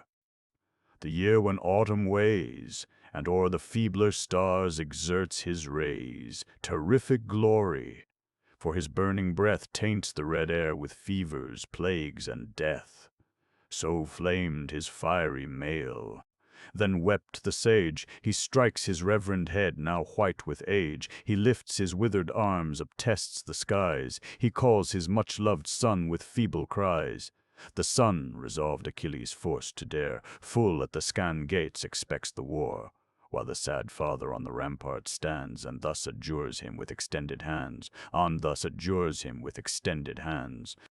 Ah, stay not, guardless and alone, Hector, my loved, my dearest, bravest son. Methinks already I behold thee slain and stretched beneath that fury of the plain, implacable Achilles. Mightst thou be to all the gods no dearer than to me, thee vultures wild should scatter round the shore, and bloody daubs grow fiercer from thy gore. How many valiant sons I late enjoyed, valiant in vain, by thy cursed arm destroyed, or, worse than slaughtered, sold in distant isles to shameful bondage and unworthy toils. Two, while I speak, my eyes in vain explore, two from one mother sprung, my Polydore, and loved Lycaon, now perhaps no more. Oh! If in yonder hostile camp they live, what heaps of gold, what treasures would I give! Their grandsire's wealth, by right of birth their own, consigned his daughter with Lelegia's throne. But if, which heaven forbid already lost, all pale they wander on the Stygian coast, what sorrows then must their sad mother know, what anguish unutterable woe! Yet less that anguish, less to her, to me, less to all Troy, if not deprived of thee. Yet shun Achilles, enter yet the wall, and spare thyself, thy father, spare us all. Save thy dear life, or, if a soul so brave neglect that thought, thy dearer glory save. Pity, while yet I live, these silver hairs, while yet thy father feels the woes he bears, yet cursed with sense, a wretch whom in his rage all trembling on the verge of helpless age. Great Jove has placed, sad spectacle of pain, the bitter dregs of fortune's cup to drain, to fill with scenes of death his closing eyes, and number all his days by miseries. My heroes slain, my bridal bed o'erturned, my daughters ravished, and my city burned, my bleeding infants dashed against the floor. These I have yet to see, perhaps yet more. Perhaps even I, reserved by angry fate, the last sad relic of my ruined state, dire pomp of sovereign wretchedness, must fall and stain the pavement of my regal hall, where famished dogs, late guardians of my door, shall lick their mangled master's spattered gore. Yet for my sons I thank ye, gods, 'tis well, well have they perished, for in fight they fell. Who dies in youth and vigor, dies the best, struck through with wounds all honest on the breast. But when the fates, in fullness of their rage, spurn the hoarhead of unresisting age, in dust the reverend lineaments deform, and pour to dogs the life blood scarcely warm, this is misery. The last, the worse, that man can feel, man fated to be cursed. He said, and acting what no words could say, rent from his head the silver locks away. With him the mournful mother bears a part, yet all her sorrows turn not Hector's heart. The zone unbraced, her bosom she displayed, and thus, fast falling the salt tears, she said, "Have mercy on me, O my son, revere the words of age, attend a parent's prayer. If ever thee in these fond arms I pressed, or stilled thy infant clamours at this breast, ah, do not thus our helpless years forego, but, by our walls secured, repel the foe. Against his rage, if singly thou proceed, shouldst thou but heaven avert it, shouldst thou bleed, nor must thy corse lie honored on the bier, nor spouse nor mother grace thee with a tear. Far from our pious rites those dear remains must feast the vultures on the naked plains. So they, while down their cheeks the torrents roll, but fixed remains the purpose of his soul. Resolved he stands, and with a fiery glance expects the hero's terrible advance. So, rolled up in his den, the swelling snake beholds the traveler approach the brake, when fed with noxious herbs his turgid veins have gathered half the poisons of the plains. He burns, he stiffens with collected ire, and his red eyeballs glare with living fire. Beneath a turret, on his shield reclined, he stood, and questioned thus his mighty mind. Where lies my way? To enter in the wall. Honor and shame the ungenerous thought recall. Shall proud Polydamas before the gate proclaim, his counsels are obeyed too late, which timely followed but the former night what numbers had been saved by Hector's flight. That wise advice rejected with disdain, I feel my folly in my people slain. Methinks my suffering country's voice I hear, but most her worthless sons insult my ear. On my rash courage charge the chance of war, and blame those virtues which they cannot share. No, if I e'er return I must glorious, my country's terror laid in dust, or if I perish, let her see me fall, in field at least, and fighting for her wall. And yet suppose these measures I forego, approach unarmed, and parley with the foe, the warrior shield, the helm and lance, lay down, and treat on terms of peace to save the town, the wife withheld, the treasure ill detained, cause of the war, and grievance of the land, with honorable justice to restore, and add half Ilion's yet remaining store, which Troy shall, sworn, produce, that injured Greece may share our wealth, and leave our walls in peace. But why this thought? Unarmed if I should go, what hope of mercy from this vengeful foe? But womanlike to fall, and fall without a blow. We greet not here as man conversing man, met at an oak or journeying o'er a plain. No season now for calm familiar talk, like youths and maidens in an evening walk. War is our business, but to whom is given to die or triumph, that determine heaven. Thus pondering, like a god the Greek drew nigh, his dreadful plumage nodded from on high. The Pelian javelin in his better hand shot trembling rays that glittered o'er the land, and on his breast the beamy splendor shone, like Jove's own lightning or the rising sun. As Hector sees, unusual terrors rise. Struck by some god he fears, recedes and flies. He leaves the gates, he leaves the wall behind. Achilles follows like the winged wind. Thus at the panting dove a falcon flies, the swiftest racer of the liquid skies. Just when he holds, or thinks he holds, his prey, obliquely wheeling through the aerial way, with open beak and shrilling cries he springs, and aims his claws, and shoots upon his wings. No less for, right the rapid chase they held, one urged by fury, one by fear impelled, now circling round the walls their course maintain, where the high watchtower overlooks the plain, now where the fig trees spread their umbrage broad, a wider compass smoke along the road, a wider compass smoke along the road. Next by Scamander's double source they bound, where two famed fountains burst the parted ground. This hot through scorching clefts is seen to rise, with exhalations steaming to the skies, that the green banks in summer's heat o'erflows, like crystal clear and cold as winter snows. Each gushing fount a marble cistern fills, whose polished bed receives the falling rills, where Trojan dames, the yet alarmed by Greece, washed their fair garments in the days of peace. By these they passed, one chasing, one in flight. The mighty fled, pursued by stronger might. Swift was the course, no vulgar prize they play, no vulgar victim must reward the day. Such as in races crown the speedy strife, the prize contended was great, Hector's life. As when some heroes' funerals are decreed in grateful honor of the mighty dead, where high rewards the vigorous youth inflame, some golden tripod or some lovely dame, the panting coursers swiftly turn the goal, and with them turns the raised spectator's soul. Thus 3 times round the Trojan wall they fly. The gazing gods lean forward from the sky, to whom, while eager on the chase they look, the sire of mortals and immortals spoke.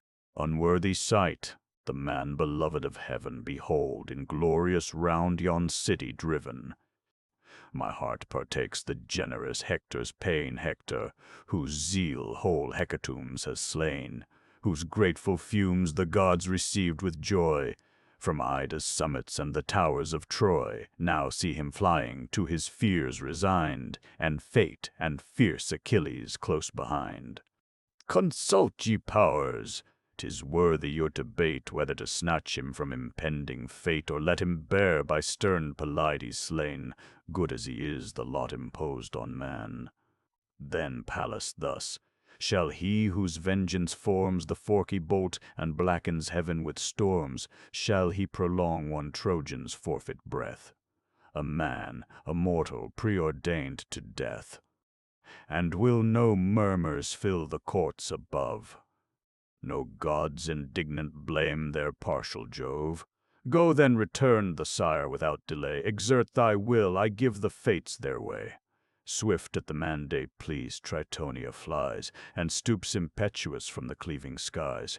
As through the forest, o'er the vale and lawn, the well-breathed beagle drives the flying fawn. In vain he tries the covert of the brakes, or deep beneath the trembling thicket shakes, sure of the vapor in the tainted dews, the certain hound his various maze pursues.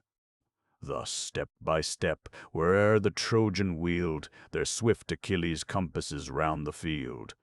Oft as to reach the Dardan gates he bends, and hopes the assistance of his pitying friends, whose showering arrows as he coursed below from the high turrets might oppress the foe. So oft Achilles turns him to the plain, he eyes the city, but he eyes in vain.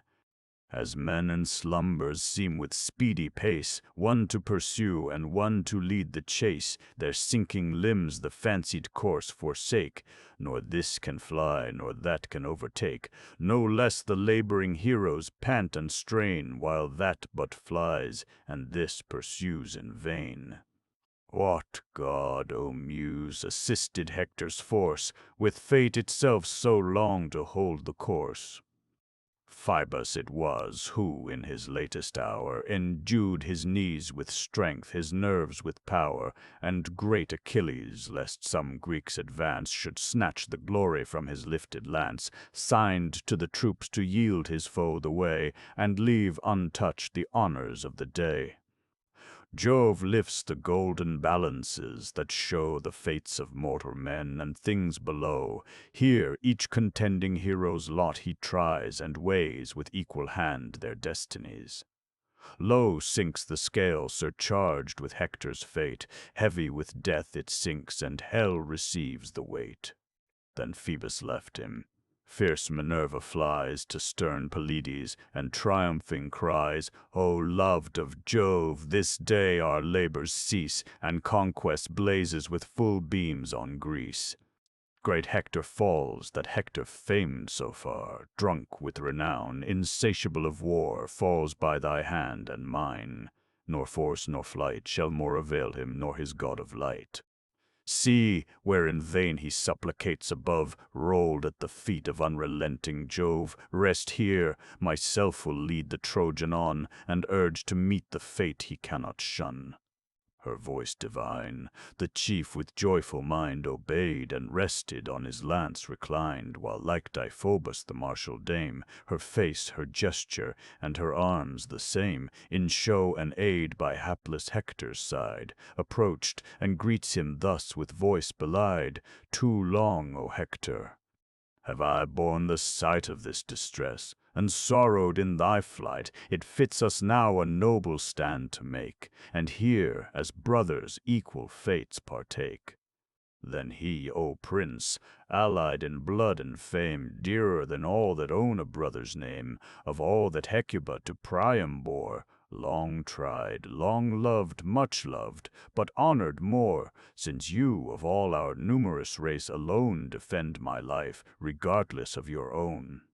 Again the goddess, much my father's prayer, and much my mother's, pressed me to forbear. My friends embraced my knees, adjured my stay, but stronger love impelled, and I obey.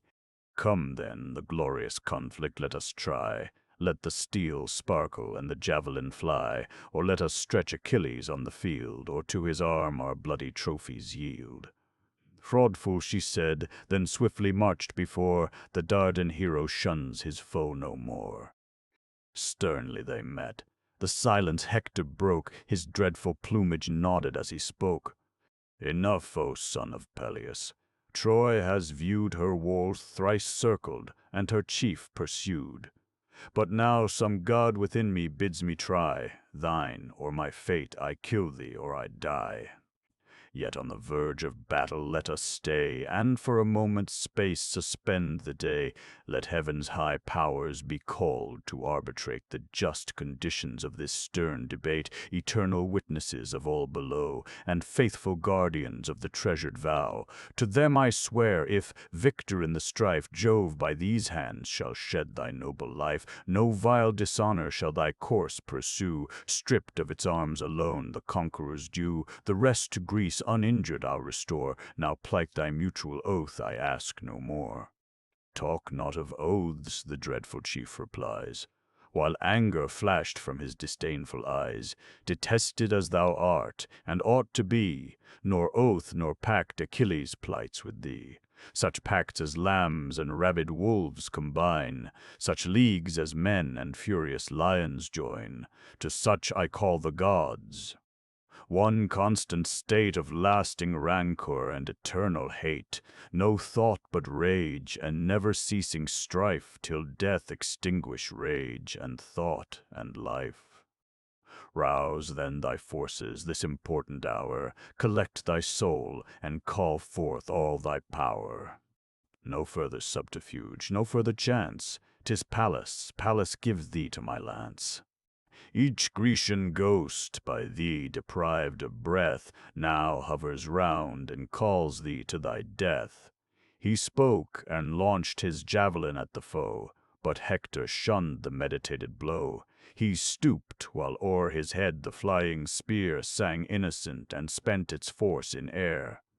Minerva watched it falling on the land, then drew, and gave to great Achilles' hand, unseen of Hector, who, elate with joy, now shakes his lance, and braves the dread of Troy. The life you boasted to that javelin-given prince, you have missed.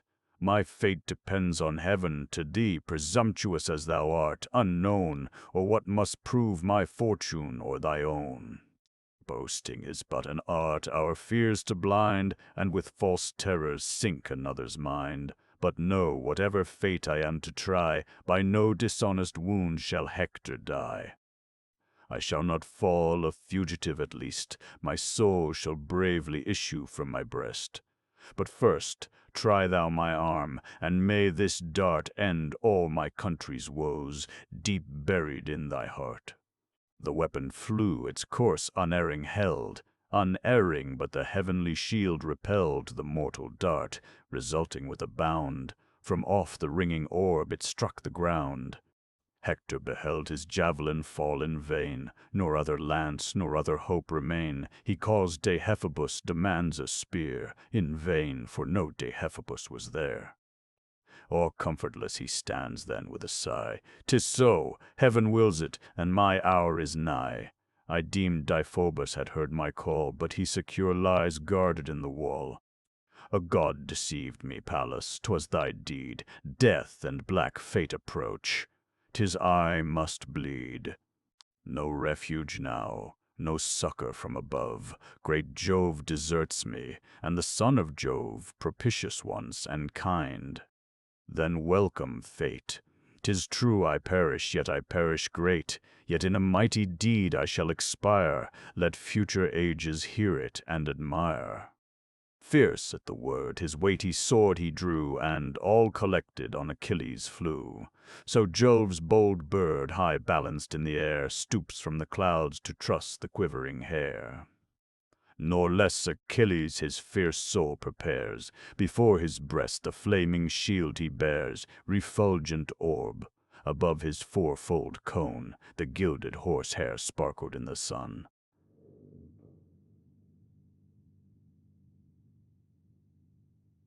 Nodding at every step, Vulcanian frame, and as he moved his figure seemed on flame.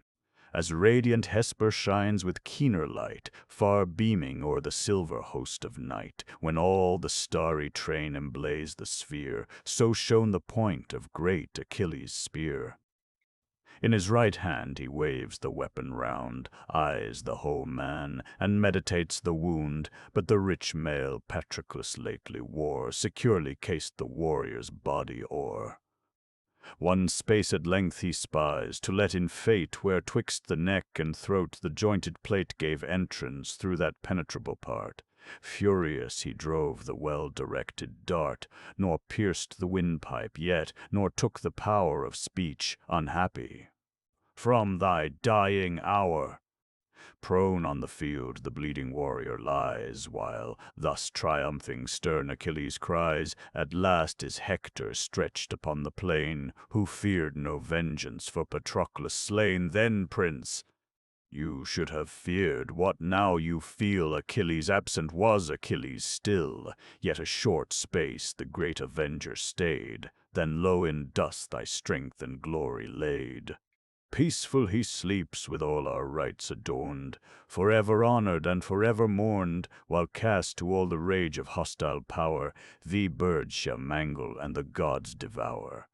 Then Hector, fainting at the approach of death, "By thy own soul, by those who gave thee breath, by all the sacred prevalence of prayer, ah, leave me not for Grecian dogs to tear. The common rites of sepulture bestow, to soothe a father's and a mother's woe. Let their large gifts procure an urn at least, and Hector's ashes in his country rest." "No, wretch accursed!" Relentless he replies. Flames, as he spoke, shot flashing from his eyes. "Not those who gave me breath should bid me spare, nor all the sacred prevalence of prayer. Could I myself the bloody banquet join? No, to the dogs that carcass I resign. Should Troy to bribe me bring forth all her store, and giving thousands offer thousands more, should Dardan Priam and his weeping dame drain their whole realm to buy one funeral flame, their Hector on the pile they should not see, nor rob the vultures of one limb of thee." Then thus the chief his dying accents drew: "Thy rage implacable, too well I knew the furies that relentless breast have steeled, and cursed thee with a heart that cannot yield. Yet think, a day will come when fate's decree and angry gods shall wreak this wrong on thee. Phabos and Paris shall avenge my fate, and stretch thee here before the Scaean gate." He ceased.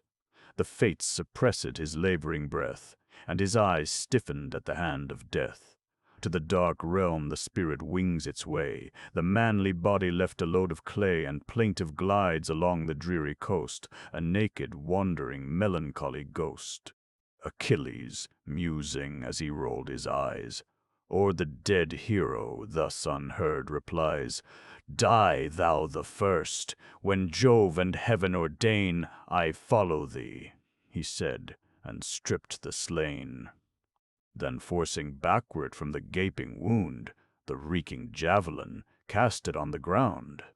The thronging Greeks behold with wondering eyes his manly beauty and superior size, while some, ignobler, the great dead deface, with wounds ungenerous or with taunts disgrace. How changed that Hector, who like Jove of late sent lightning on our fleets and scattered fate! High o'er the slain the great Achilles stands, big-ear with heroes and surrounding bands, and thus aloud, while all the host attends, princes and leaders, countrymen and friends. Since now at length the powerful will of heaven, the dire destroyer to our arm has given, is not Troy fallen already? Haste, ye powers! See if already their deserted towers are left unmanned, or if they yet retain the souls of heroes their great Hector slain. But what is Troy, or glory what to me? Or why reflects my mind on aught but thee, divine Patroclus? Death hath sealed his eyes, unwept, unhonored, uninterred he lies. Can his dear image from my soul depart, long as the vital spirit moves my heart? If in the melancholy shades below the flames of friends and lovers cease to glow, yet mine shall sacred last, mine undecayed, burn on through death, and animate my shade. Meanwhile, ye sons of Greece, in triumph bring the corpse of Hector, and your paeans sing. Be this the song, slow moving toward the shore, Hector is dead, and Iliad is no more. Then his fell soul a thought of vengeance bred, unworthy of himself and of the dead. The nervous ankles bored, his feet he bound, with thongs inserted through the double wound. These fixed up high behind the rolling wain, his graceful head was trailed along the plain. Proud on his car the insulting victor stood, and bore aloft his arms, distilling blood. He smites the steeds, the rapid chariot flies, the sudden clouds of circling dust arise. Now lost is all that formidable air, the face divine, and long descending hair purple the ground, and streaked the sable sand, deformed, dishonored in his native land, given to the rage of an insulting throng, and, in his parents' sight, now dragged along. The mother first beheld, with sad survey, she rent her tresses, venerable gray, and cast far off the regal veils away. With piercing shrieks his bitter fate she moans, while the sad father answers groans with groans. Tears after tears his mournful cheeks o'erflow, and the whole city wears one face of woe, no less than if the rage of hostile fires, from her foundations curling to her spires, o'er the proud citadel at length should rise, and the last blaze send Iliad to the skies. The wretched monarch of the falling state, distracted, presses to the Dardan gate. Scarce the whole people stop his desperate course, while strong affliction gives the feeble force. Grief tears his heart, and drives him to and fro, in all the raging impotence of woe. At length he rolled in dust, and thus begun, imploring all, and naming one by one. Ah! let me go where sorrow calls. I, only I, will issue from your walls. Guide or companion, friends, I ask ye none, and bow before the murderer of my son. My grief perhaps his pity may engage, perhaps at least he may respect my age. He has a father too, a man like me, one not exempt from age and misery, vigorous no more, as when his young embrace begot this pest of me and all my race.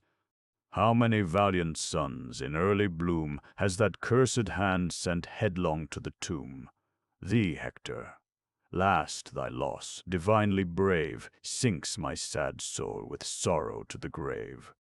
Oh, had thy gentle spirit passed in peace, the son expiring in the sire's embrace, while both thy parents wept the fatal hour, and, bending o'er thee, mixed the tender shower. Some comfort that had been, some sad relief, to melt in full satiety of grief. Thus wailed the father, groveling on the ground, and all the eyes of Iliad streamed around. Amidst her matrons Hecuba appears, a mourning princess and a train in tears. Ah, why has heaven prolonged this hated breath, patient of horrors, to behold thy death, O Hector? Late thy parents' pride and joy, the boast of nations, the defense of Troy, to whom her safety and her fame she owed, her chief, her hero, and almost her god. O fatal change! Become in one sad day a senseless corse, inanimated clay. But not as yet the fatal news had spread to fair Andromache of Hector dead. As yet no messenger had told his fate, not e'en his stay without the Scæan gate. Far in the close recesses of the dome, pensive she plied the melancholy loom. A growing work employed her secret hours, confusedly gay with intermingled flowers. Her fair-haired handmaids heat the brazen urn, the bath preparing for her lord's return. In vain, alas! Her lord returns no more. Unbathed he lies and bleeds along the shore. Now from the walls the clamors reach her ear, and all her members shake with sudden fear. Forth from her ivory hand the shuttle falls, and thus, astonished, to her maids she calls, "The bath!" "Ah, follow me!" she cried. "What plaintive noise invades my ear? 'Tis sure my mother's voice." My faltering knees their trembling frame desert. A pulse unusual flutters at my heart. Some strange disaster, some reverse of fate, ye gods avert it, threats the Trojan state. Far be the omen which my thoughts suggest, but much I fear my Hector's dauntless breast confronts Achilles, chased along the plain, shut from our walls. I fear him slain. Safe in the crowd he ever scorned to wait, and sought for glory in the jaws of fate. Perhaps that noble heat has cost his breath, now quenched forever in the arms of death. She spoke, and furious with distracted pace, fears in her heart and anguish in her face, flies through the dome, the maids her steps pursue, and mounts the walls and sends around her view. Too soon her eyes the killing object found, the godlike Hector dragged along the ground. A sudden darkness shades her swimming eyes. She faints, she falls, her breath, her color flies. Her hair's fair ornaments, the braids that bound, the net that held them, and the wreath that crowned, the veil and diadem flew far away, the gift of Venus on her bridal day. Around a train of weeping sisters stands, to raise her sinking with assistant hands. Scarce from the verge of death recalled, again she faints, or but recovers to complain. And Roma, fainting on the wall. O wretched husband of a wretched wife, born with one fate to one unhappy life. For sure one star its baneful beam displayed on Priam's roof and Hippoplacia's shade. From different parents, different climes we came, at different periods, yet our fate the same. Why was my birth to great Etesian owed, and why was all that tender care bestowed? Would I had never been!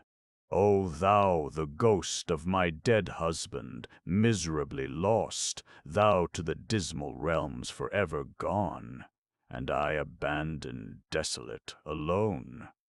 An only child, once comfort of my pains, sad product now of hapless love, remains. No more to smile upon his sire, no friend to help him now, no father to defend. For should he 'scape the sword, the common doom, what wrongs attend him, and what griefs to come? Even from his own paternal roof expelled, some stranger plows his patrimonial field. The day that to the shades the father sends robs the sad orphan of his father's friends. He, wretched outcast of mankind, appears forever sad, forever bathed in tears. Amongst the happy, unregarded, he hangs on the robe or trembles at the knee, while those his father's former bounty fed nor reach the goblet, nor divide the bread, the kindest but his present wants allay, to leave him wretched the succeeding day. Frugal compassion! Heedless they who boast both parents still, nor feel what he has lost, shall cry, "Begone!" Thy father feasts not here, the wretch obeys, retiring with a tear. Thus wretched, thus retiring all in tears, to my sad soul Astyanax appears. forced by repeated insults to return, and to his widowed mother vainly mourn, he who with tender delicacy bred, with princes sported, and on dainties fed, and when still evening gave him up to rest, sunk soft in down upon the nurse's breast, what must he not? Whom Ilion calls Astyanax, from her well-guarded walls is now that name no more, unhappy boy, since now no more thy father guards his Troy. But thou, my Hector, liest exposed in air, far from thy parents' and thy consort's care, whose hand in vain, directed by her love, the martial scarf and robe of triumph wove. Now to devouring flames be these a prey, useless to thee from this accursed day. Yet let the sacrifice at least be paid, an honor to the living, not the dead. So spake the mournful dame, her matrons hear, sigh back her sighs, and answer tear with tear. Book 23. Argument. Funeral games in honor of Patroclus. Achilles and the Myrmidons do honors to the body of Patroclus. After the funeral feast he retires to the seashore, where, falling asleep, the ghost of his friend appears to him, and demands the rites of burial. The next morning the soldiers are sent with mules and wagons to fetch wood for the pyre. The funeral procession, and the offering their hair to the dead. Achilles sacrifices several animals, and lastly 12 Trojan captives at the pile, then sets fire to it. He pays libations to the winds, which at the instance of Iris rise and raise the flames. When the pile has burned all night, they gather the bones, place them in an urn of gold, and raise the tomb. Achilles institutes the funeral games, the chariot race, the fight of the cestus, the wrestling, the foot race, the single combat, the discus, the shooting with arrows, the darting the javelin, the various descriptions of which, and the various success of the several antagonists, make the greatest part of the book. In this book ends the 30th day. The night following, the ghost of Patroclus appears to Achilles. The 31st day is employed in felling the timber for the pile, the 32nd in burning it, and the 33rd in the games. The scene is generally on the seashore. Thus humbled in the dust, the pensive train through the sad city mourned her hero slain. The body soiled with dust and black with gore lies on broad Hellespont's resounding shore. The Grecians seek their ships and clear the strand all, but the martial Myrmidonian band, these yet assembled great Achilles holds, and the stern purpose of his mind unfolds. Not yet, my brave companions of the war, release your smoking coursers from the car, but, with his chariot each in order led, perform due honors to Patroclus dead. Ere yet from rest or food we seek relief, some rites remain, to glut our rage of grief. The troops obeyed, and thrice in order led Achilles first their coursers round the dead, and thrice their sorrows and laments renew. Tears bathe their arms, and tears the sands bedew. For such a warrior, Thetis aids their woe, melts their strong hearts, and bids their eyes to flow. But chief Pelides, thick succeeding sighs burst from his heart, and torrents from his eyes. His slaughtering hands, yet red with blood, he laid on his dead friend's cold breast, and thus he said, "All hail, Patroclus! Let thy honored ghost hear, and rejoice on Pluto's dreary coast. Behold!" Achilles' promise is complete, the bloody Hector stretched before thy feet. Lo! To the daubs his carcass I resign, and 12 sad victims of the Trojan line, sacred to vengeance, instant shall expire, their lives effused around thy funeral pyre. Gloomy, he said, and horrible to view, before the bier the bleeding Hector threw, prone on the dust. The Myrmidons around unbraced their armor, and the steeds unbound. All to Achilles' sable ship repair, frequent and full, the genial feast to share. Now from the well-fed swine black smokes aspire, the bristly victims hissing o'er the fire. The huge ox bellowing falls, with feebler cries, expires the goat, the sheep in silence dies. Around the hero's prostrate body flowed, in one promiscuous stream, the reeking blood. And now a band of Argive monarchs brings the glorious victor to the King of Kings. From his dead friend the pensive warrior went, with steps unwilling, to the regal tent. The attending heralds, as by office bound, with kindled flames the tripod vase surround. To cleanse his conquering hands from hostile gore, they urged in vain, the chief refused and swore. No drop shall touch me, by almighty Jove, the first and greatest of the gods above. Till on the pyre I place thee, till I rear the grassy mound, and clip thy sacred hair. Some ease at least those pious rites may give, and soothe my sorrows while I bear to live. However reluctant as I am, I stay and share your feast. But with the dawn of day, O King of men, it claims thy royal care that grease the warrior's funeral pile prepare, and bid the forests fall. Such rites are paid to heroes slumbering in eternal shade. Then, when his earthly part shall mount in fire, let the lead squadrons to their posts retire. He spoke, they hear him, and the word obey. The rage of hunger and of thirst allay, then ease in sleep the labors of the day. But great Pelides, stretched along the shore, where dashed on rocks the broken billows roar, lies inly groaning, while on either hand the martial myrmidons confusedly stand.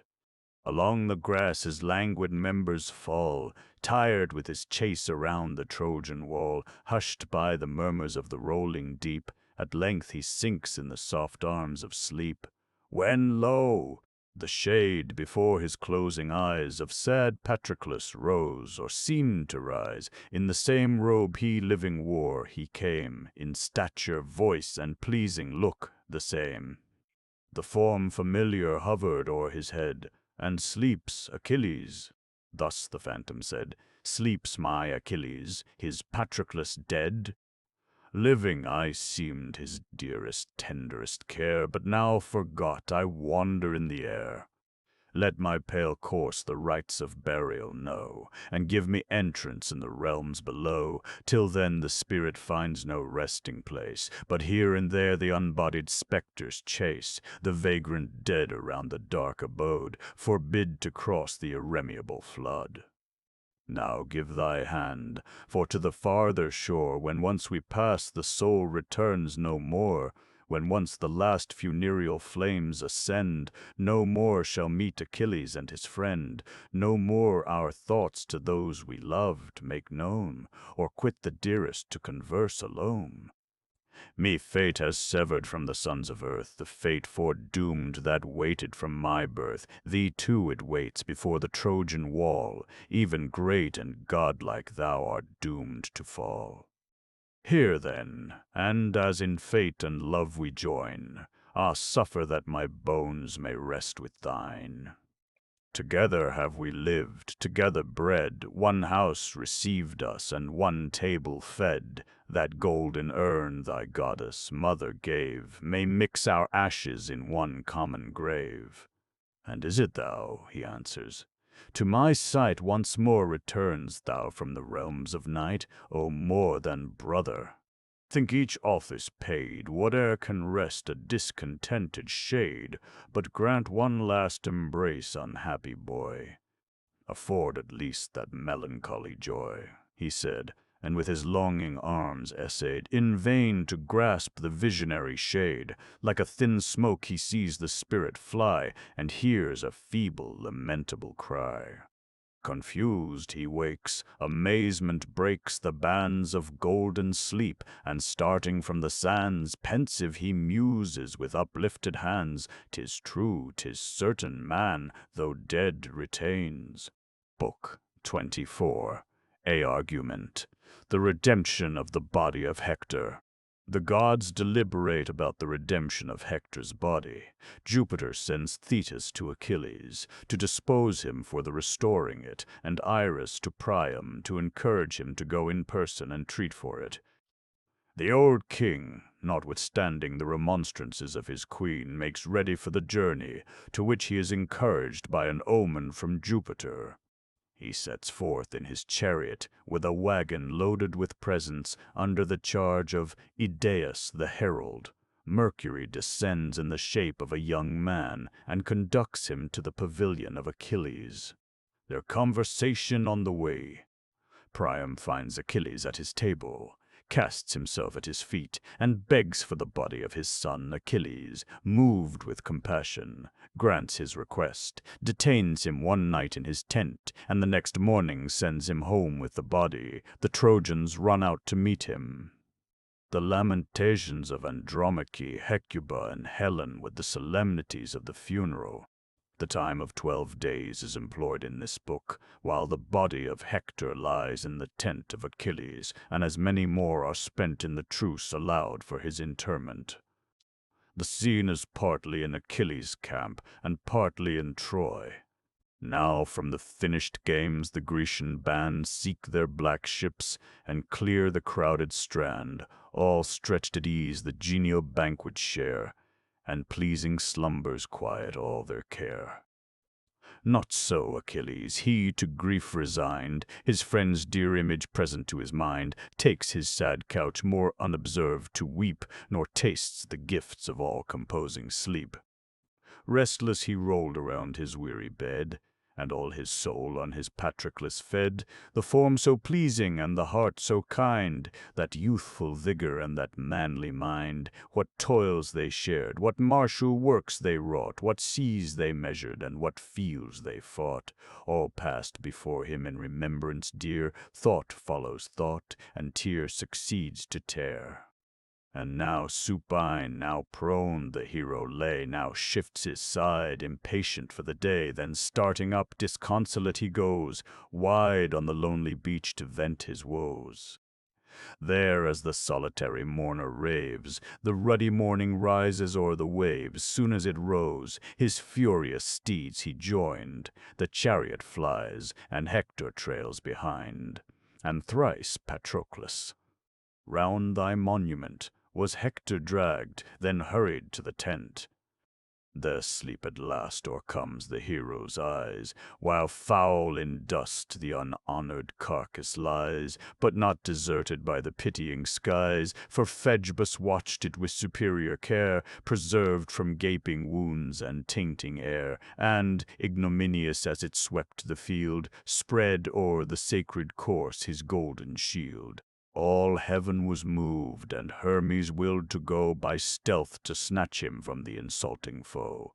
But Neptune this and Pallas this denies, and the unrelenting empress of the skies, ere since that day implacable to Troy, what time young Paris, simple shepherd boy, won by destructive lust.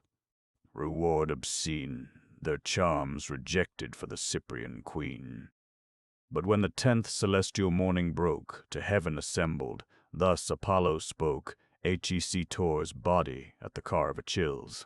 Unpitying powers, how oft each holy fane has Hector tinged with blood of victims slain, and can ye still his cold remains pursue, still grudge his body to the Trojans' view? Deny to consort, mother, son, and sire, the last sad honors of a funeral fire? Is then the dire Achilles all your care? That iron heart, inflexibly severe, a lion, not a man, who slaughters wide, in strength of rage and impotence of pride, who hastes to murder with a savage joy, invades around, and breeds but to destroy. Shame is not of his soul, nor understood, the greatest evil and the greatest good.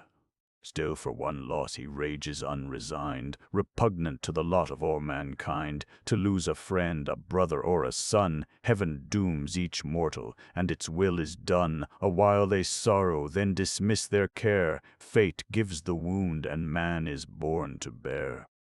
But this insatiate, the commission given by fate exceeds and tempts the wrath of heaven. Lo, how his rage dishonest drags along Hector's dead earth, insensible of wrong. Brave though he be, yet by no reason awed, he violates the laws of man and God. The judgment of Paris.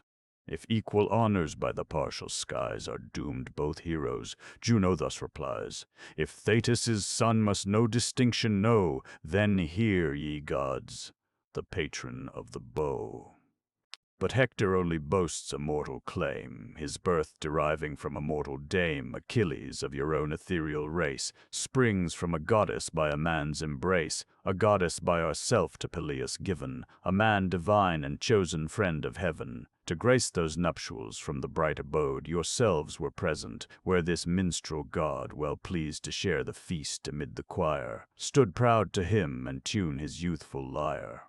Then thus the thunderer checks the imperial dame, let not thy wrath the court of heaven inflame, their merits nor their honors are the same.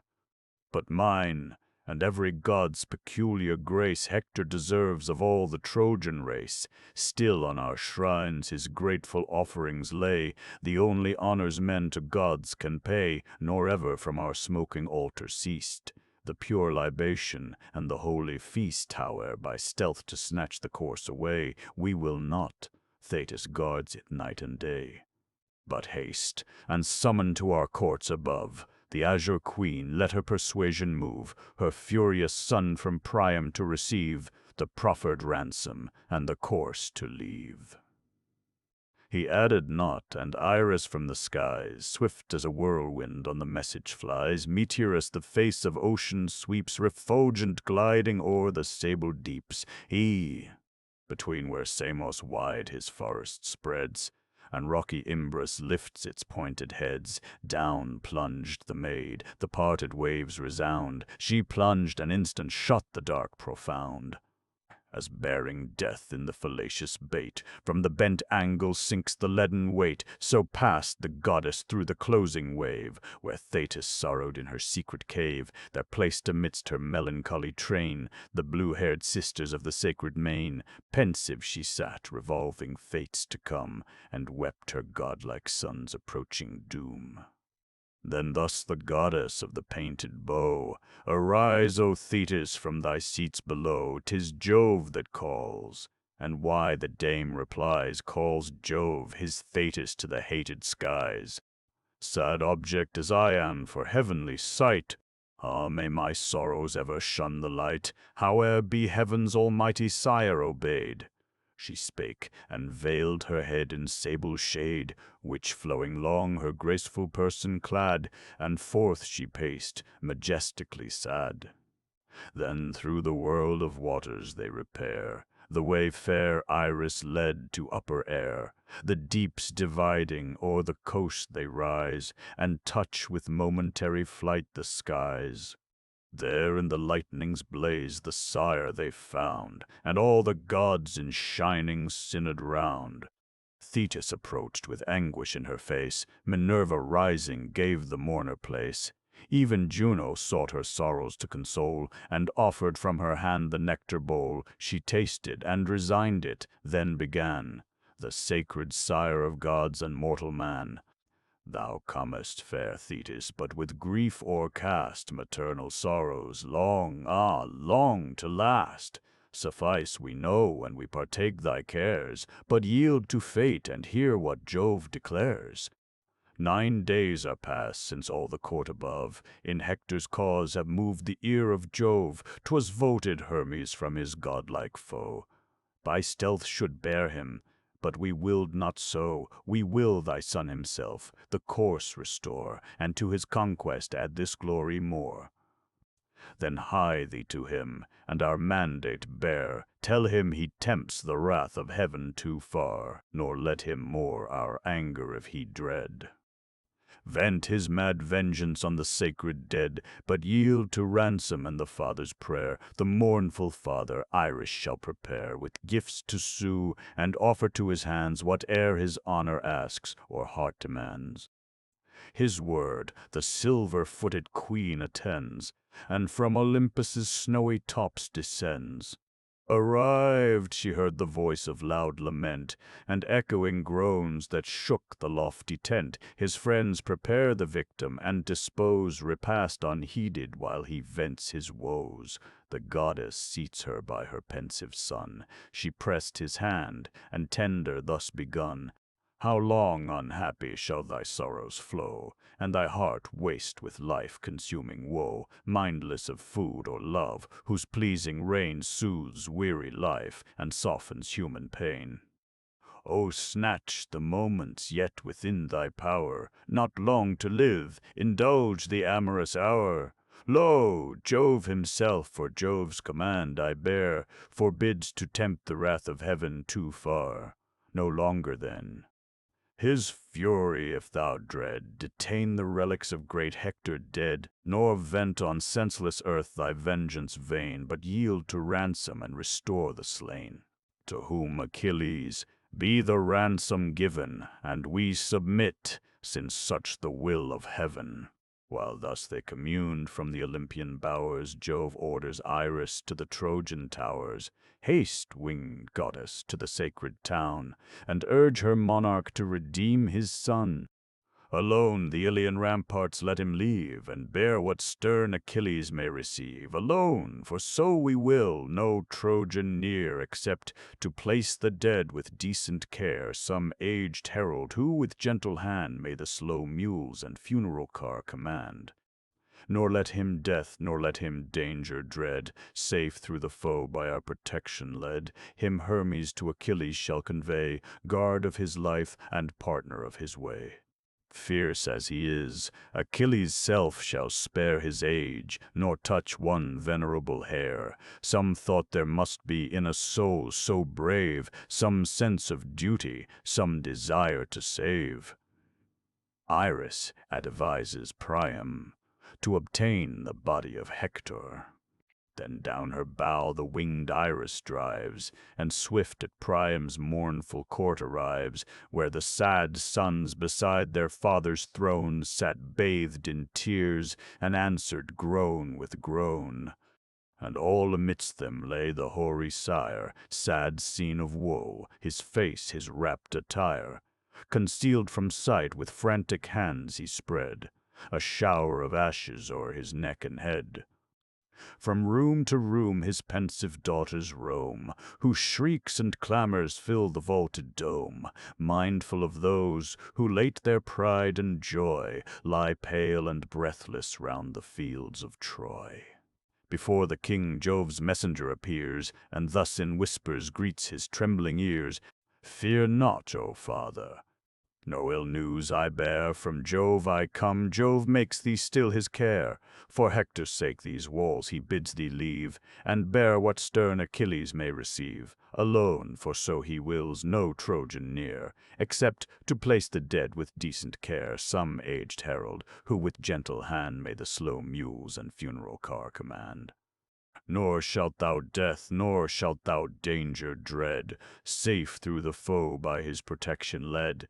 Thee Hermes to Pelides shall convey, guard of thy life, and partner of thy way. Fierce as he is, Achilles' self shall spare thy age, nor touch one venerable hair. Some thought there must be in a soul so brave, some sense of duty, some desire to save." She spoke, and vanished. Priam bids prepare his gentle mules and harness to the car. There for the gifts a polished casket lay, his pious sons the king's command obey.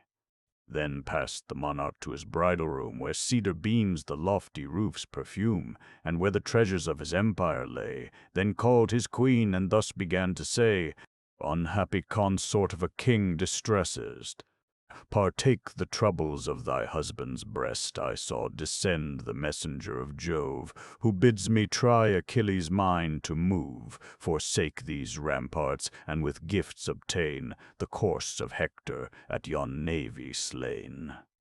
Tell me thy thought, my heart impels to go through hostile camps and bears me to the foe." The hoary monarch thus her piercing cries sad Hecuba renews, and then replies, "Ah, whither wanders thy distempered mind, and where the prudence now that awed mankind? Through Phrygia once and foreign regions known, now all confused, distracted, overthrown, singly to pass through hosts of foes, to face, O heart of steel, the murderer of thy race, to view that deathful eye and wander o'er those hands yet red with Hector's noble gore. Alas, my lord, he knows not how to spare, and what his mercy thy slain sons declare, so brave, so many fallen. To claim his rage, vain were thy dignity and vain thy age. No, pent in this sad palace let us give to grief the wretched days we have to live. Still for Hector let our sorrows flow, born to his own and to his parents' woe. Doomed from the hour his luckless life begun, to dogs, to vultures, and to Peleus' son. Oh! In his dearest blood might I allay my rage, and these barbarities repay. For could Hector merit thus, whose breath expired not meanly in unactive death? He poured his latest blood in manly fight, and fell a hero in his country's right.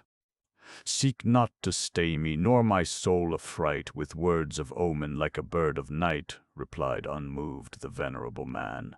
'Tis heaven commands me, and you urge in vain. Had any mortal voice the injunction laid, nor augur, priest, nor seer had been obeyed, a present goddess brought the high command. I saw, I heard her, and the word shall stand. I go, ye gods, obedient to your call. If in yon camp your powers have doomed my fall, content, by the same hand let me expire. Add to the slaughtered son the wretched sire. One cold embrace at least may be allowed, and my last tears flow mingled with his blood.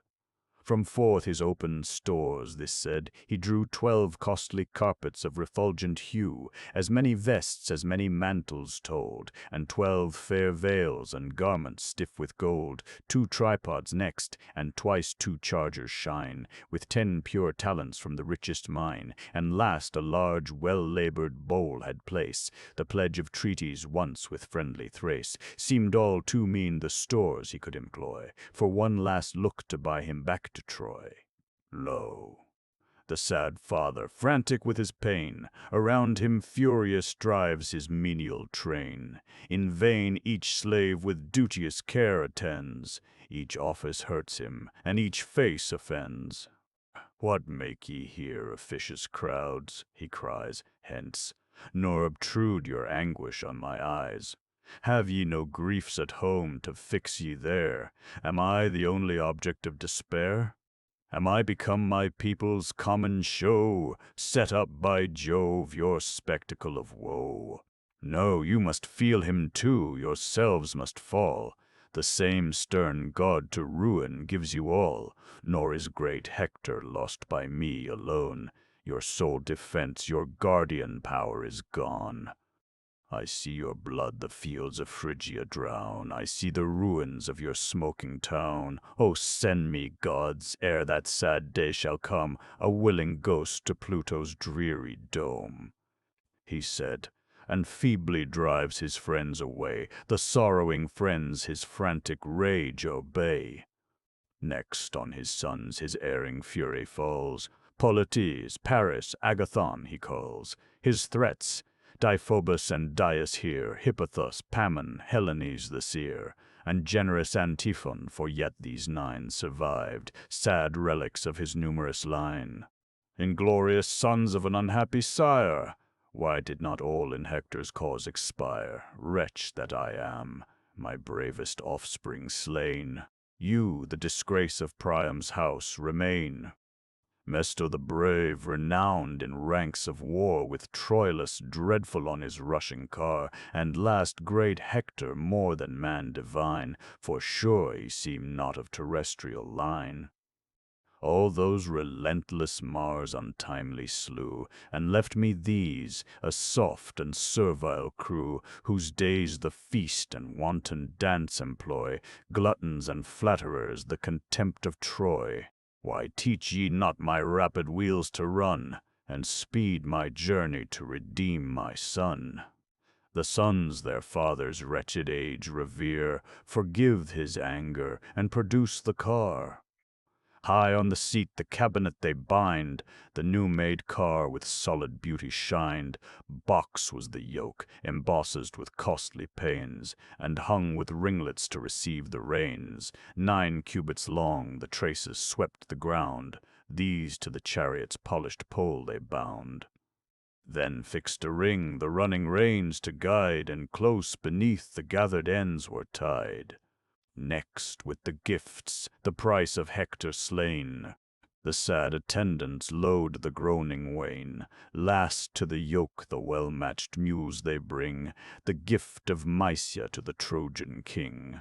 But the fair horses, long his darling care, himself received and harnessed to his car. Grieved as he was, he not this task denied. The hoary herald helped him at his side. While careful these the gentle coursers joined, sad Hecuba approached with anxious mind, a golden bowl that foamed with fragrant wine, libation destined to the power divine. Held in her right before the steed she stands, and thus consigns it to the monarch's hands. Take this, and pour to Jove, that safe from harms his grace restore thee to our roof and arms.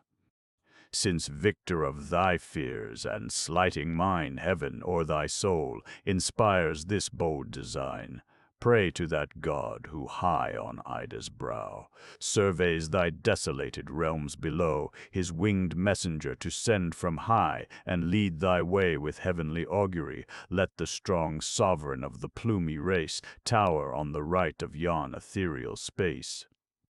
That sign beheld and strengthened from above, boldly pursue the journey marked by Jove. But if the god his augury denies, suppress thy impulse, nor reject advice. "'Tis just," said Priam, "to the sire above, to raise our hands, for who so good as Jove?" He spoke, and bade the attendant handmaid bring the purest water of the living spring. Her ready hands the ewer and basin held, then took the golden cup his queen had filled. On the mid-pavement pours the rosy wine, uplifts his eyes and calls the power divine. O first and greatest, heaven's imperial lord, on lofty Ida's holy hill adored, to stern Achilles now direct my ways, and teach him mercy when a father prays. If such thy will, dispatch from yonder sky thy sacred bird, celestial augury. Let the strong sovereign of the plumy race tower on the right of yon ethereal space. So shall thy suppliant, strengthened from above, fearless pursue the journey marked by Jove.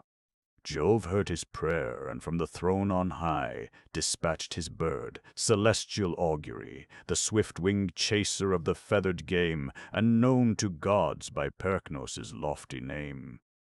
Wide as appears some palace gate displayed, so broad his pinions stretched their ample shade, as stooping Dexter with resounding wings, the imperial bird descends in airy rings. A dawn of joy in every face appears, the mourning matron dries her timorous tears. Swift on his car the impatient monarch sprung, the brazen portal in his passage rung. The mules proceeding draw the loaded wain, charged with the gifts Idaeus holds the rein. The king himself his gentle steeds controls, and through surrounding friends the chariot rolls. On his slow wheels the following people wait, mourn at each step and give him up to fate. With hands uplifted eye him as he passed, and gaze upon him as they gazed their last. Now forward fares the father on his way, through the lone fields and back to Ilion they. Great Jove beheld him as he crossed the plain, and felt the woes of miserable man. Then thus to Hermes, thou whose constant cares still succor mortals and attend their prayers, behold an object to thy charge consigned. If ever pity touch thee for mankind, go guard the sire, the observing foe prevent, and safe conduct him to Achilles' tent. The god obeys, his golden pinions binds, and mounts incumbent on the wings of winds, that high through fields of air his flight sustain, o'er the wide earth and o'er the boundless main, then grasps the wand that causes sleep to fly, or in soft slumbers seals the wakeful eye. Thus armed, swift Hermes steers his airy way, and stoops on Hellespont's resounding sea. A beauteous youth, majestic and divine, he seemed fair offspring of some princely line. Now twilight veiled the glaring face of day, and clad the dusky fields in sober gray. What time the herald and the hoary king, their chariots stopping at the silver spring, that circling Ilusa's ancient marble flows, allowed their mules and steeds a short repose. Through the dim shade the herald first espies a man's approach, and thus to Priam cries, "I mark some foe's advance, O king. Beware, this hard adventure claims thy utmost care, for much I fear destruction hovers nigh. Our state asks counsel, is it best to fly, or old and helpless at his feet to fall, two wretched suppliants, and for mercy call?" The afflicted monarch shivered with despair, pale grew his face, and upright stood his hair. Sunk was his heart, his color went and came, a sudden trembling shook his aged frame. When Hermes, greeting, touched his royal hand, and gentle thus accosts with kind demand, "Say whither, father? When each mortal sight is sealed in sleep, thou wanderest through the night. Why roam thy mules and steeds the plains along, through Grecian foes so numerous and so strong? What couldst thou hope, should these thy treasures view, these who with endless hate thy race pursue? For what defense, alas, couldst thou provide, thyself not young, a weak old man thy guide? Yet suffer not thy soul to sink with dread. From me no harm shall touch thy reverend head. From Greece I'll guard thee too, for in those lines the living image of my father shines." "Thy words, that speak benevolence of mind, are true, my son," the godlike sire rejoined. "Great are my hazards, but the gods survey my steps, and send thee, guardian of my way. Hail and be blessed, for scarce of mortal kind appear thy form, thy feature, and thy mind. Nor true are all thy words, nor erring wide," the sacred messenger of heaven replied. "But say, conveyest thou through the lonely plains what yet most precious of thy store remains, to lodge in safety with some friendly hand, prepared, perchance, to leave thy native land?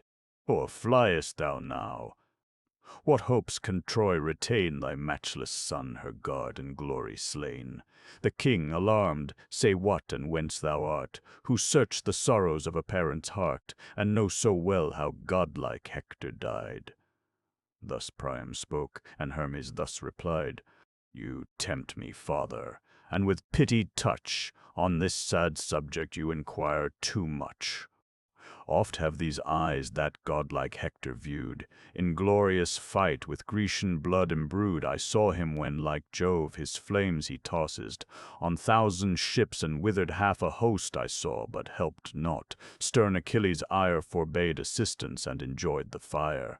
For him I serve, of Myrmidonian race. One ship conveyed us from our native place. Polyctor is my sire, an honored name, old like thyself, and not unknown to fame. Of 7 his sons, by whom the lot was cast, to serve our prince, it fell on me the last. To watch this quarter my adventure falls, for with the morn the Greeks attack your walls. Sleepless they sit, impatient to engage, and scarce their rulers check their martial rage. If then thou art of stern Pelides' train," the mournful monarch thus rejoined again, "ah, tell me truly, where, oh, where are laid my son's dear relics? What befalls him dead? Have dogs dismembered on the naked plains, or yet unmangled rest his cold remains?" "O favored of the skies," thus answered then the power that mediates between God and men, "nor dogs nor vultures have thy Hector rent, but whole he lies, neglected in the tent. This the 12th evening since he rested there, untouched by worms, untainted by the air. Still as Aurora's ruddy beam is spread, round his friend's tomb Achilles drags the dead, yet undisfigured or in limb or face, all fresh he lies with every living grace, majestical in death. No stains are found o'er all the corse, and closed is every wound, though many a wound they gave. Some heavenly care, some hand divine preserves him ever fair, or all the host of heaven, to whom he led a life so grateful, still regard him dead. Thus spoke to Priam the celestial guide, and joyful thus the royal sire replied, "Blessed is the man who pays the gods above the constant tribute of respect and love. Those who inhabit the Olympian bower my son forgot not in exalted power, and heaven that every virtue bears in mind, even to the ashes of the just is kind.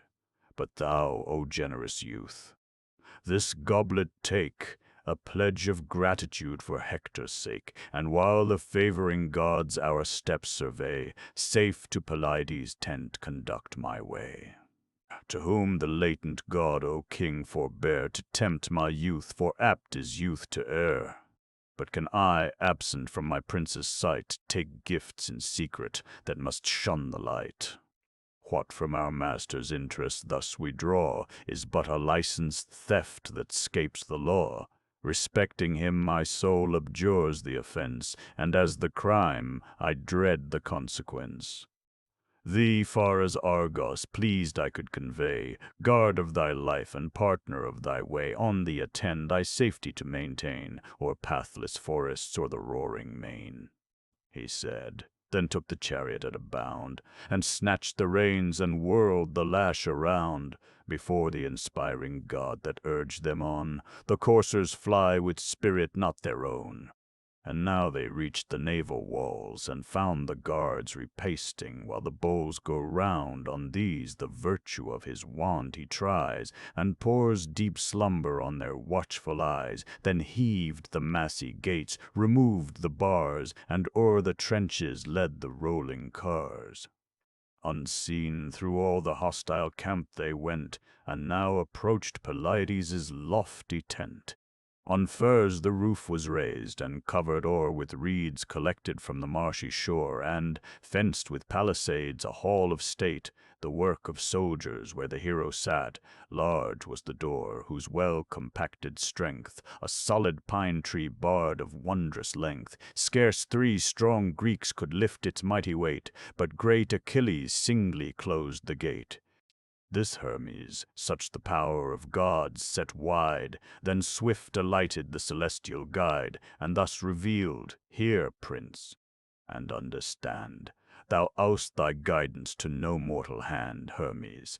I am, descended from above, the king of arts, the messenger of Jove. Farewell. To shun Achilles' sight I fly. Uncommon are such favors of the sky, nor stand confessed to frail mortality. Now fearless enter, and prefer thy prayers. Adjure him by his father's silver hairs, his son, his mother. Urge him to bestow whatever pity that stern heart can know." Thus having said, he vanished from his eyes, and in a moment shot into the skies. The king, confirmed from heaven, alighted there, and left his aged herald on the car. With solemn pace through various rooms he went, and found Achilles in his inner tent. There sat the hero, Alcimus the brave, and great Automedon attendance gave. These served his person at the royal feast. Around, at awful distance, stood the royal feast. Around, at awful distance, stood the rest. Unseen by these, the king his entry made, and, prostrate now before Achilles laid, sudden a venerable sight appears, embraced his knees, and bathed his hands in tears.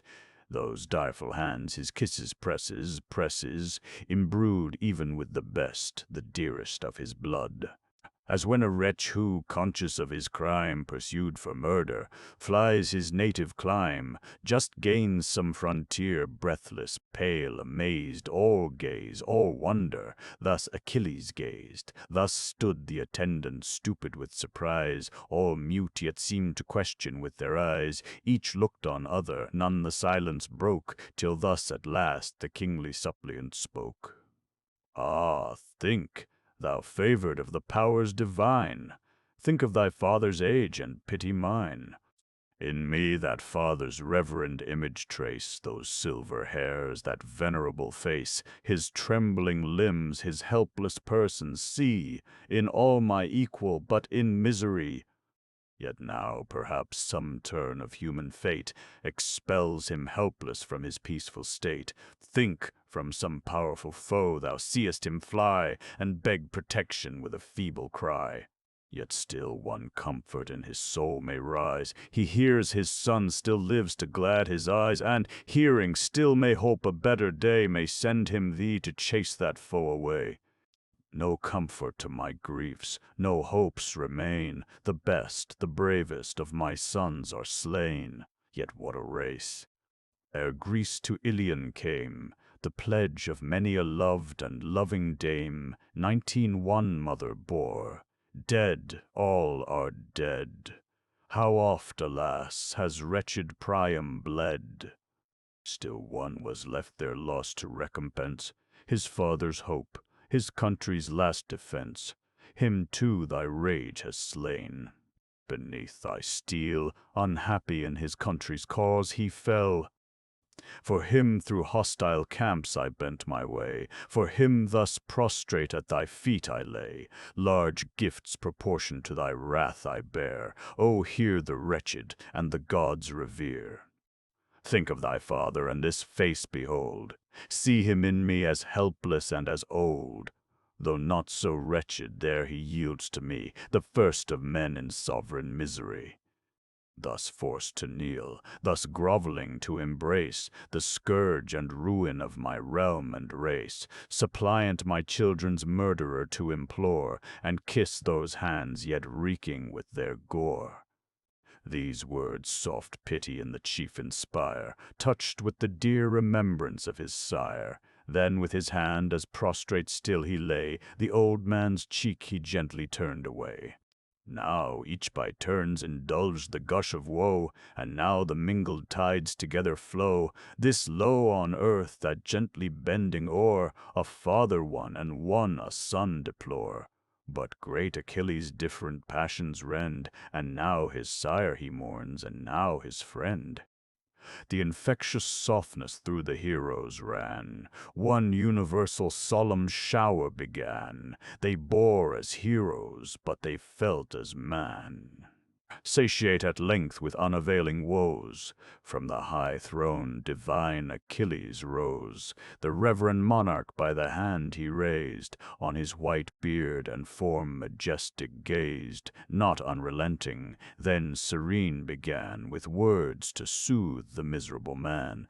Alas, what weight of anguish hast thou known, unhappy prince? Thus guardless and alone to pass through foes, and thus undaunted face the man whose fury has destroyed thy race.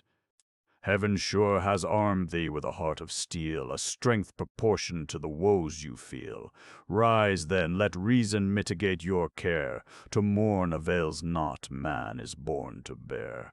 Such is, alas, the gods' severe decree. They, only they are blessed, and only free. 2 urns by Jove's high throne have ever stood, the source of evil one, and one of good. From thence the cup of mortal man he fills, blessings to these, to those distributes ill. To most he mingles both, the wretch decreed. To taste the bad unmixed is cursed indeed. Pursued by wrongs, by meager famine driven, he wanders, outcast both of earth and heaven. The happiest taste not happiness sincere, but fine the cordial draught is dashed with care. Who more than Peleus shone in wealth and power? What stars concurring blessed his natal hour? A realm a goddess to his wishes given, graced by the gods with all the gifts of heaven. One evil yet o'ertakes his latest day, no race succeeding to imperial sway, an only son, and he, alas, ordained to fall untimely in a foreign land. See him, in Troy, the pious care decline of his weak age, to live the curse of thine. Thou too, old man, hast happier days beheld, in riches once, in children once excelled, extended Phrygia owned thy ample reign, and all fair Lesbos' blissful seats contain, and all wide Hellespont's unmeasured main. But since the god his hand has pleased to turn, and fill thy measure from his bitter urn, what sees the sun but hapless heroes' falls? War and the blood of men surround thy walls. What must be, must be. Bear thy lot, nor shed these unavailing sorrows o'er the dead. Thou canst not call him from the Stygian shore, but thou, alas, mayest live to suffer more. To whom the king, O favored of the skies, here let me grow to earth, since Hector lies on the bare beach, deprived of obsequies. O give me Hector! To my eyes restore his course, and take the gifts I ask no more. Thou, as thou mayest, these boundless stores enjoy, safe mayest thou sail and turn thy wrath from Troy, so shall thy pity and forbearance give a weak old man to see the light and live.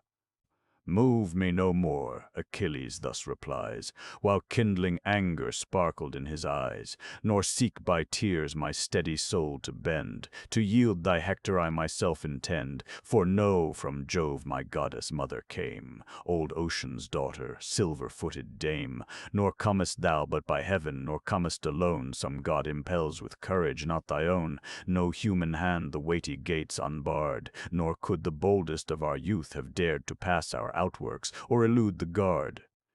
Cease, lest, neglectful of high Jove's command, I show thee, king. Thou treadst on hostile land, release my knees, thy suppliant arts give o'er, and shake the purpose of my soul no more. The sire obeyed him, trembling and Arad. Achilles, like a lion, rushed abroad, Automedon and Alcimus attend, whom most he honored since he lost his friend. These to unyoke the mules and horses went, and led the hoary herald to the tent. Next, heaped on high, the numerous presents bear great Hector's ransom from the polished car. 2 splendid mantles and a carpet spread, they leave to cover and enwrap the dead. Then call the handmaids with assistant toil to wash the body and anoint with oil, apart from Priam, lest the unhappy sire, provoked to passion, once more roused to ire. The stern Pelides, and nor sacred age, nor Jove's command, should check the rising rage. This done, the garments o'er the corse they spread. Achilles lifts it to the funeral bed. Then, while the body on the car they laid, he groans and calls on loved Patroclus' shade. If, in that gloom which never light must know, the deeds of mortals touch the ghosts below, O friend, forgive me that I thus fulfill, restoring Hector heaven's unquestioned will. The gifts the Father gave be ever thine, to grace thy manes and adorn thy shrine, he said, and entering took his seat of state, where full before him reverend Priam sate, to whom composed the godlike chief begun, Lo, to thy prayer restored thy breathless son, extended on the funeral couch he lies, and soon as morning paints the eastern skies, the sight is granted to thy longing eyes. But now the peaceful hours of sacred night demand reflection, and to rest invite, nor thou, O Father, thus consumed with woe, the common cares that nourish life forego.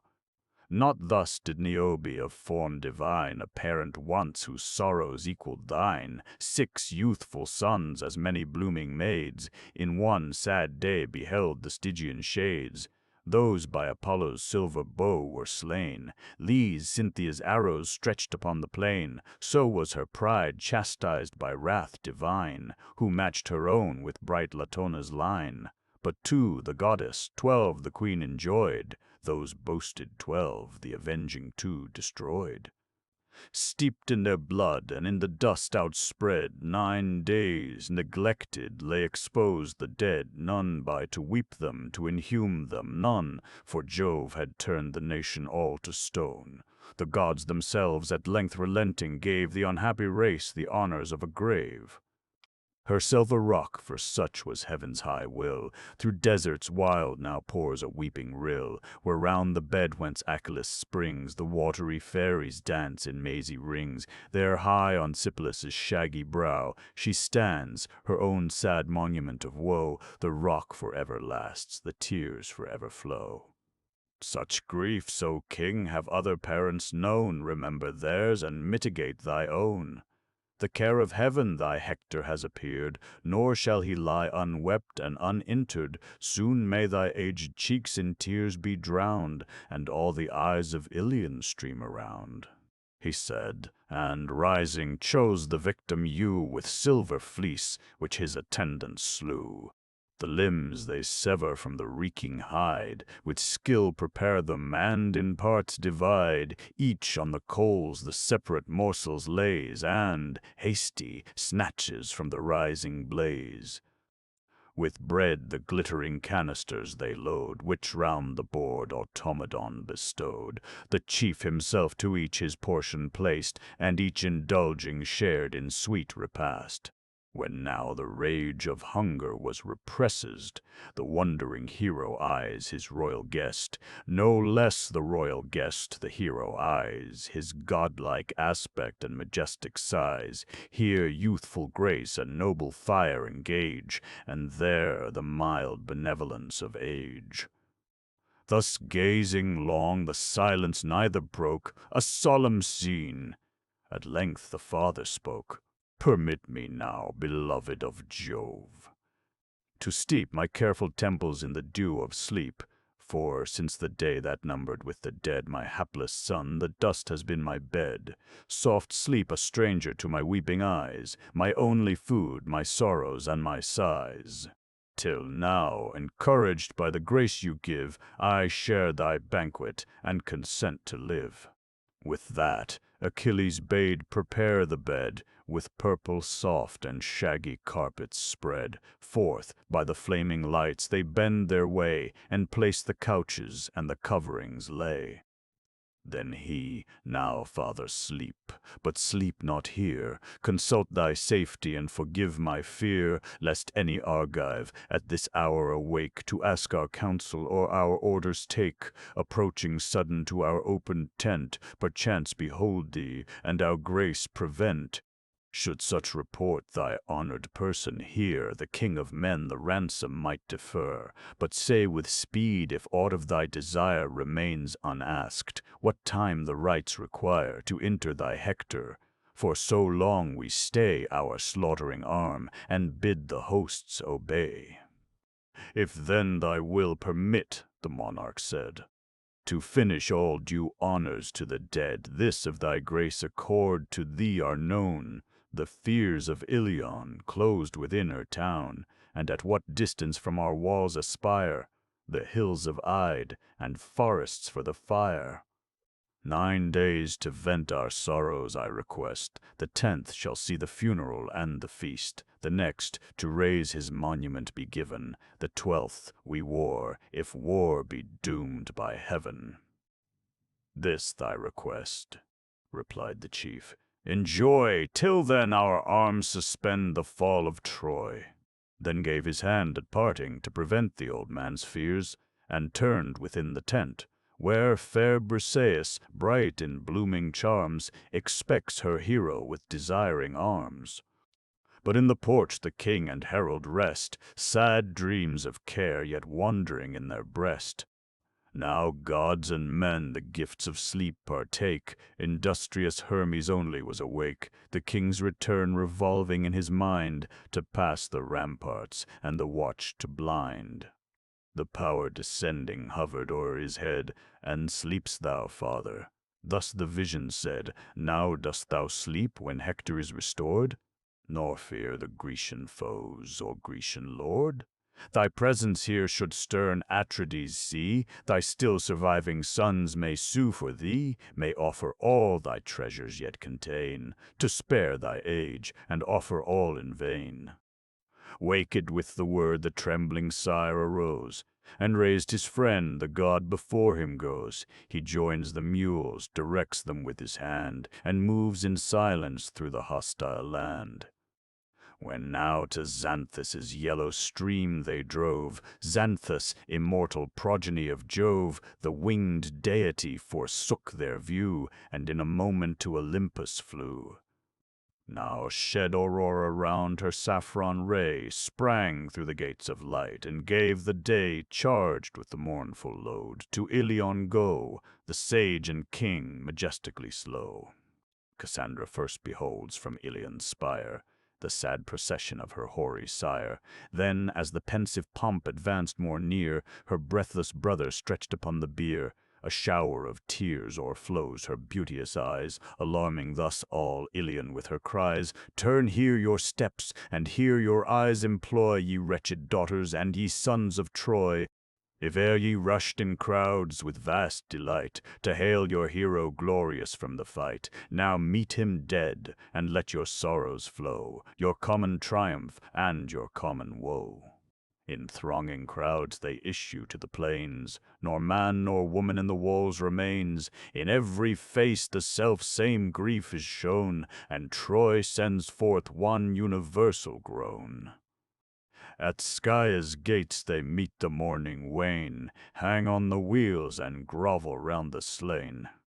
The wife and mother, frantic with despair, kiss his pale cheek and rend their scattered hair. Thus wildly wailing at the gates they lay, and there had sighed and sorrowed out the day. But godlike Priam from the chariot rose. "Forbear," he cried, "this violence of woes, then pour your boundless sorrows o'er the dead."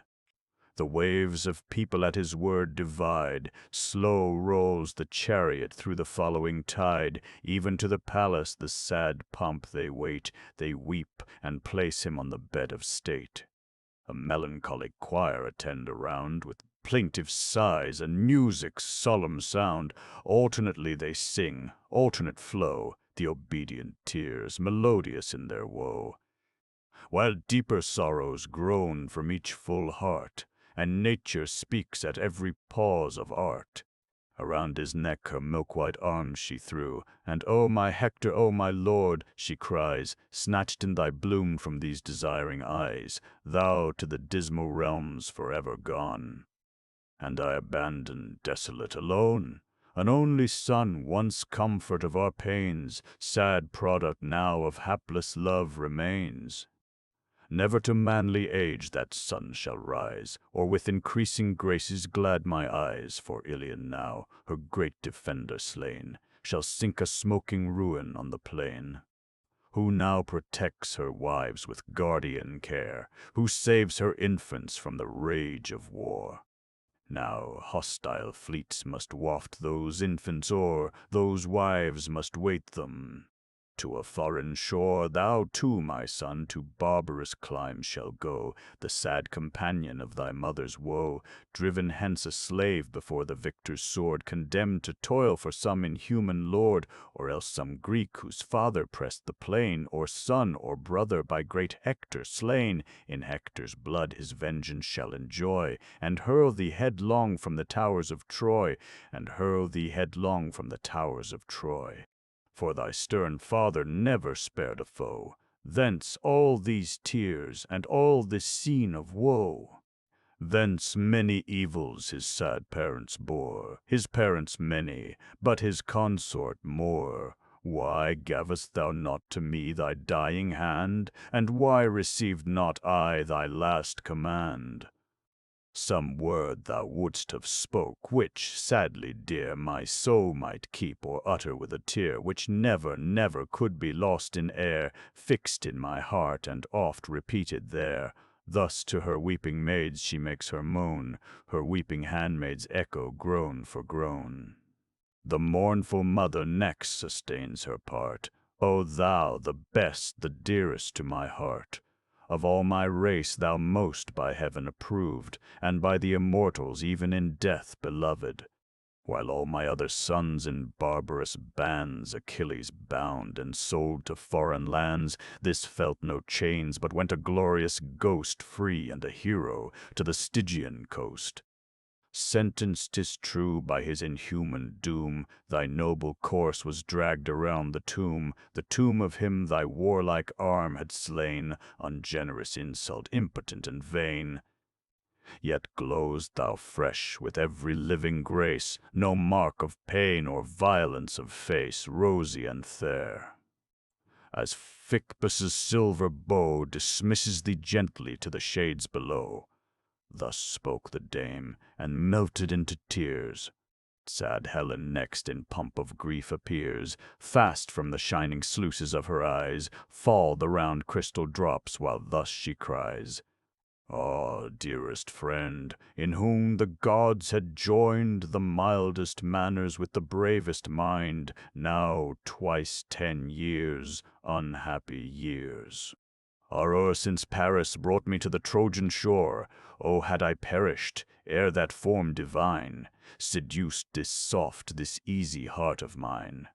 Yet was it ne'er my fate from thee to find a deed ungentle or a word unkind.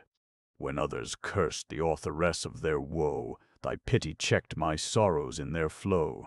If some proud brother eyed me with disdain, or scornful sister with her sweeping train, thy gentle accents softened all my pain.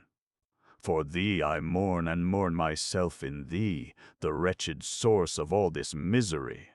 The fate I caused forever I bemoan. Sad Helen has no friend, now thou art gone. Through Troy's wide streets abandoned shall I roam, in Troy deserted, as abhorred at home." So spoke the fair with sorrow streaming eye. Distressful beauty melts each stander by. On all around the infectious sorrow grows, but Priam checked the torrent as it rose. "Perform, ye Trojans, what the rites require, and fell the forests for a funeral pyre. 12 days, nor foes, nor secret ambush dread. Achilles grants these honors to the dead."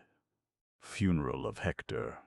He spoke, and at his word the Trojan train, their mules and oxen harnessed to the wain, pour through the gates and felled from Ida's crown, roll back the gathered forests to the town.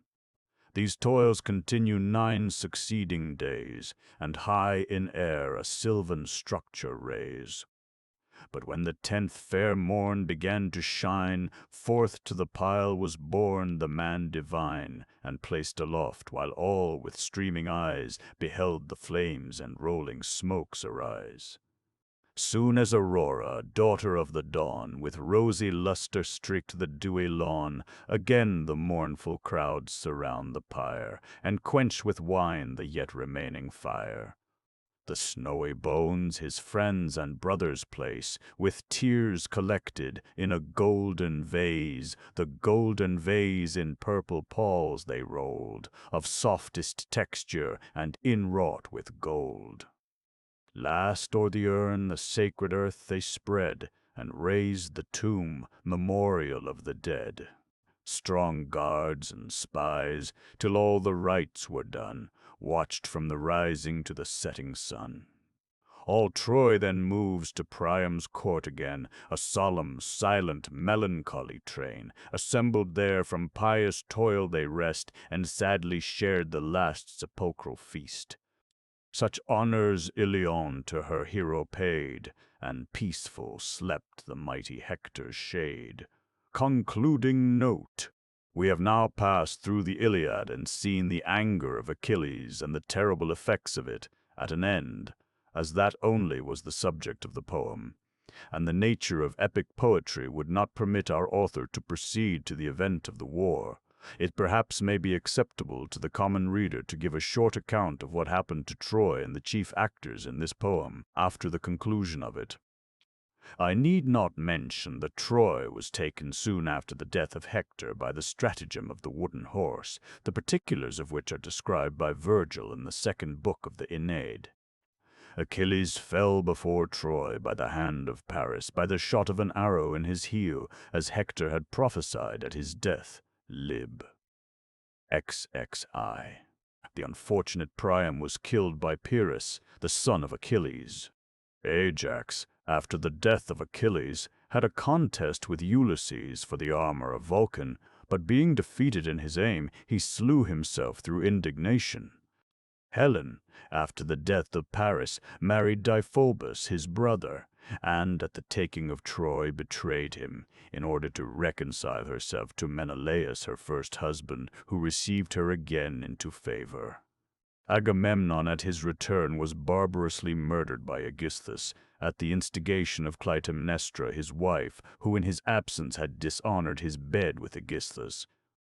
Diomed, after the fall of Troy, was expelled his own country, and scarce escaped with his life from his adulterous wife Aegiale, but at last was received by Daunus in Apulia, and shared his kingdom. It is uncertain how he died.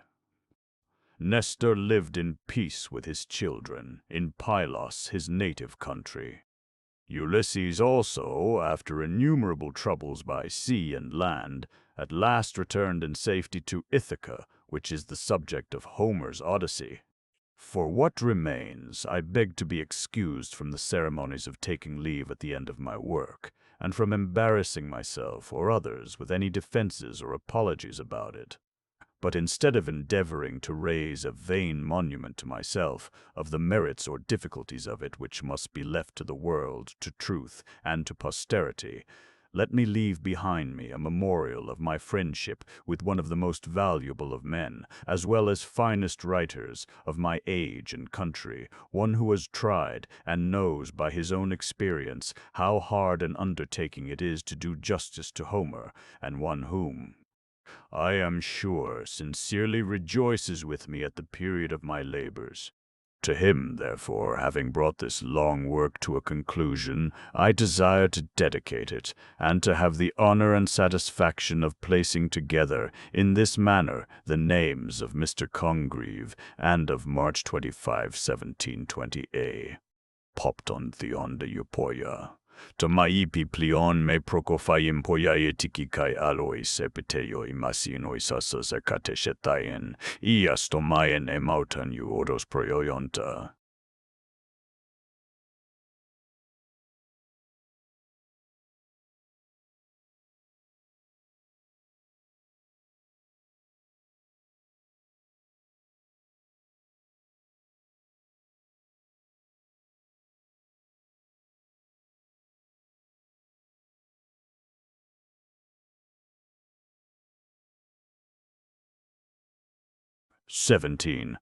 Part 2.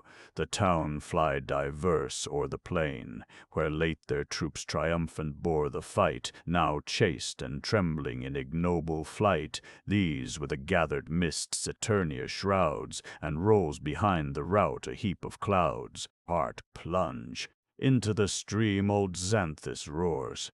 The flashing billows beat the whitened shores, with cries promiscuous all the banks resound, and here and there in eddies whirling round, the flouncing steeds and shrieking warriors drowned. As the scorched locusts from their fields retire, while fast behind them runs the blaze of fire, driven from the land before the smoky cloud, the clustering legions rush into the flood. So, plunged in Xanthus by Achilles' force, roars the resounding surge with men and horse. His bloody lance the hero casts aside, which spreading tamarisks on the margin hide. Then, like a god, the rapid billows braves, armed with his sword, high brandished o'er the waves. Now down he plunges, now he whirls it round. Deep groaned the waters with the dying sound. Repeated wounds the reddening river dyed, and the warm purple circled on the tide. Swift through the foamy flood the Trojans fly, and close in rocks or winding caverns lie. So the huge dolphin, tempesting the main, in shoals before him fly the scaly train. Confusedly heaped they seek their inmost caves, or pant and heave beneath the floating waves. Now, tired with slaughter, from the Trojan band 12 chosen youths he drags alive to land. With their rich belts their captive arms restrains, late their proud ornaments, but now their chains. These his attendants to the ships conveyed, sad victims destined to Patroclus' shade. Then, as once more he plunged amid the flood, the young Lycaon in his passage stood, the son of Priam, whom the heroes hand, but late made captive in his father's land. As from a sycamore his sounding steel lopped the green arms to spoke a chariot wheel, to Lemnos' isle he sold the royal slave, where Jason's son the price demanded gave. But kind Ion, touching on the shore, the ransomed prince to fair Arisbe bore. 10 days were past, since in his father's reign he felt the sweets of liberty again. The next, that God whom men in vain withstand, gives the same youth to the same conquering hand, now never to return. Undoomed to go, a sadder journey to the shades below. His well-known face when great Achilles eyed, the helm and visor he had cast aside with wild affright, and dropped upon the field, his useless lance and unavailing shield, as trembling, panting from the stream he fled, and knocked his faltering knees, the hero said, "Ye mighty gods, what wonders strike my view? Is it in vain our conquering arms subdue? Sure I shall see yon heaps of Trojans killed rise from the shades, and brave me on the field, as now the captive, whom so late I bound and sold to Lemnos, stalks on Trojan ground. Not him the sea's unmeasured deeps detain, that bar such numbers from their native plain. Lo, he returns, try then my flying spear. Try if the grave can hold the wanderer, if earth at length this active prince can seize, earth whose strong grasp has held down Hercules." Thus while he spoke, the Trojan, pale with fears, approached, and sought his knees with suppliant tears, loth as he was to yield his youthful breath, and his soul shivering at the approach of death. Achilles raised the spear, prepared to wound. He kissed his feet extended on the ground, and while above the spear suspended stood, longing to dip its thirsty point in blood, one hand embraced them close, one stopped the dart, while thus these melting words attempt his heart.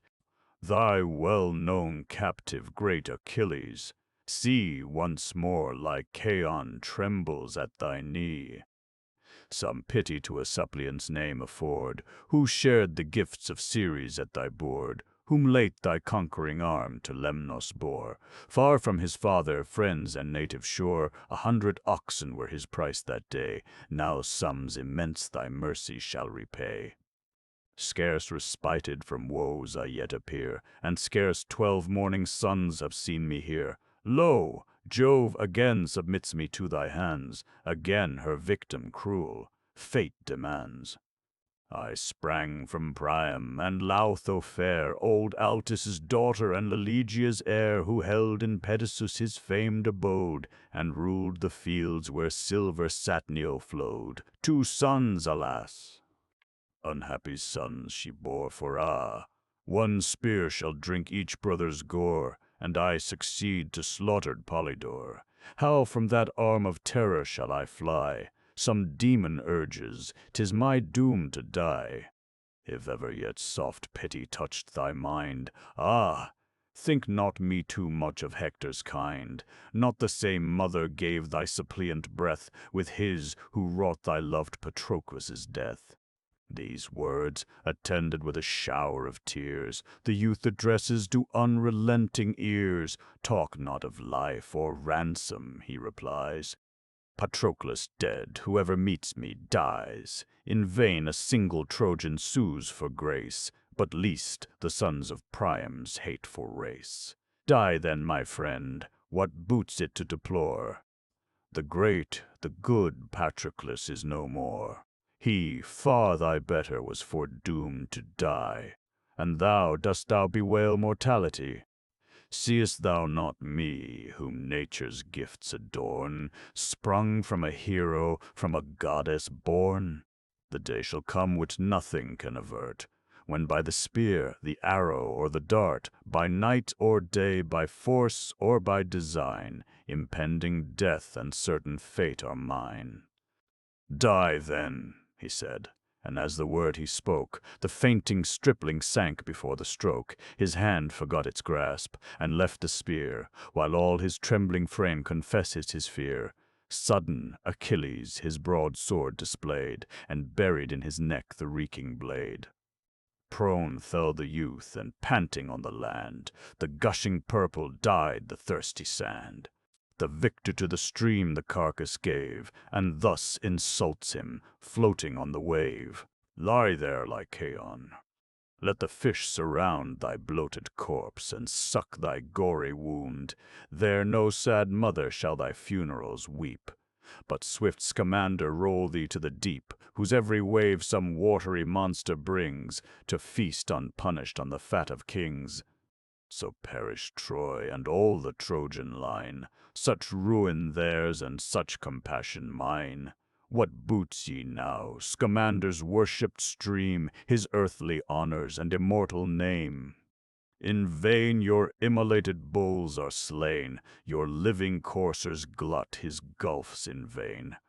Thus he rewards you with this bitter fate. Thus, till the Grecian vengeance is complete, thus is atoned Patroclus's honored shade, and the short absence of Achilles paid. These boastful words provoked the raging god, with fury swells the violated flood. What means divine may yet the power employ, to check Achilles and to rescue Troy? Meanwhile the hero springs in arms to dare the great Asteropaeus to mortal war, the son of Pelagon, whose lofty line flows from the source of Axius, stream divine. Fair Peribaea's love the god had crowned, with all his refluent waters circled round. On him Achilles rushed, he fearless stood, and shook two spears, advancing from the flood. The flood impelled him on Pelides' head, to avenge his waters choked with heaps of dead. Near as they drew, Achilles thus began, "What art thou, boldest of the race of man? Who or from whence? Unhappy is the sire whose son encounters our resistless ire." "O son of Peleus, what avails to trace," replied the warrior, "our illustrious race? From rich Paeonia's valleys I command, armed with portended spears, my native band. Now shines the 10th bright morning since I came, in aid of Ilion to the fields of fame. Axius, who swells with all the neighboring rills, and wide around the floated region fills, begot my sire, whose spear much glory won. Now lift thy arm, and try that hero's son." Threatening, he said, the hostile chiefs advance. At once Asteropaeus discharged each lance, for both his dexterous hands the lance could wield. One struck, but pierced not, the Vulcanian shield. One raised Achilles' hand, the spouting blood spun forth. In earth the fastened weapon stood. Like lightning next the Pelian javelin flies, its erring fury hisses along the skies. Deep in the swelling bank was driven the spear, even to the middle earth, and quivered there. Then from his side the sword Pelides drew, and on his foe with double fury flew. The foe thrice tugged and shook the rooted wood. Repulsive of his might the weapon stood. The fourth he tries to break the spear in vain. Bent as he stands he tumbles to the plain. His belly opened with a ghastly wound. The reeking entrails pour upon the ground. Beneath the hero's feet he panting lies, and his eye darkens and his spirit flies, while the proud victor thus triumphing said, his radiant armor tearing from the dead, "So ends thy glory, such the fate they prove, who strive presumptuous with the sons of Jove. Sprung from a river didst thou boast thy line? But great Saturnius is the source of mine. How durst thou vaunt thy watery progeny? Of Peleus, Acus, and Jove am I. The race of these superior far to those, as he that thunders to the stream that flows. What rivers can Scamander might have shown, But Jove he dreads, nor wars against his son. Even Achilles might contend in vain, and all the roaring billows of the main. The eternal ocean from whose fountains flow the seas, the rivers, and the springs below, the thundering voice of Jove abhors to hear, and in his deep abysses shakes with fear. He said. Then from the bank his javelin tore, and left the breathless warrior in his gore. The floating tides the bloody carcass lave, and beat against it, wave succeeding wave, till, rolled between the banks, it lies the food of curling eels and fishes of the flood. All scattered round the stream, their mightiest slain. The amazed Paeonians scour along the plain. He vents his fury on the flying crew. Thrasius, Astyplus, and Menessus slew. Mydon, Thersilochus with Aeneas fell, and numbers more his lance had plunged to hell. But from the bottom of his gulfs profound Scamander spoke. The shores returned the sound. O first of mortals, for the gods are thine, in valor matchless and in force divine. If Jove have given thee every Trojan head, 'tis not on me thy rage should heap the dead. See, my choked streams no more their course can keep, nor roll their wonted tribute to the deep. Turn then, impetuous, from our injured flood, content thy slaughters could amaze a god. In human form confessed before his eyes, the river thus, and thus the chief replies, O sacred stream, thy word we shall obey, but not till Troy the destined vengeance pay, not till within her towers the perjured train shall pant and tremble at our arms again, not till proud Hector, guardian of her wall, or stain this lance, or see Achilles fall. He said, and drove with fury on the foe. Then to the godhead of the silver bow the yellow flood began. O son of Jove! Was not the mandate of the sire above full and express, that Phoebus should employ his sacred arrows in defense of Troy, and make her conquer till Hyperion's fall in awful darkness hide the face of all? He spoke in vain. The chief, without dismay, plows through the boiling surge his desperate way. Then rising in his rage above the shores, from all his deep the bellowing river roars, huge heaps of slain disgorges on the coast, and round the banks the ghastly dead are tossed. While all before the billows ranged on high, a watery bulwark, screen the bands who fly.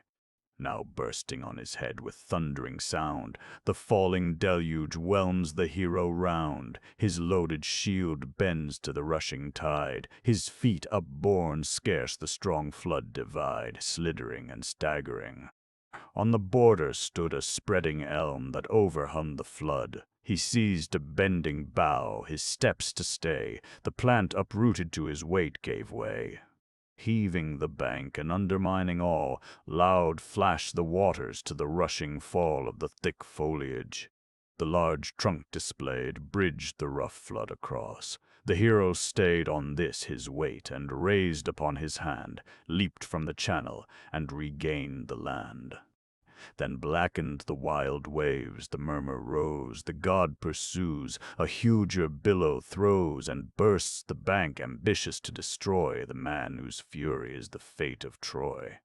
He, like the warlike eagle, speeds his pace, swiftest and strongest of the aerial race. Far as a spear can fly, Achilles springs. At every bound his clanging armor rings. Now here, now there he turns on every side, and winds his course before the following tide. The waves flow after, wheresoe'er he wheels, and gather fast and murmur at his heels. So, when a peasant to his garden brings soft rills of water from the bubbling springs, and calls the floods from high to bless his bowers, and feed with pregnant streams the plants and flowers, soon as he clears whate'er their passage stayed, and marks the future current with his spade, swift o'er the rolling pebbles, down the hills, louder and louder purl the falling rills, before him scattering they prevent his pains, and shine in mazy wanderings o'er the plains. Still flies Achilles, but before his eyes Still swift Scamander rolls where'er he flies, not all his speed escapes the rapid floods, the first of men, but not a match for gods. Oft has he turned the torrent to oppose, and bravely try if all the powers were foes. So oft the surge, in watery mountains spread, beats on his back or bursts upon his head. Yet dauntless still the adverse flood he braves, and still indignant bounds above the waves. Tired by the tides, his knees relax with toil, washed from beneath him slides the slimy soil. When thus, his eyes on heaven's expansion thrown, forth bursts the hero with an angry groan. Is there no god Achilles to befriend, no power to avert his miserable end? Prevent, O Jove, this ignominious date, and make my future life the sport of fate. Of all heaven's oracles believed in vain, but most of Thetis must her son complain. By Phacubus's darts she prophesied my fall, in glorious arms before the Trojan wall. Oh! Had I died in fields of battle warm, stretched like a hero by a hero's arm, might Hector's spear this dauntless bosom rend, and my swift soul o'ertake my slaughtered friend? Ah, no. Achilles meets a shameful fate. Oh, how unworthy of the brave and great! Like some vile swain whom on a rainy day, crossing a ford, the torrent sweeps away, an unregarded carcass to the sea. Neptune and Pallas haste to his relief, and thus in human form addresses the chief, the power of ocean first. Forbear thy fear, O son of Peleus. Lo, thy gods appear. Behold! From Jove descending to thy aid, propitious Neptune and the blue-eyed maid. Stay, and the furious flood shall cease to rave. 'Tis not thy fate to glut his angry wave. But thou, the counsel heaven suggests, attend! Nor breathe from combat, nor thy sword suspend, till Troy receive her flying sons, till all her routed squadrons pant behind their wall. Hector alone shall stand his fatal chance, and Hector's blood shall smoke upon thy lance. Thine is the glory doomed. Thus spake the gods, then swift ascended to the bright abodes. Stung with new ardor, thus by heaven impelled, he springs impetuous and invades the field. O'er all the expanded plain the waters spread, heaved on the bounding billows danced the dead, floating midst scattered arms, while casques of gold and turned, up bucklers glittered as they rolled.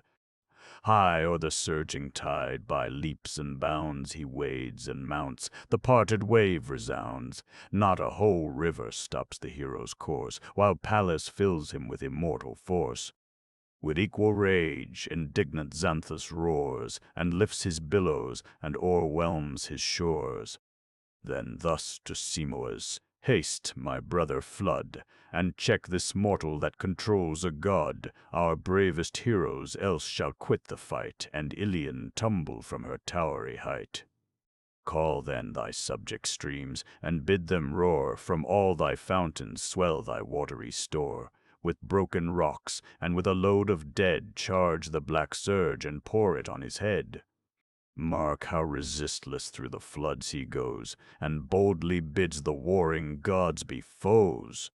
But nor that force, nor form divine to sight, shall aught avail him if our rage unite. Whelmed under our dark gulfs those arms shall lie, that blaze so dreadful in each Trojan eye, and deep beneath a sandy mountain hurled, immersed remain this terror of the world. Such ponderous ruin shall confound the place, no Greek shall e'er his perished relics grace, no hand his bones shall gather or inhume these his cold rites, and this his watery tomb. Achilles contending with the rivers, he said, and on the chief descends amain, increased with gore, and swelling with the slain.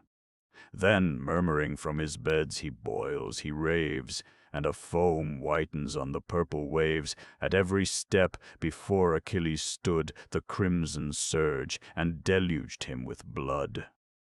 Fear touched the queen of heaven, she saw dismayed. She called aloud and summoned Vulcan's aid. Rise to the war. The insulting flood requires thy wasteful arm. Assemble all thy fires. While to their aid, by our command enjoined, rush the swift eastern and the western wind. These from old ocean at my word shall blow, pour the red torrent on the watery foe, corses and arms to one bright ruin turn, and hissing rivers to their bottoms burn. Go, mighty, in thy rage, display thy power, drink the whole flood, the crackling trees devour.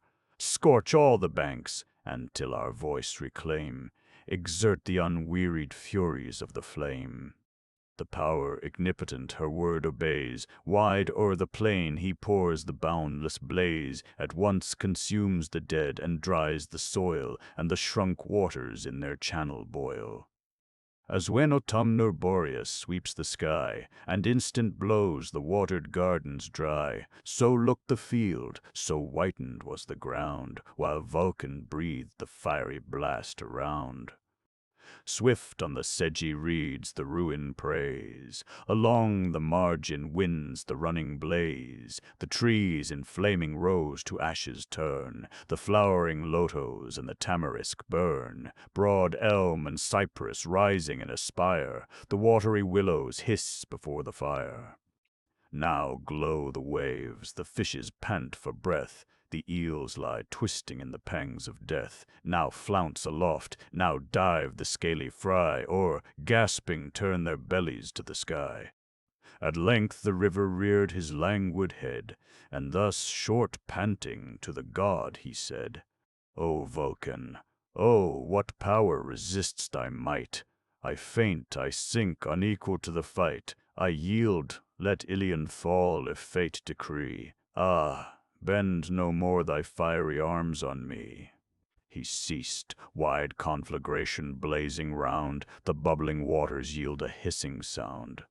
As when the flames beneath a cauldron rise, to melt the fat of some rich sacrifice, amid the fierce embrace of circling fires, the waters foam, the heavy smoke aspires, so boils the imprisoned flood, forbid to flow, and choked with vapors feels his bottom glow. To Juno then, imperial queen of air, the burning river sends his earnest prayer. Ah, why, Saturnia, must thy son engage me, only me, with all his wasteful rage? On other gods his dreadful arm employ, for mightier gods assert the cause of Troy. Submissive I desist if thou command, but withdraw this all-destroying hand. Hear then my solemn oath, to yield to fate unaided Ilion, and her destined state, till Greece shall gird her with destructive flame, and in one ruin sink the Trojan name. His warm entreaty touched Saturnia's ear. She bade the ignipotent his rage forbear, recall the flame, nor in a mortal cause infest a god, the obedient flame withdraws. Again the branching streams begin to spread, and softly murmur in their wonted bed. While these by Juno's will the strife resign, the warring gods in fierce contention join, rekindling rage each heavenly breast alarms, with horrid clangor shock the ethereal arms, heaven in loud thunder bids the trumpet sound, and wide beneath them groans the rending ground.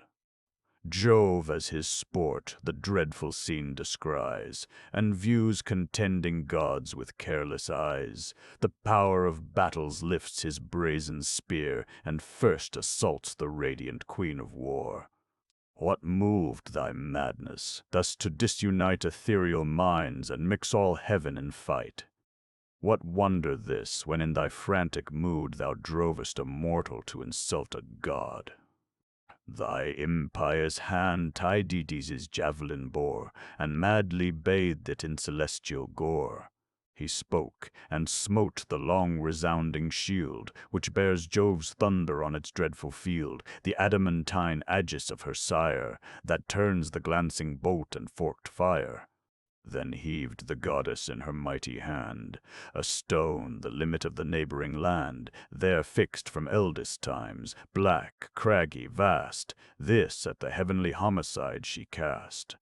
Thundering he falls, a mass of monstrous size, and 7 broad acres covers as he lies.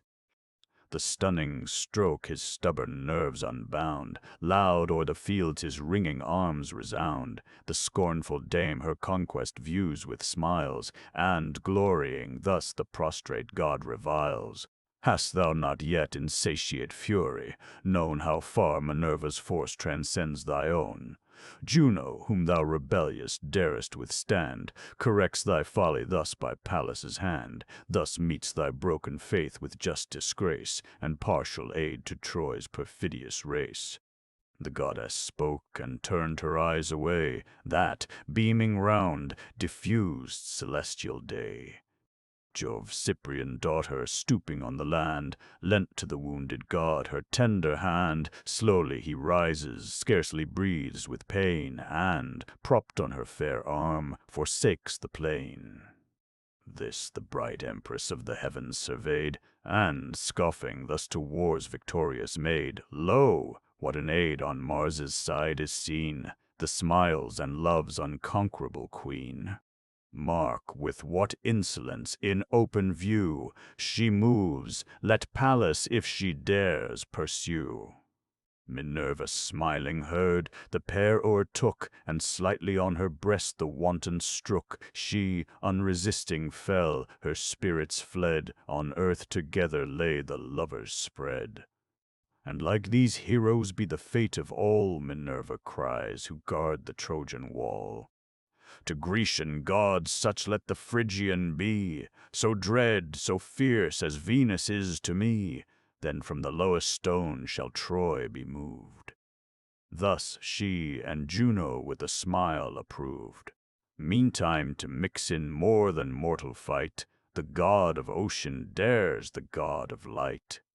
What sloth has seized us when the fields around ring with conflicting powers, and heaven returns the sound? Shall, ignominious, we with shame retire, no deed performed, to our Olympian sire? Come, prove thy arm, for first the war to wage suits not my greatness or superior age. Rash as thou art to prop the Trojan throne, forgetful of my wrongs and of thy own, and guard the race of proud Laomedon. Hast thou forgot how, at the monarch's prayer, we shared the lengthened labors of a year? Troy walls I raised, for such were Jove's commands, and yon proud bulwarks grew beneath my hands. Thy task it was to feed the bellowing droves along fair Ida's vales and pendant groves.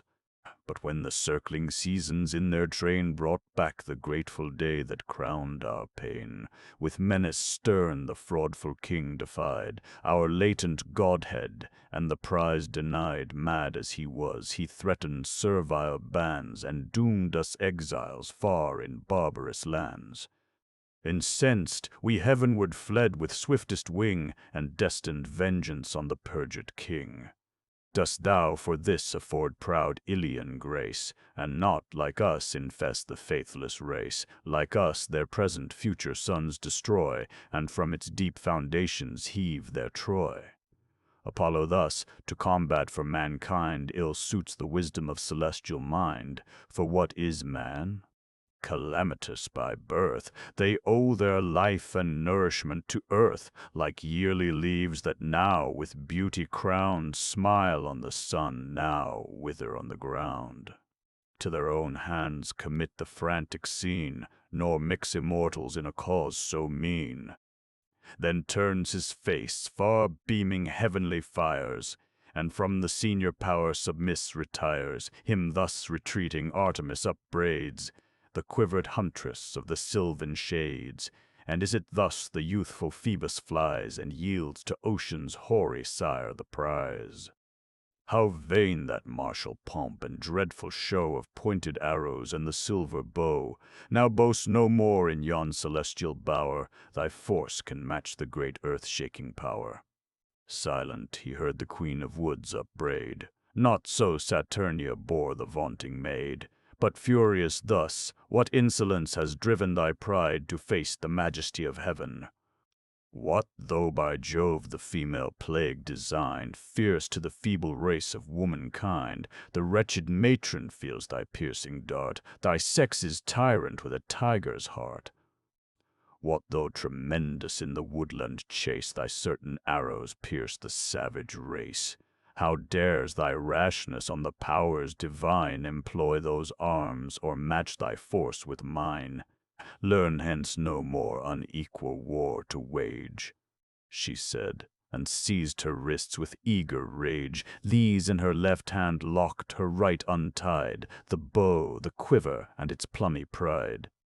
About her temples flies the busy bow, now here, now there, she winds her from the blow. The scattering arrows, rattling from the case, drop round and idly mark the dusty place.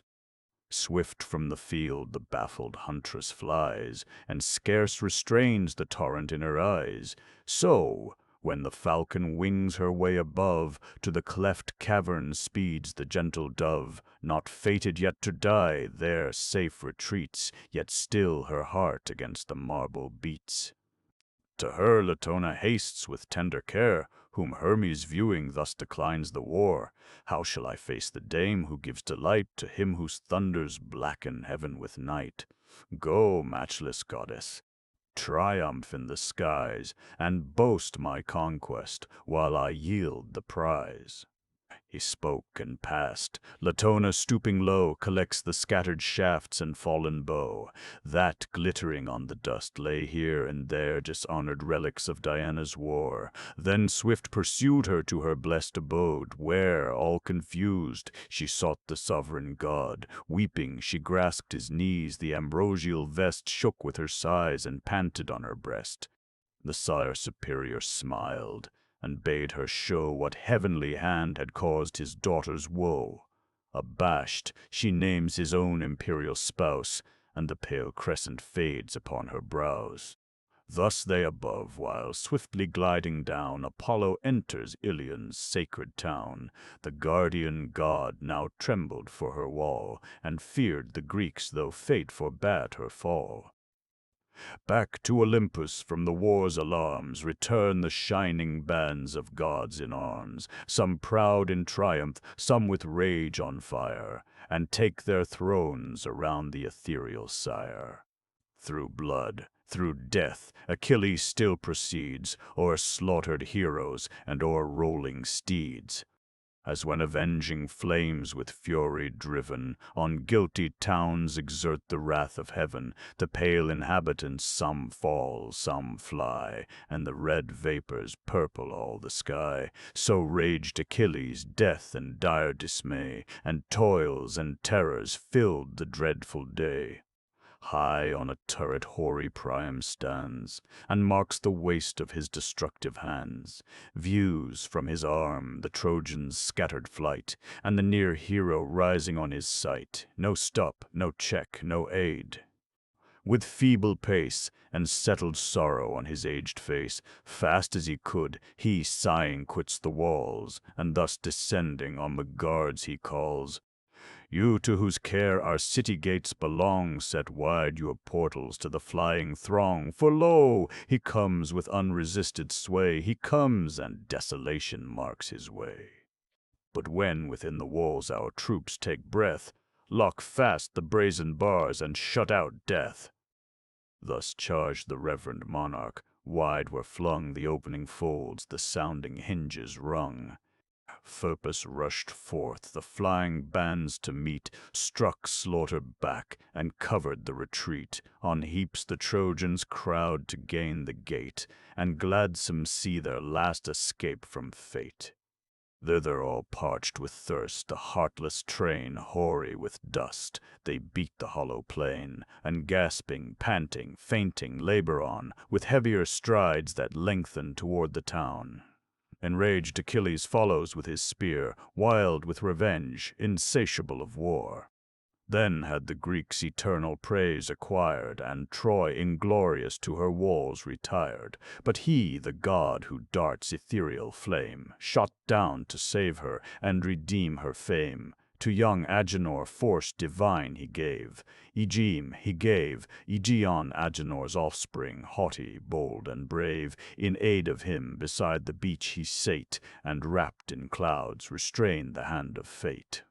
When now the generous youth Achilles spies, thick beats his heart, the troubled motions rise. So, ere a storm the waters heave and roll, he stops and questions thus his mighty soul. What shall I fly this terror of the plain, like others fly and be like others slain? Vain hope, to shun him by the selfsame road yon line of slaughtered Trojans lately trod. No, with the common heap I scorn to fall. What if they pass me to the Trojan wall, while I decline to yonder path that leads to Ida's forests and surrounding shades?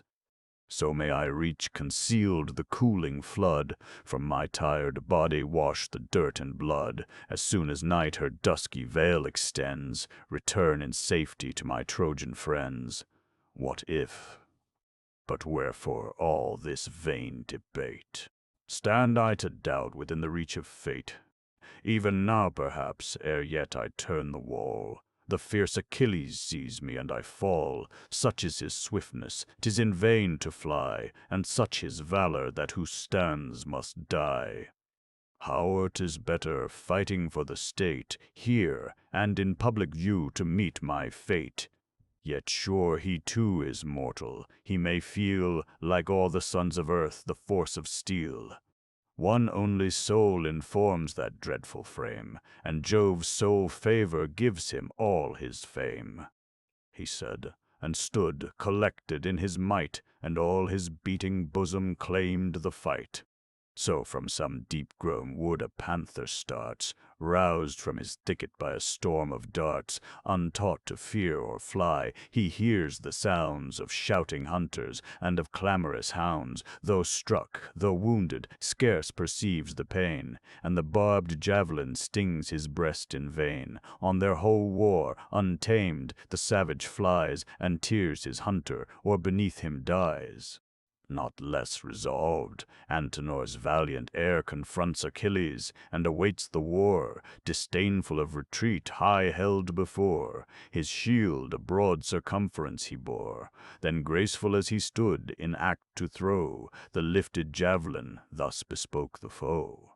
How proud Achilles glories in his fame, and hopes this day to sink the Trojan name beneath her ruins. No, that hope is vain. 1,000 woes, 1,000 toils remain. Parents and children our just arms employ, and strong and many are the sons of Troy. Great as thou art, even thou mayest stain with gore these Phrygian fields and press a foreign shore. He said with matchless force, the javelin flung smote on his knee, the hollow cuishes rung beneath the pointed steel. But safe from harms, he stands impassive in the ethereal arms. Then fiercely rushing on the daring foe, his lifted arm prepares the fatal blow. But, jealous of his fame, Apollo shrouds the godlike Trojan in a veil of clouds.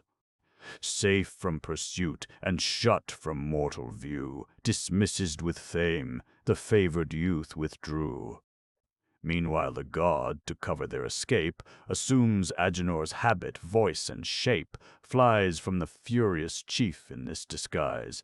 The furious chief still follows where he flies. Now o'er the fields they stretch with lengthened strides, now urge the course where swift Scamander glides. The god, now distant scarce a stride before, tempts his pursuit and wheels about the shore. While all the flying troops their speed employ, and pour on heaps into the walls of Troy. No stop, no stay, no thought to ask or tell, who 'scaped by flight, or who by battle fell. Or who by battle fell, or who by battle fell. 'Twas tumult all, and violence of flight, and sudden joy confused and mixed affright. Pale Troy against Achilles shuts her gate, and nations breathe, delivered from their fate. Part of himself the immortal mind remains. The form subsists without the body's aid, aerial semblance and an empty shade.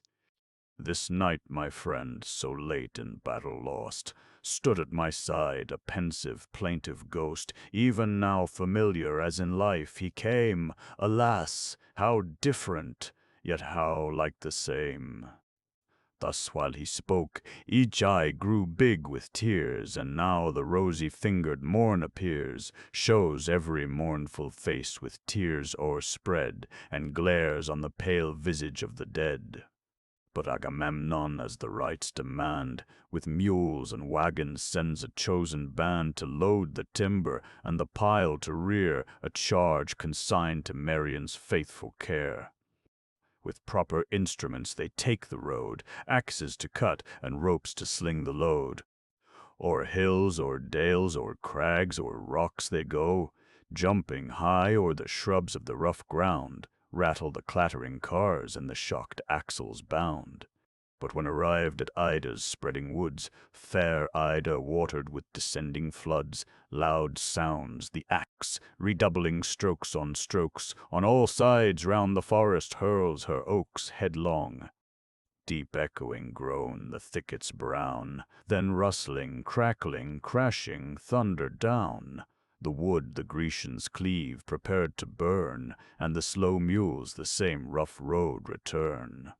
The sturdy woodmen equal burdens bore, such charge was given them. To the sandy shore, there on the spot which great Achilles showed, they eased their shoulders and disposed the load, circling around the place where times to come shall view Patroclus's and Achilles' tomb. The hero bids his martial troops appear, high on their cars in all the pomp of war. Each in refulgent arms his limbs attires, all mount their chariots, combatants and squires. The chariots first proceed, a shining train, then clouds of foot that smoke along the plain. Next these the melancholy band appear, amidst lay dead Patroclus on the bier. O'er all the course their scattered locks they throw. Achilles next, oppressed with mighty woe, supporting with his hands the hero's head, bends o'er the extended body of the dead.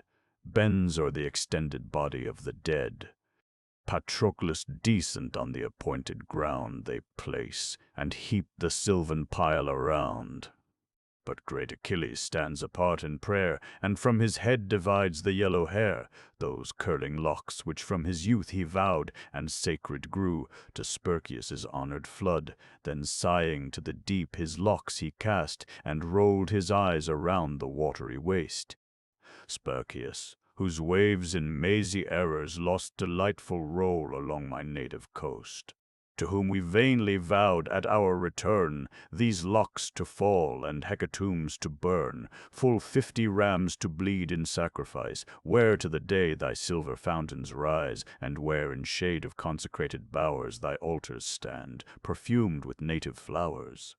So vowed my father, but he vowed in vain. No more Achilles sees his native plain. In that vain hope these hairs no longer grow, Patroclus bears them to the shades below.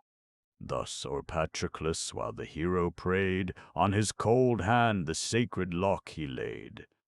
Once more afresh the Grecian sorrows flow, and now the sun had set upon their woe. But to the king of men thus spoke the chief, "Enough, Atrides. Give the troops relief, permit the mourning legions to retire, and let the chiefs alone attend the pyre. The pious care be ours, the dead to burn." He said, "The people to their ships return, while those deputed to inter the slain heap with a rising pyramid the plain. 100 foot in length, 100 wide, the growing structure spreads on every side. High on the top the manly corse they lay, and well-fed sheep and sable oxen slay. Achilles covered with their fat the dead, and the piled victims round the body spread.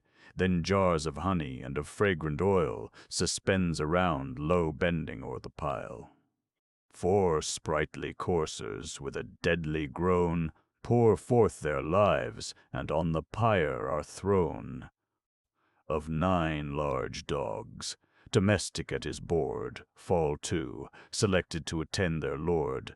Then last of all, and horrible to tell, sad sacrifice, 12 Trojan captives fell. On these the rage of fire victorious praise involves and joins them in one common blaze. Smeared with the bloody rites he stands on high, and calls the spirit with a dreadful cry, "All hail, Patroclus! Let thy vengeful ghost hear and exult on Pluto's dreary coast." Behold Achilles' promise fully paid, 12 Trojan heroes offered to thy shade, but heavier fates on Hector's course attend, saved from the flames for hungry dogs to rend. So spake he, threatening, but the gods made vain his threat, and guard inviolate the slain. Celestial Venus hovered o'er his head, and roseate unguent's heavenly fragrance shed. She watched him all the night and all the day, and drove the bloodhounds from their destined prey. Nor sacred Phoebus less employed his care. He poured around a veil of gathered air, and kept the nerves undried, the flesh entire, against the solar beam and Syrian fire. The funeral pile of Patroclus. Nor yet the pile where dead Patroclus lies smokes, nor as yet the sullen flames arise. But, fast beside, Achilles stood in prayer, invoked the gods whose spirit moves the air, and victims promised, and libations cast, to gentle Zephyr and the boreal blast. He called the aerial powers along the skies to breathe, and whisper to the fires to rise. The winged Iris heard the heroes' call, and instant hastened to their airy hall, where in old Zephyr's open courts on high sat all the blustering brethren of the sky. She shone amidst them on her painted bow, the rocky pavement glittered with the show. All from the banquet rise, and each invites the various goddess to partake the rites. "Not so," the dame replied. "I haste to go to sacred ocean and the floods below. Even now our solemn hecatombs attend, and heaven is feasting on the world's green end, with righteous Ethiop's uncorrupted train, far on the extremest limits of the main." But Peleus' son entreats with sacrifice the western spirit and the north to rise. "Let on Patroclus' pile your blast be driven, and bear the blazing honors high to heaven." Swift as the word she vanished from their view, swift as the word the winds tumultuous flew. Forth burst the stormy band with thundering roar, and heaps on heaps the clouds are tossed before. To the wide main then stooping from the skies, the heaving deeps in watery mountains rise. Troy feels the blast along her shaking walls, till on the pile the gathered tempest falls. The structure crackles in the roaring fires, and all the night the plenteous flame aspires. All night Achilles hails Patroclus' soul, with large libations from the golden bowl. As a poor father, helpless and undone, mourns o'er the ashes of an only son, takes a sad pleasure the last bones to burn, and pours in tears ere yet they close the urn. So stayed Achilles, circling round the shore, so watched the flames, till now they flame no more. 'Twas when, emerging through the shades of night, the morning planet told the approach of light, and, fast behind, Aurora's warmer ray, o'er the broad ocean poured the golden day. Then sank the blaze, the pile no longer burned, and to their caves the whistling winds returned. Across the Thracian seas their course they bore, the ruffled seas beneath their passage roar. The ruffled seas beneath their passage roar. Then parting from the pile he ceased to weep, and sank to quiet in the embrace of sleep, exhausted with his grief. Meanwhile the crowd of thronging Grecians round Achilles stood. The tumult waked him, from his eyes he shook unwilling slumber, and the chiefs bespoke, "Ye kings and princes of the Achaean name, with sable wine, then, as the rites direct, the heroes' bones with careful view select. Apart, and easy to be known, they lie amidst the heap, and obvious to the eye. The rest around the margin will be seen, promiscuous steeds and immolated men. These wrapped in double cauls of fat prepare, and in the golden vase dispose with care. There let them rest with decent honor laid, till I shall follow to the infernal shade. Meantime erect the tomb with pious hands, a common structure on the humble sands. Hereafter Greece some nobler work may raise, and late posterity record our praise. The Greeks obey, where yet the embers glow. Wide o'er the pile the sable wine they throw, and deep subsides the ashy heap below. Next the white bones his sad companions place, with tears collected in the golden vase. The sacred relics to the tent they bore, the urn a veil of linen covered o'er. That done, they bid the sepulchre aspire, and cast the deep foundations round the pyre. High in the midst they heap the swelling bed of rising earth, memorial of the dead. The swarming populace the chief detains, and leads amidst a wide extent of plains. There place them round. Then from the ships proceeds a train of oxen, mules, and stately steeds, vases and tripods. For the funeral games, resplendent brass and more resplendent dames. Of rapid racers in the dusty course, a woman for the first in beauty's bloom, skilled in the needle and the laboring loom, and a large vase where two bright handles rise, of 20 measures its capacious size. The second victor claims a mare unbroke, big with a mule, unknowing of the yoke. The third, a charger yet untouched by flame. 4 ample measures held the shining frame. 2 golden talents for the fourth were placed. An ample double bowl contents the last. These in fair order ranged upon the plain. The hero, rising, thus addressed the train. Behold the prizes, valiant Greeks! Decreed to the brave rulers of the racing steed, prizes which none beside ourself could gain, should our immortal coursers take the plain. A race unrivaled, which from ocean's god Peleus received, and on his son bestowed. But this no time our vigor to display, nor suit with them the games of this sad day. Lost is Patroclus now, that wont to deck their flowing manes, and sleek their glossy neck. Sad, as they shared in human grief they stand, and trail those graceful honors on the sand. Let others for the noble task prepare, who trust the courser and the flying car. Fired at his word, the rival racers rise, but far the first Eumelus hopes the prize, famed though Pieria for the fleetest breed, and skilled to manage the high-bounding steed. With equal ardor bold Tydides swelled, the steeds of Tros beneath his yoke compelled, which late obeyed the Dardan chief's command, when scarce a god redeemed him from his hand. Then Menelaus his podargus brings, and the famed courser of the king of kings, whom rich Echepolus, more rich than brave, to scape the wars to Agamemnon gave her name. At home to end his days, base wealth preferring to eternal praise. Next him Antilochus demands the course with beating heart, and cheers his Pylian horse. Experienced Nestor gives his son the reins, directs his judgment and his heat restrains, nor idly warns the hoary sire, nor hears the prudent son with unattending ears.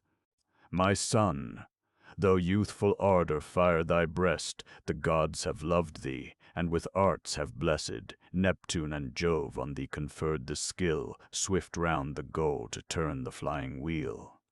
To guide thy conduct little precept needs, but slow and past their vigor are my steeds.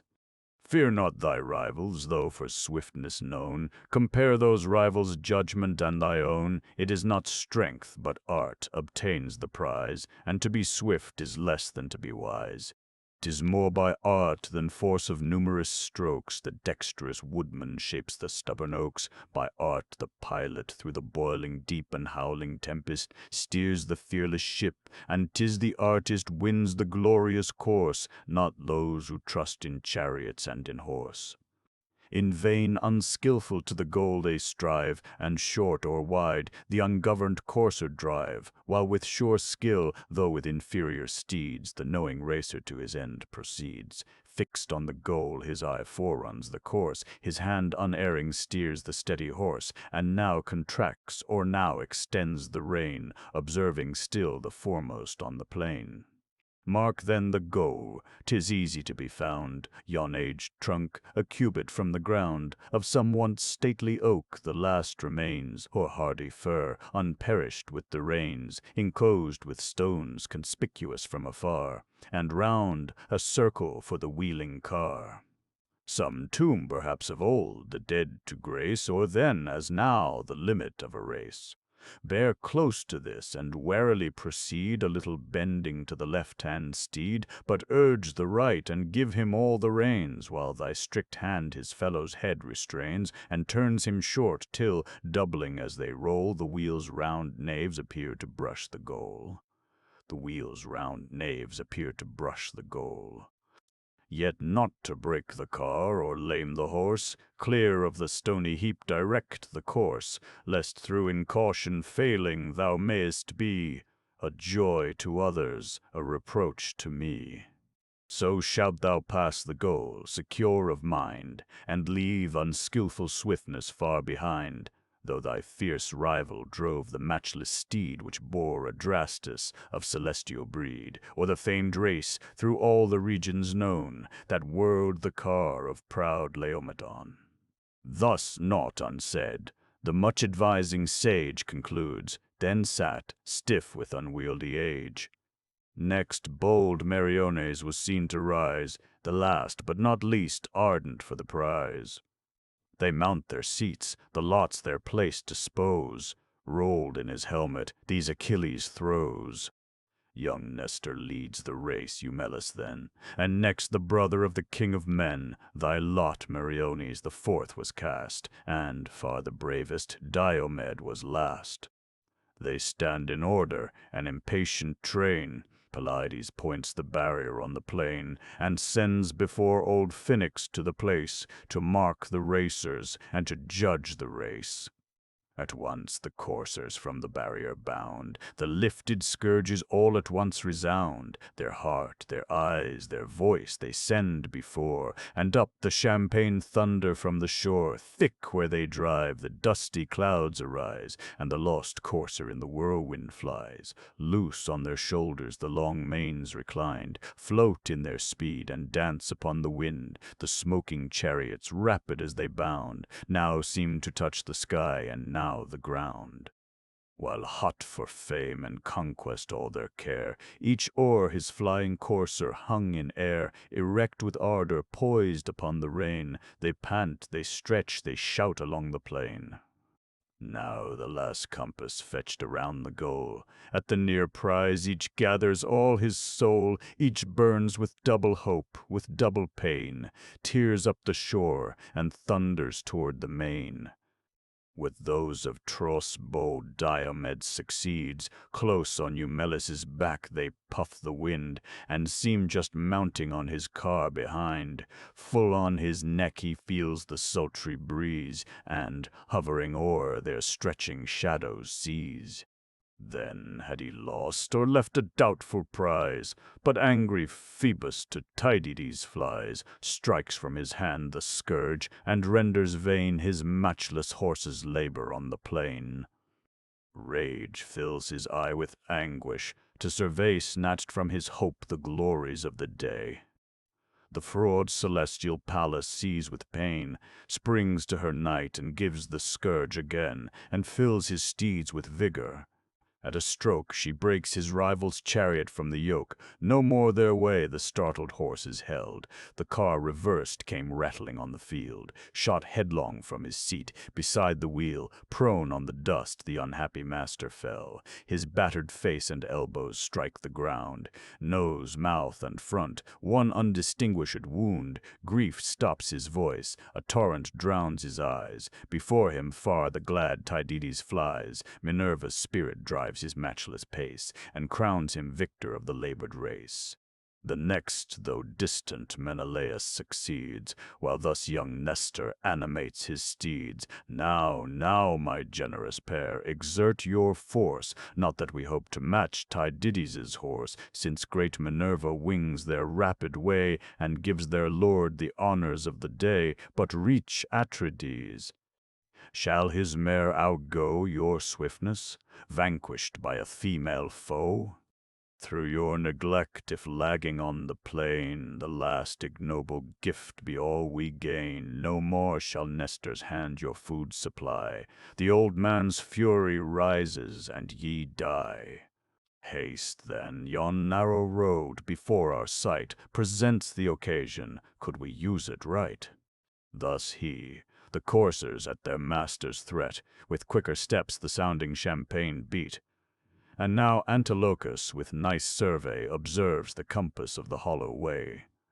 'Twas where by force of wintry torrents torn, fast by the road a precipice was worn, here, where but one could pass, to shun the throng, the Spartan hero's chariot smoked along.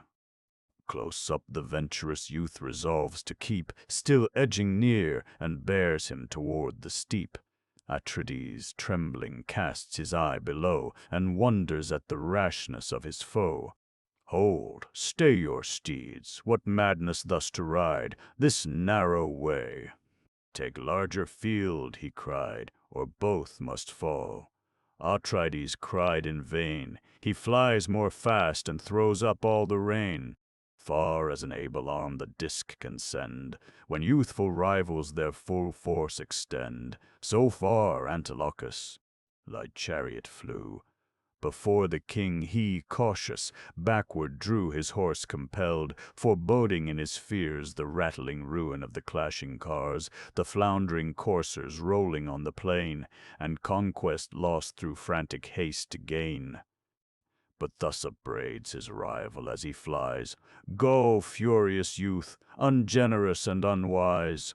Go, but expect not, I'll the prize resign, add perjury to fraud, and make it thine." Then to his steeds with all his force he cries, "Be swift, be vigorous, and regain the prize. Your rivals, destitute of youthful force, with fainting knees shall labor in the course, and yield the glory yours." The steeds obey, already at their heels they wing their way, and seem already to retrieve the day. Meantime the Grecians in a ring beheld the coursers bounding o'er the dusty field. The first who marked them was the Cretan king. High on a rising ground above the ring the monarch sat, from whence with sure survey he well observed the chief who led the way, and heard from far his animating cries, and saw the foremost steed with sharpened eyes, on whose broad front a blaze of shining white, like the full moon, stood obvious to the sight. He saw, and rising to the Greeks begun, "Are yonder horse discerned by me alone?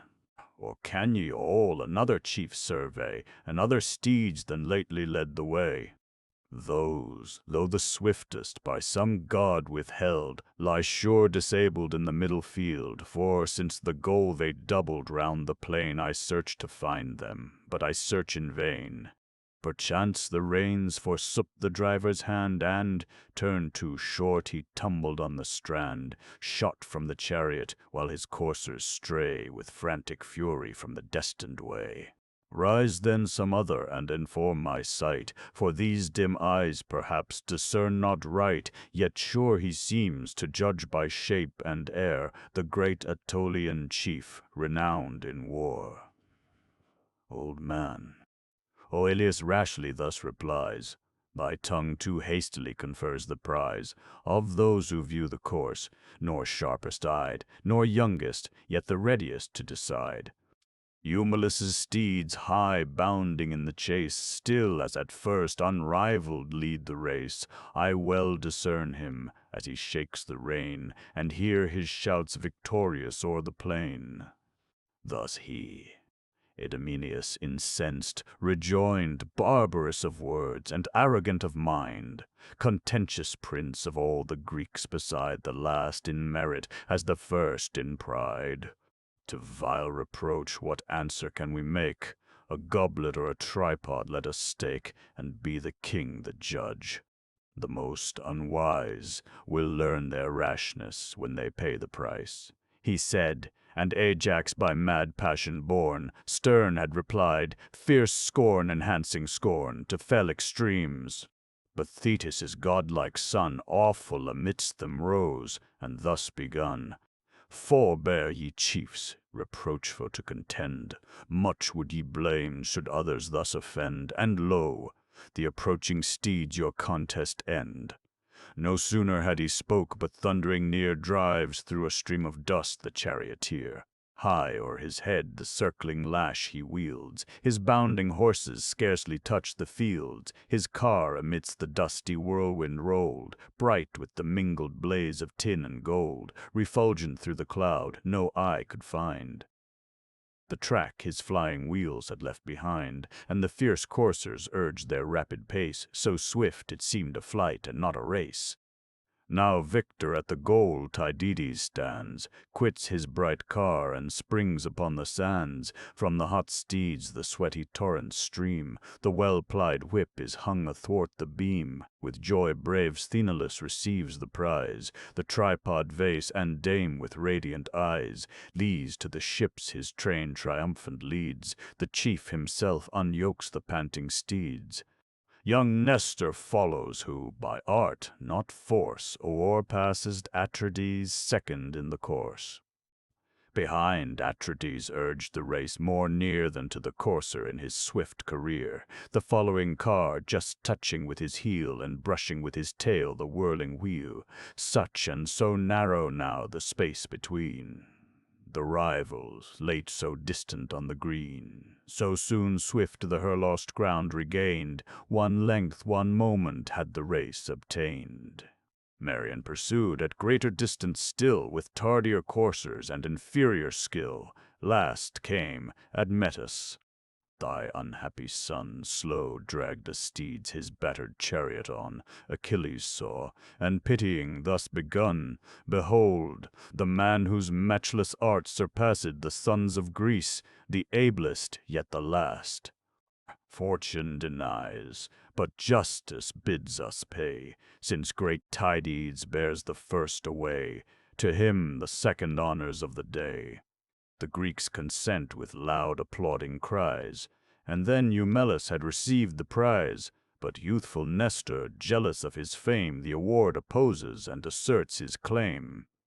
Think not, he cries, I tamely will resign, O Peleus' son, the mare so justly mine. What if the gods, the skilful to confound, have thrown the horse and horseman to the ground?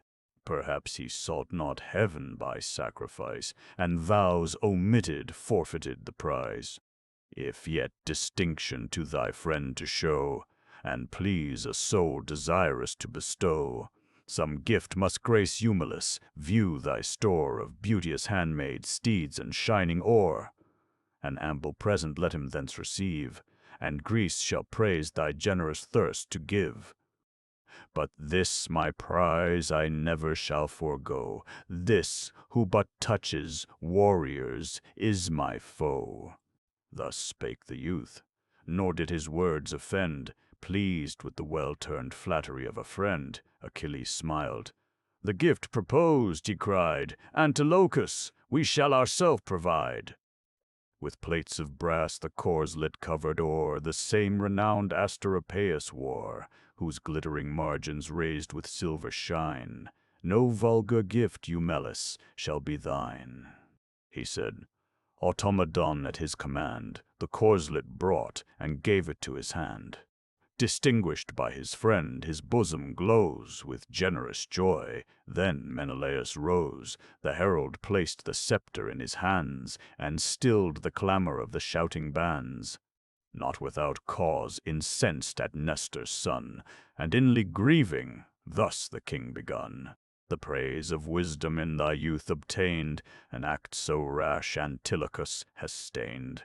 Robbed of my glory and my just reward, to you, O Grecians, Be my wrong declared, so not a leader shall our conduct blame, or judge me envious of a rival's fame. But shall not we ourselves the truth maintain? What needs appealing in a fact so plain?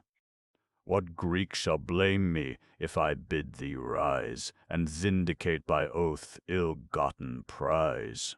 Rise if thou darest before thy chariot stand, the driving scourge high lifted in thy hand, and touch thy steeds and swear thy whole intent was but to conquer, not to circumvent. Swear by that God whose liquid arms surround the globe, and whose dread earthquakes heave the ground. The prudent chief with calm attention heard, then mildly thus, Excuse, if youth have erred, superior as thou art, forgive the offense, nor I thy equal or in years or sense. Thou know'st the errors of unripened age, weak are its counsels, headlong is its rage. The prize I quit, if thou thy wrath resign, the mare, or aught thou ask'st, be freely thine, ere I become from thy dear friendship torn, hateful to thee and to the gods forsworn. So spoke Antilochus, and at the word the mare contested to the king restored. Joy swells his soul as when the vernal grain lifts the green ear above the springing plain. The fields their vegetable life renew, and laugh and glitter with the morning dew. Such joy the Spartan's shining face o'erspread, and lifted his gay heart, while thus he said, Still may our souls, O generous youth, agree, 'tis now Atrides' turn to yield to thee. Rash heat perhaps a moment might control, not break, the settled temper of thy soul. Not but, my friend, 'tis still the wiser way to waive contention with superior sway, for, how few, who should like thee offend, like thee, have talents to regain the friend. To plead indulgence and thy fault atone, suffice thy father's merit and thy own, generous alike, for me the sire and son have greatly suffered and have greatly done. I yield, that all may know my soul can bend, nor is my pride preferred before my friend, he said, and pleased his passion to command, resigned the courser to Noman's hand, friend of the youthful chief, himself content, the shining charger to his vessel sent. The golden talents Marion next obtained, the fifth reward, the double bowl, remained.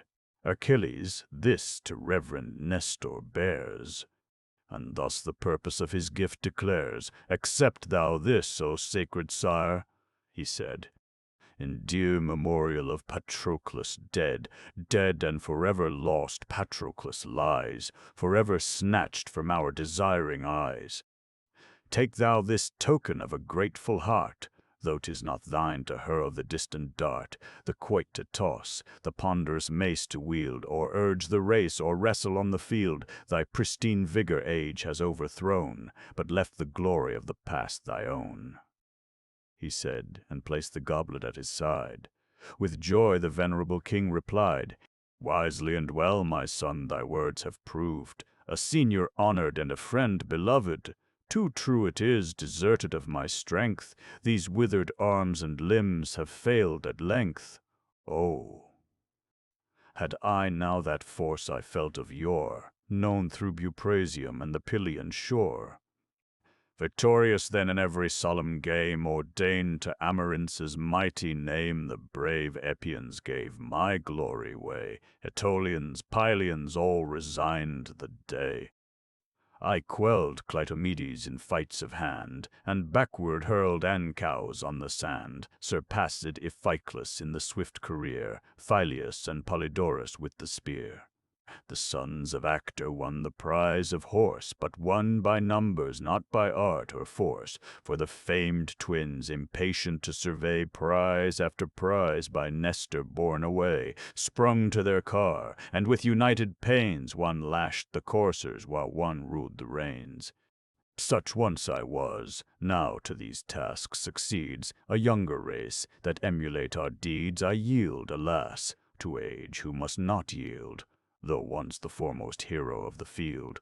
Go thou, my son, by generous friendship led, with martial honors decorate the dead, while pleased I take the gift thy hands present, pledge of benevolence and kind intent, rejoiced of all the numerous Greeks, to see, not one but honors sacred age and me, those due distinctions thou so well canst pay, may the just gods return another day. Proud of the gift, thus spake the full of days, Achilles heard him, prouder of the praise.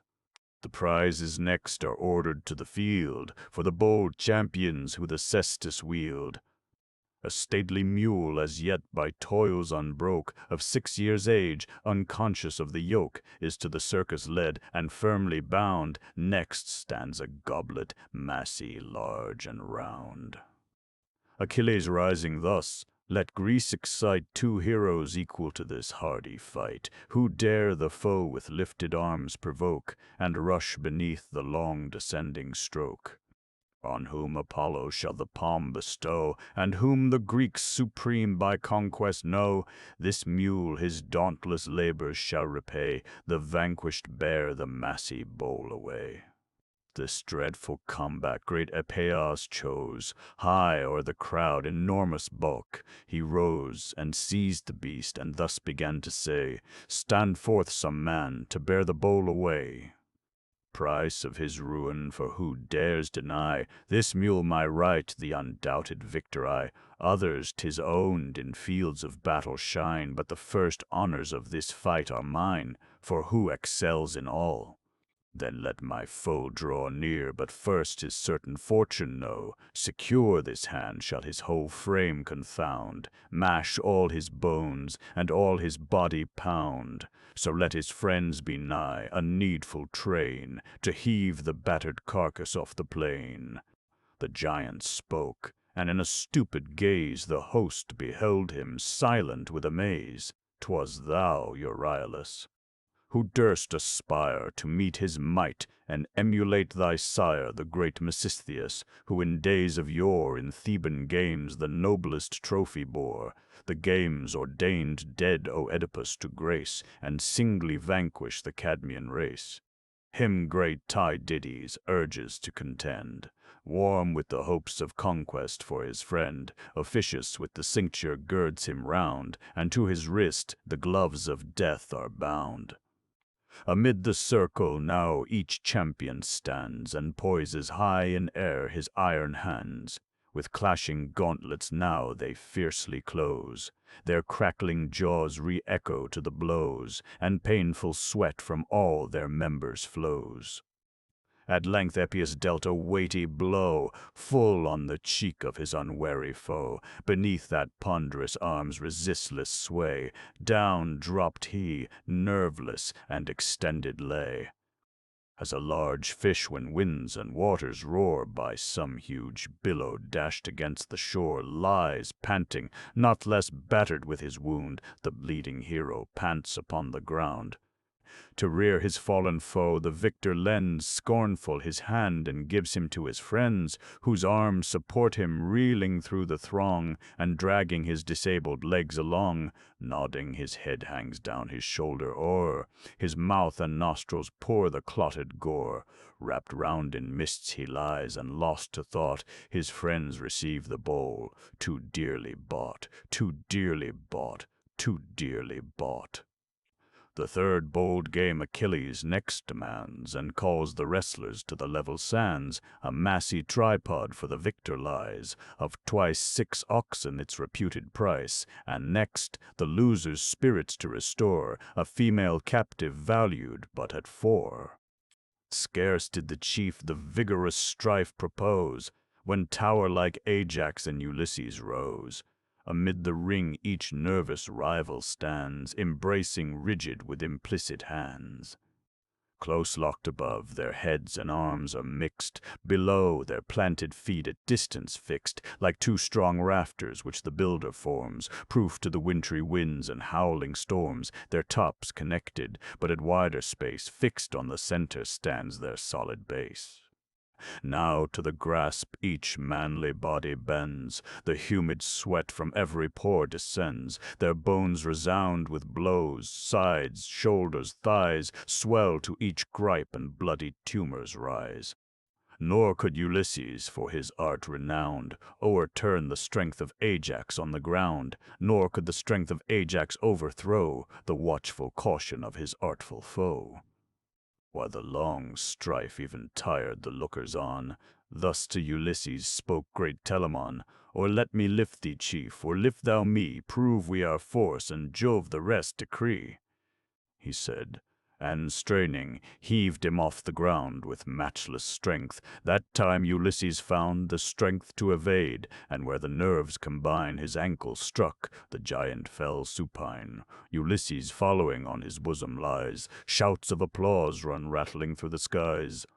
Ajax to lift Ulysses next essays. He barely stirred him, but he could not raise. His knee locked fast, the foe's attempt denied, and grappling close they tumbled side by side. Defiled with honorable dust they roll, still breathing strife and unsubdued of soul. Again they rage, again to combat rise, when great Achilles thus divides the prize. Your noble vigor, O my friends, restrain, nor weary out your generous strength in vain. Ye both have won. Let others who excel now prove that prowess you have proved so well. The hero's words the willing chiefs obey, from their tired bodies wipe the dust away, and, clothed anew, the following games survey. And now succeed the gifts ordained to grace the youths contending in the rapid race, a silver urn that full 6 measures held, by none in weight or workmanship excelled. Sidonian artists taught the frame to shine, elaborate with artifice divine, whence Tyrian sailors did the prize transport, and gave to Thoas at the Lemnian port. From him descended good Eunaeus heired the glorious gift, and for Lycaon spared, to brave Patroclus gave the rich reward. Now the same hero's funeral rites to grace, it stands the prize of swiftness in the race. A well-fed ox was for the second placed, and half a talent must content the last. Achilles rising then bespoke the train, who hope the palm of swiftness to obtain, stand forth and bear these prizes from the plain. The hero said, and starting from his place, Oilean Ajax rises to the race, Ulysses next, and he whose speed surpassed his youthful equals, Nestor's son the last.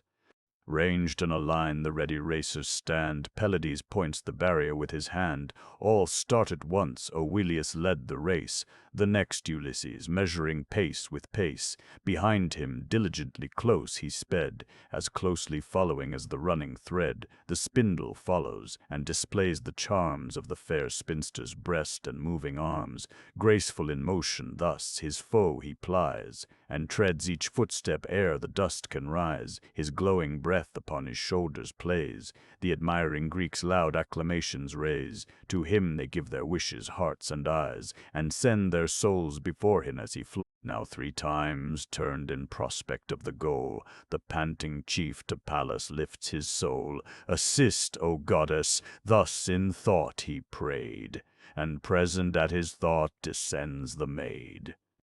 Buoyed by her heavenly force he seems to swim, and feels a pinion lifting every limb. All fierce and ready now the prize to gain, unhappy Ajax stumbles on the plain, o'erturned by Pallas, where the slippery shore was clogged with slimy dung and mingled gore. The selfsame place beside Patroclus's pyre, where late the slaughtered victims fed the fire. Besmeared with filth and blotted o'er with clay, obscene to sight the rueful racer lay, the well-fed bull. The second prize he shared, and left the urn Ulysses' rich reward. Then, grasping by the horn the mighty beast, the baffled hero, thus the Greeks addressed, accursed fate. The conquest I forego, a mortal I, a goddess was my foe. She urged her favorite on the rapid way, and Pallas, not Ulysses, won the day. Thus sourly wailed he, sputtering dirt and gore. A burst of laughter echoed through the shore. Antilochus, more humorous than the rest, takes the last prize, and takes it with a jest. Why with our wiser elders should we strive? The gods still love them, and they always thrive. Ye see, to Ajax I must yield the prize, he to Ulysses, still more aged and wise. A green old age unconscious of decays, that proves the hero born in better days. Behold his vigor in this active race. Achilles only boasts a swifter pace, for who can match Achilles? He who can must yet be more than hero, more than man. The effect succeeds the speech. Pelides cries, "Thy artful praise deserves a better prize. Nor Greece in vain shall hear thy friend extolled, receive a talent of the purest gold." The youth departs content. The host admire, the son of Nestor worthy of his sire. Next these a buckler, spear, and helm he brings, cast on the plain, the brazen burden rings, arms which of late divine Sarpedon wore, and great Patroclus in short triumph bore. "Stand forth the bravest of our host," he cries. "Whoever dares deserve so rich a prize. Now grace the lists before our army's sight, and sheathed in steel, provoke his foe to fight. Who first the jointed armor shall explore, and stain his rival's mail with issuing gore, the sword Asteropaeus possessed of old, a Thracian blade, distinct with studs of gold, shall pay the stroke and grace the striker's side. These arms in common let the chiefs divide. For each brave champion, when the combat ends, a sumptuous banquet at our tents attends." Fierce at the word uprose great Tydeus' son, and the huge bulk of Ajax Telamon. Clad in refulgent steel on either hand, the dreadful chiefs amid the circle stand. Luring they meet, tremendous to the sight, each Argive bosom beats with fierce delight. Opposed in arms not long they idly stood, but thrice they closed, and thrice the charge renewed. A furious pass the spear of Ajax made through the broad shield, but at the corslet stayed. Not thus the foe, his javelin aimed above, the buckler's margin at the neck he drove. But Greece, now trembling for her hero's life, bade share the honors and surcease the strife. Yet still the victor's due Tydides gains, with him the sword and studded belt remains. Then hurled the hero, thundering on the ground, a mass of iron, an enormous round, whose weight and size the circling Greeks admire, rude from the furnace and but shaped by fire. This mighty quote Aeacion wont to rear, and from his whirling arm dismiss in air. The giant by Achilles slain, he stowed among his spoils this memorable load. For this he bids those nervous artists vie, that teach the disk to sound along the sky. Let him whose might can hurl this bowl arise, who farthest hurls it, take it as his prize. If he be one enriched with large domain of downs for flocks, and arable for grain, small stock of iron needs that man provide. His hinds and swains whole years shall be supplied. From hence, nor ask the neighboring cities aid for plowshares, wheels, and all the rural trade. Stern Polyptes stepped before the throng, and great Leonteus, more than mortal strong, whose force with rival forces to oppose, uprose great Ajax, up Epeius rose. Each stood in order. First Epeius threw, high o'er the wondering crowds the whirling circle flew. Leonteus next a little space surpassed, and third the strength of godlike Ajax cast. O'er both their marks it flew, till fiercely flung from Polyptes' arm the discus sung, far as a swain his whirling sheep-hook throws, that distant falls among the grazing cows. So past them all the rapid circle flies, his friends, while loud applauses shake the skies, with force conjoined heave off the weighty prize. those who in skillful archery contend. He next invites the twanging bow to bend, and twice 10 axes casts amidst the round, 10 double-edged, and 10 that singly wound. The mast, which late a first-rate galley bore, the hero fixes in the sandy shore. To the tall top a milk-white dove they tie, the trembling mark at which their arrows fly. Whose weapon strikes yon fluttering bird shall bear these two-edged axes terrible in war. The single he whose shaft divides the cord, he said. Experienced Merrion took the word, and skillful Teucer in the helm they threw.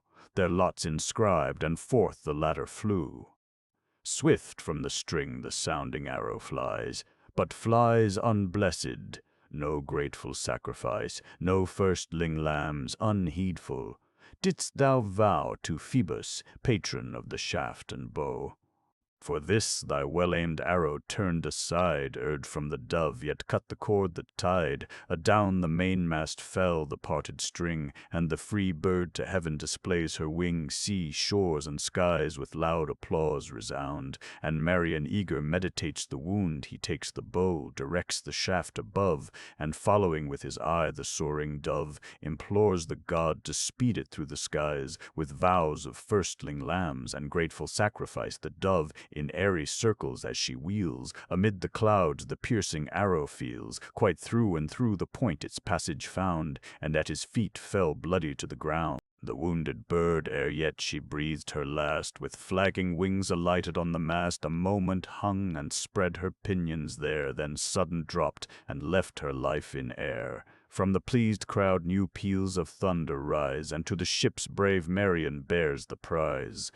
To close the funeral games, Achilles last, a massy spear amid the circle placed, and ample charger of unsullied frame, with flowers high wrought, not blackened yet by flame. For these he bids the heroes prove their art, whose dexterous skill directs the flying dart. Here, too, great Merrion hopes the noble prize, nor here disdained the king of men to rise.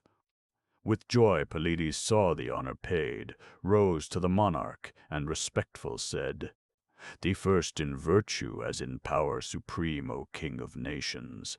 All thy Greeks proclaim, in every martial game thy worth attest, and know thee both their greatest and their best. Take then the prize, but let brave Merrion bear this beamy javelin in thy brother's war." Pleased from the hero's lips his praise to hear, the king to Merrion gives the brazen spear, but, set apart for sacred use, commands the glittering charger to Talthybius' hands. So rears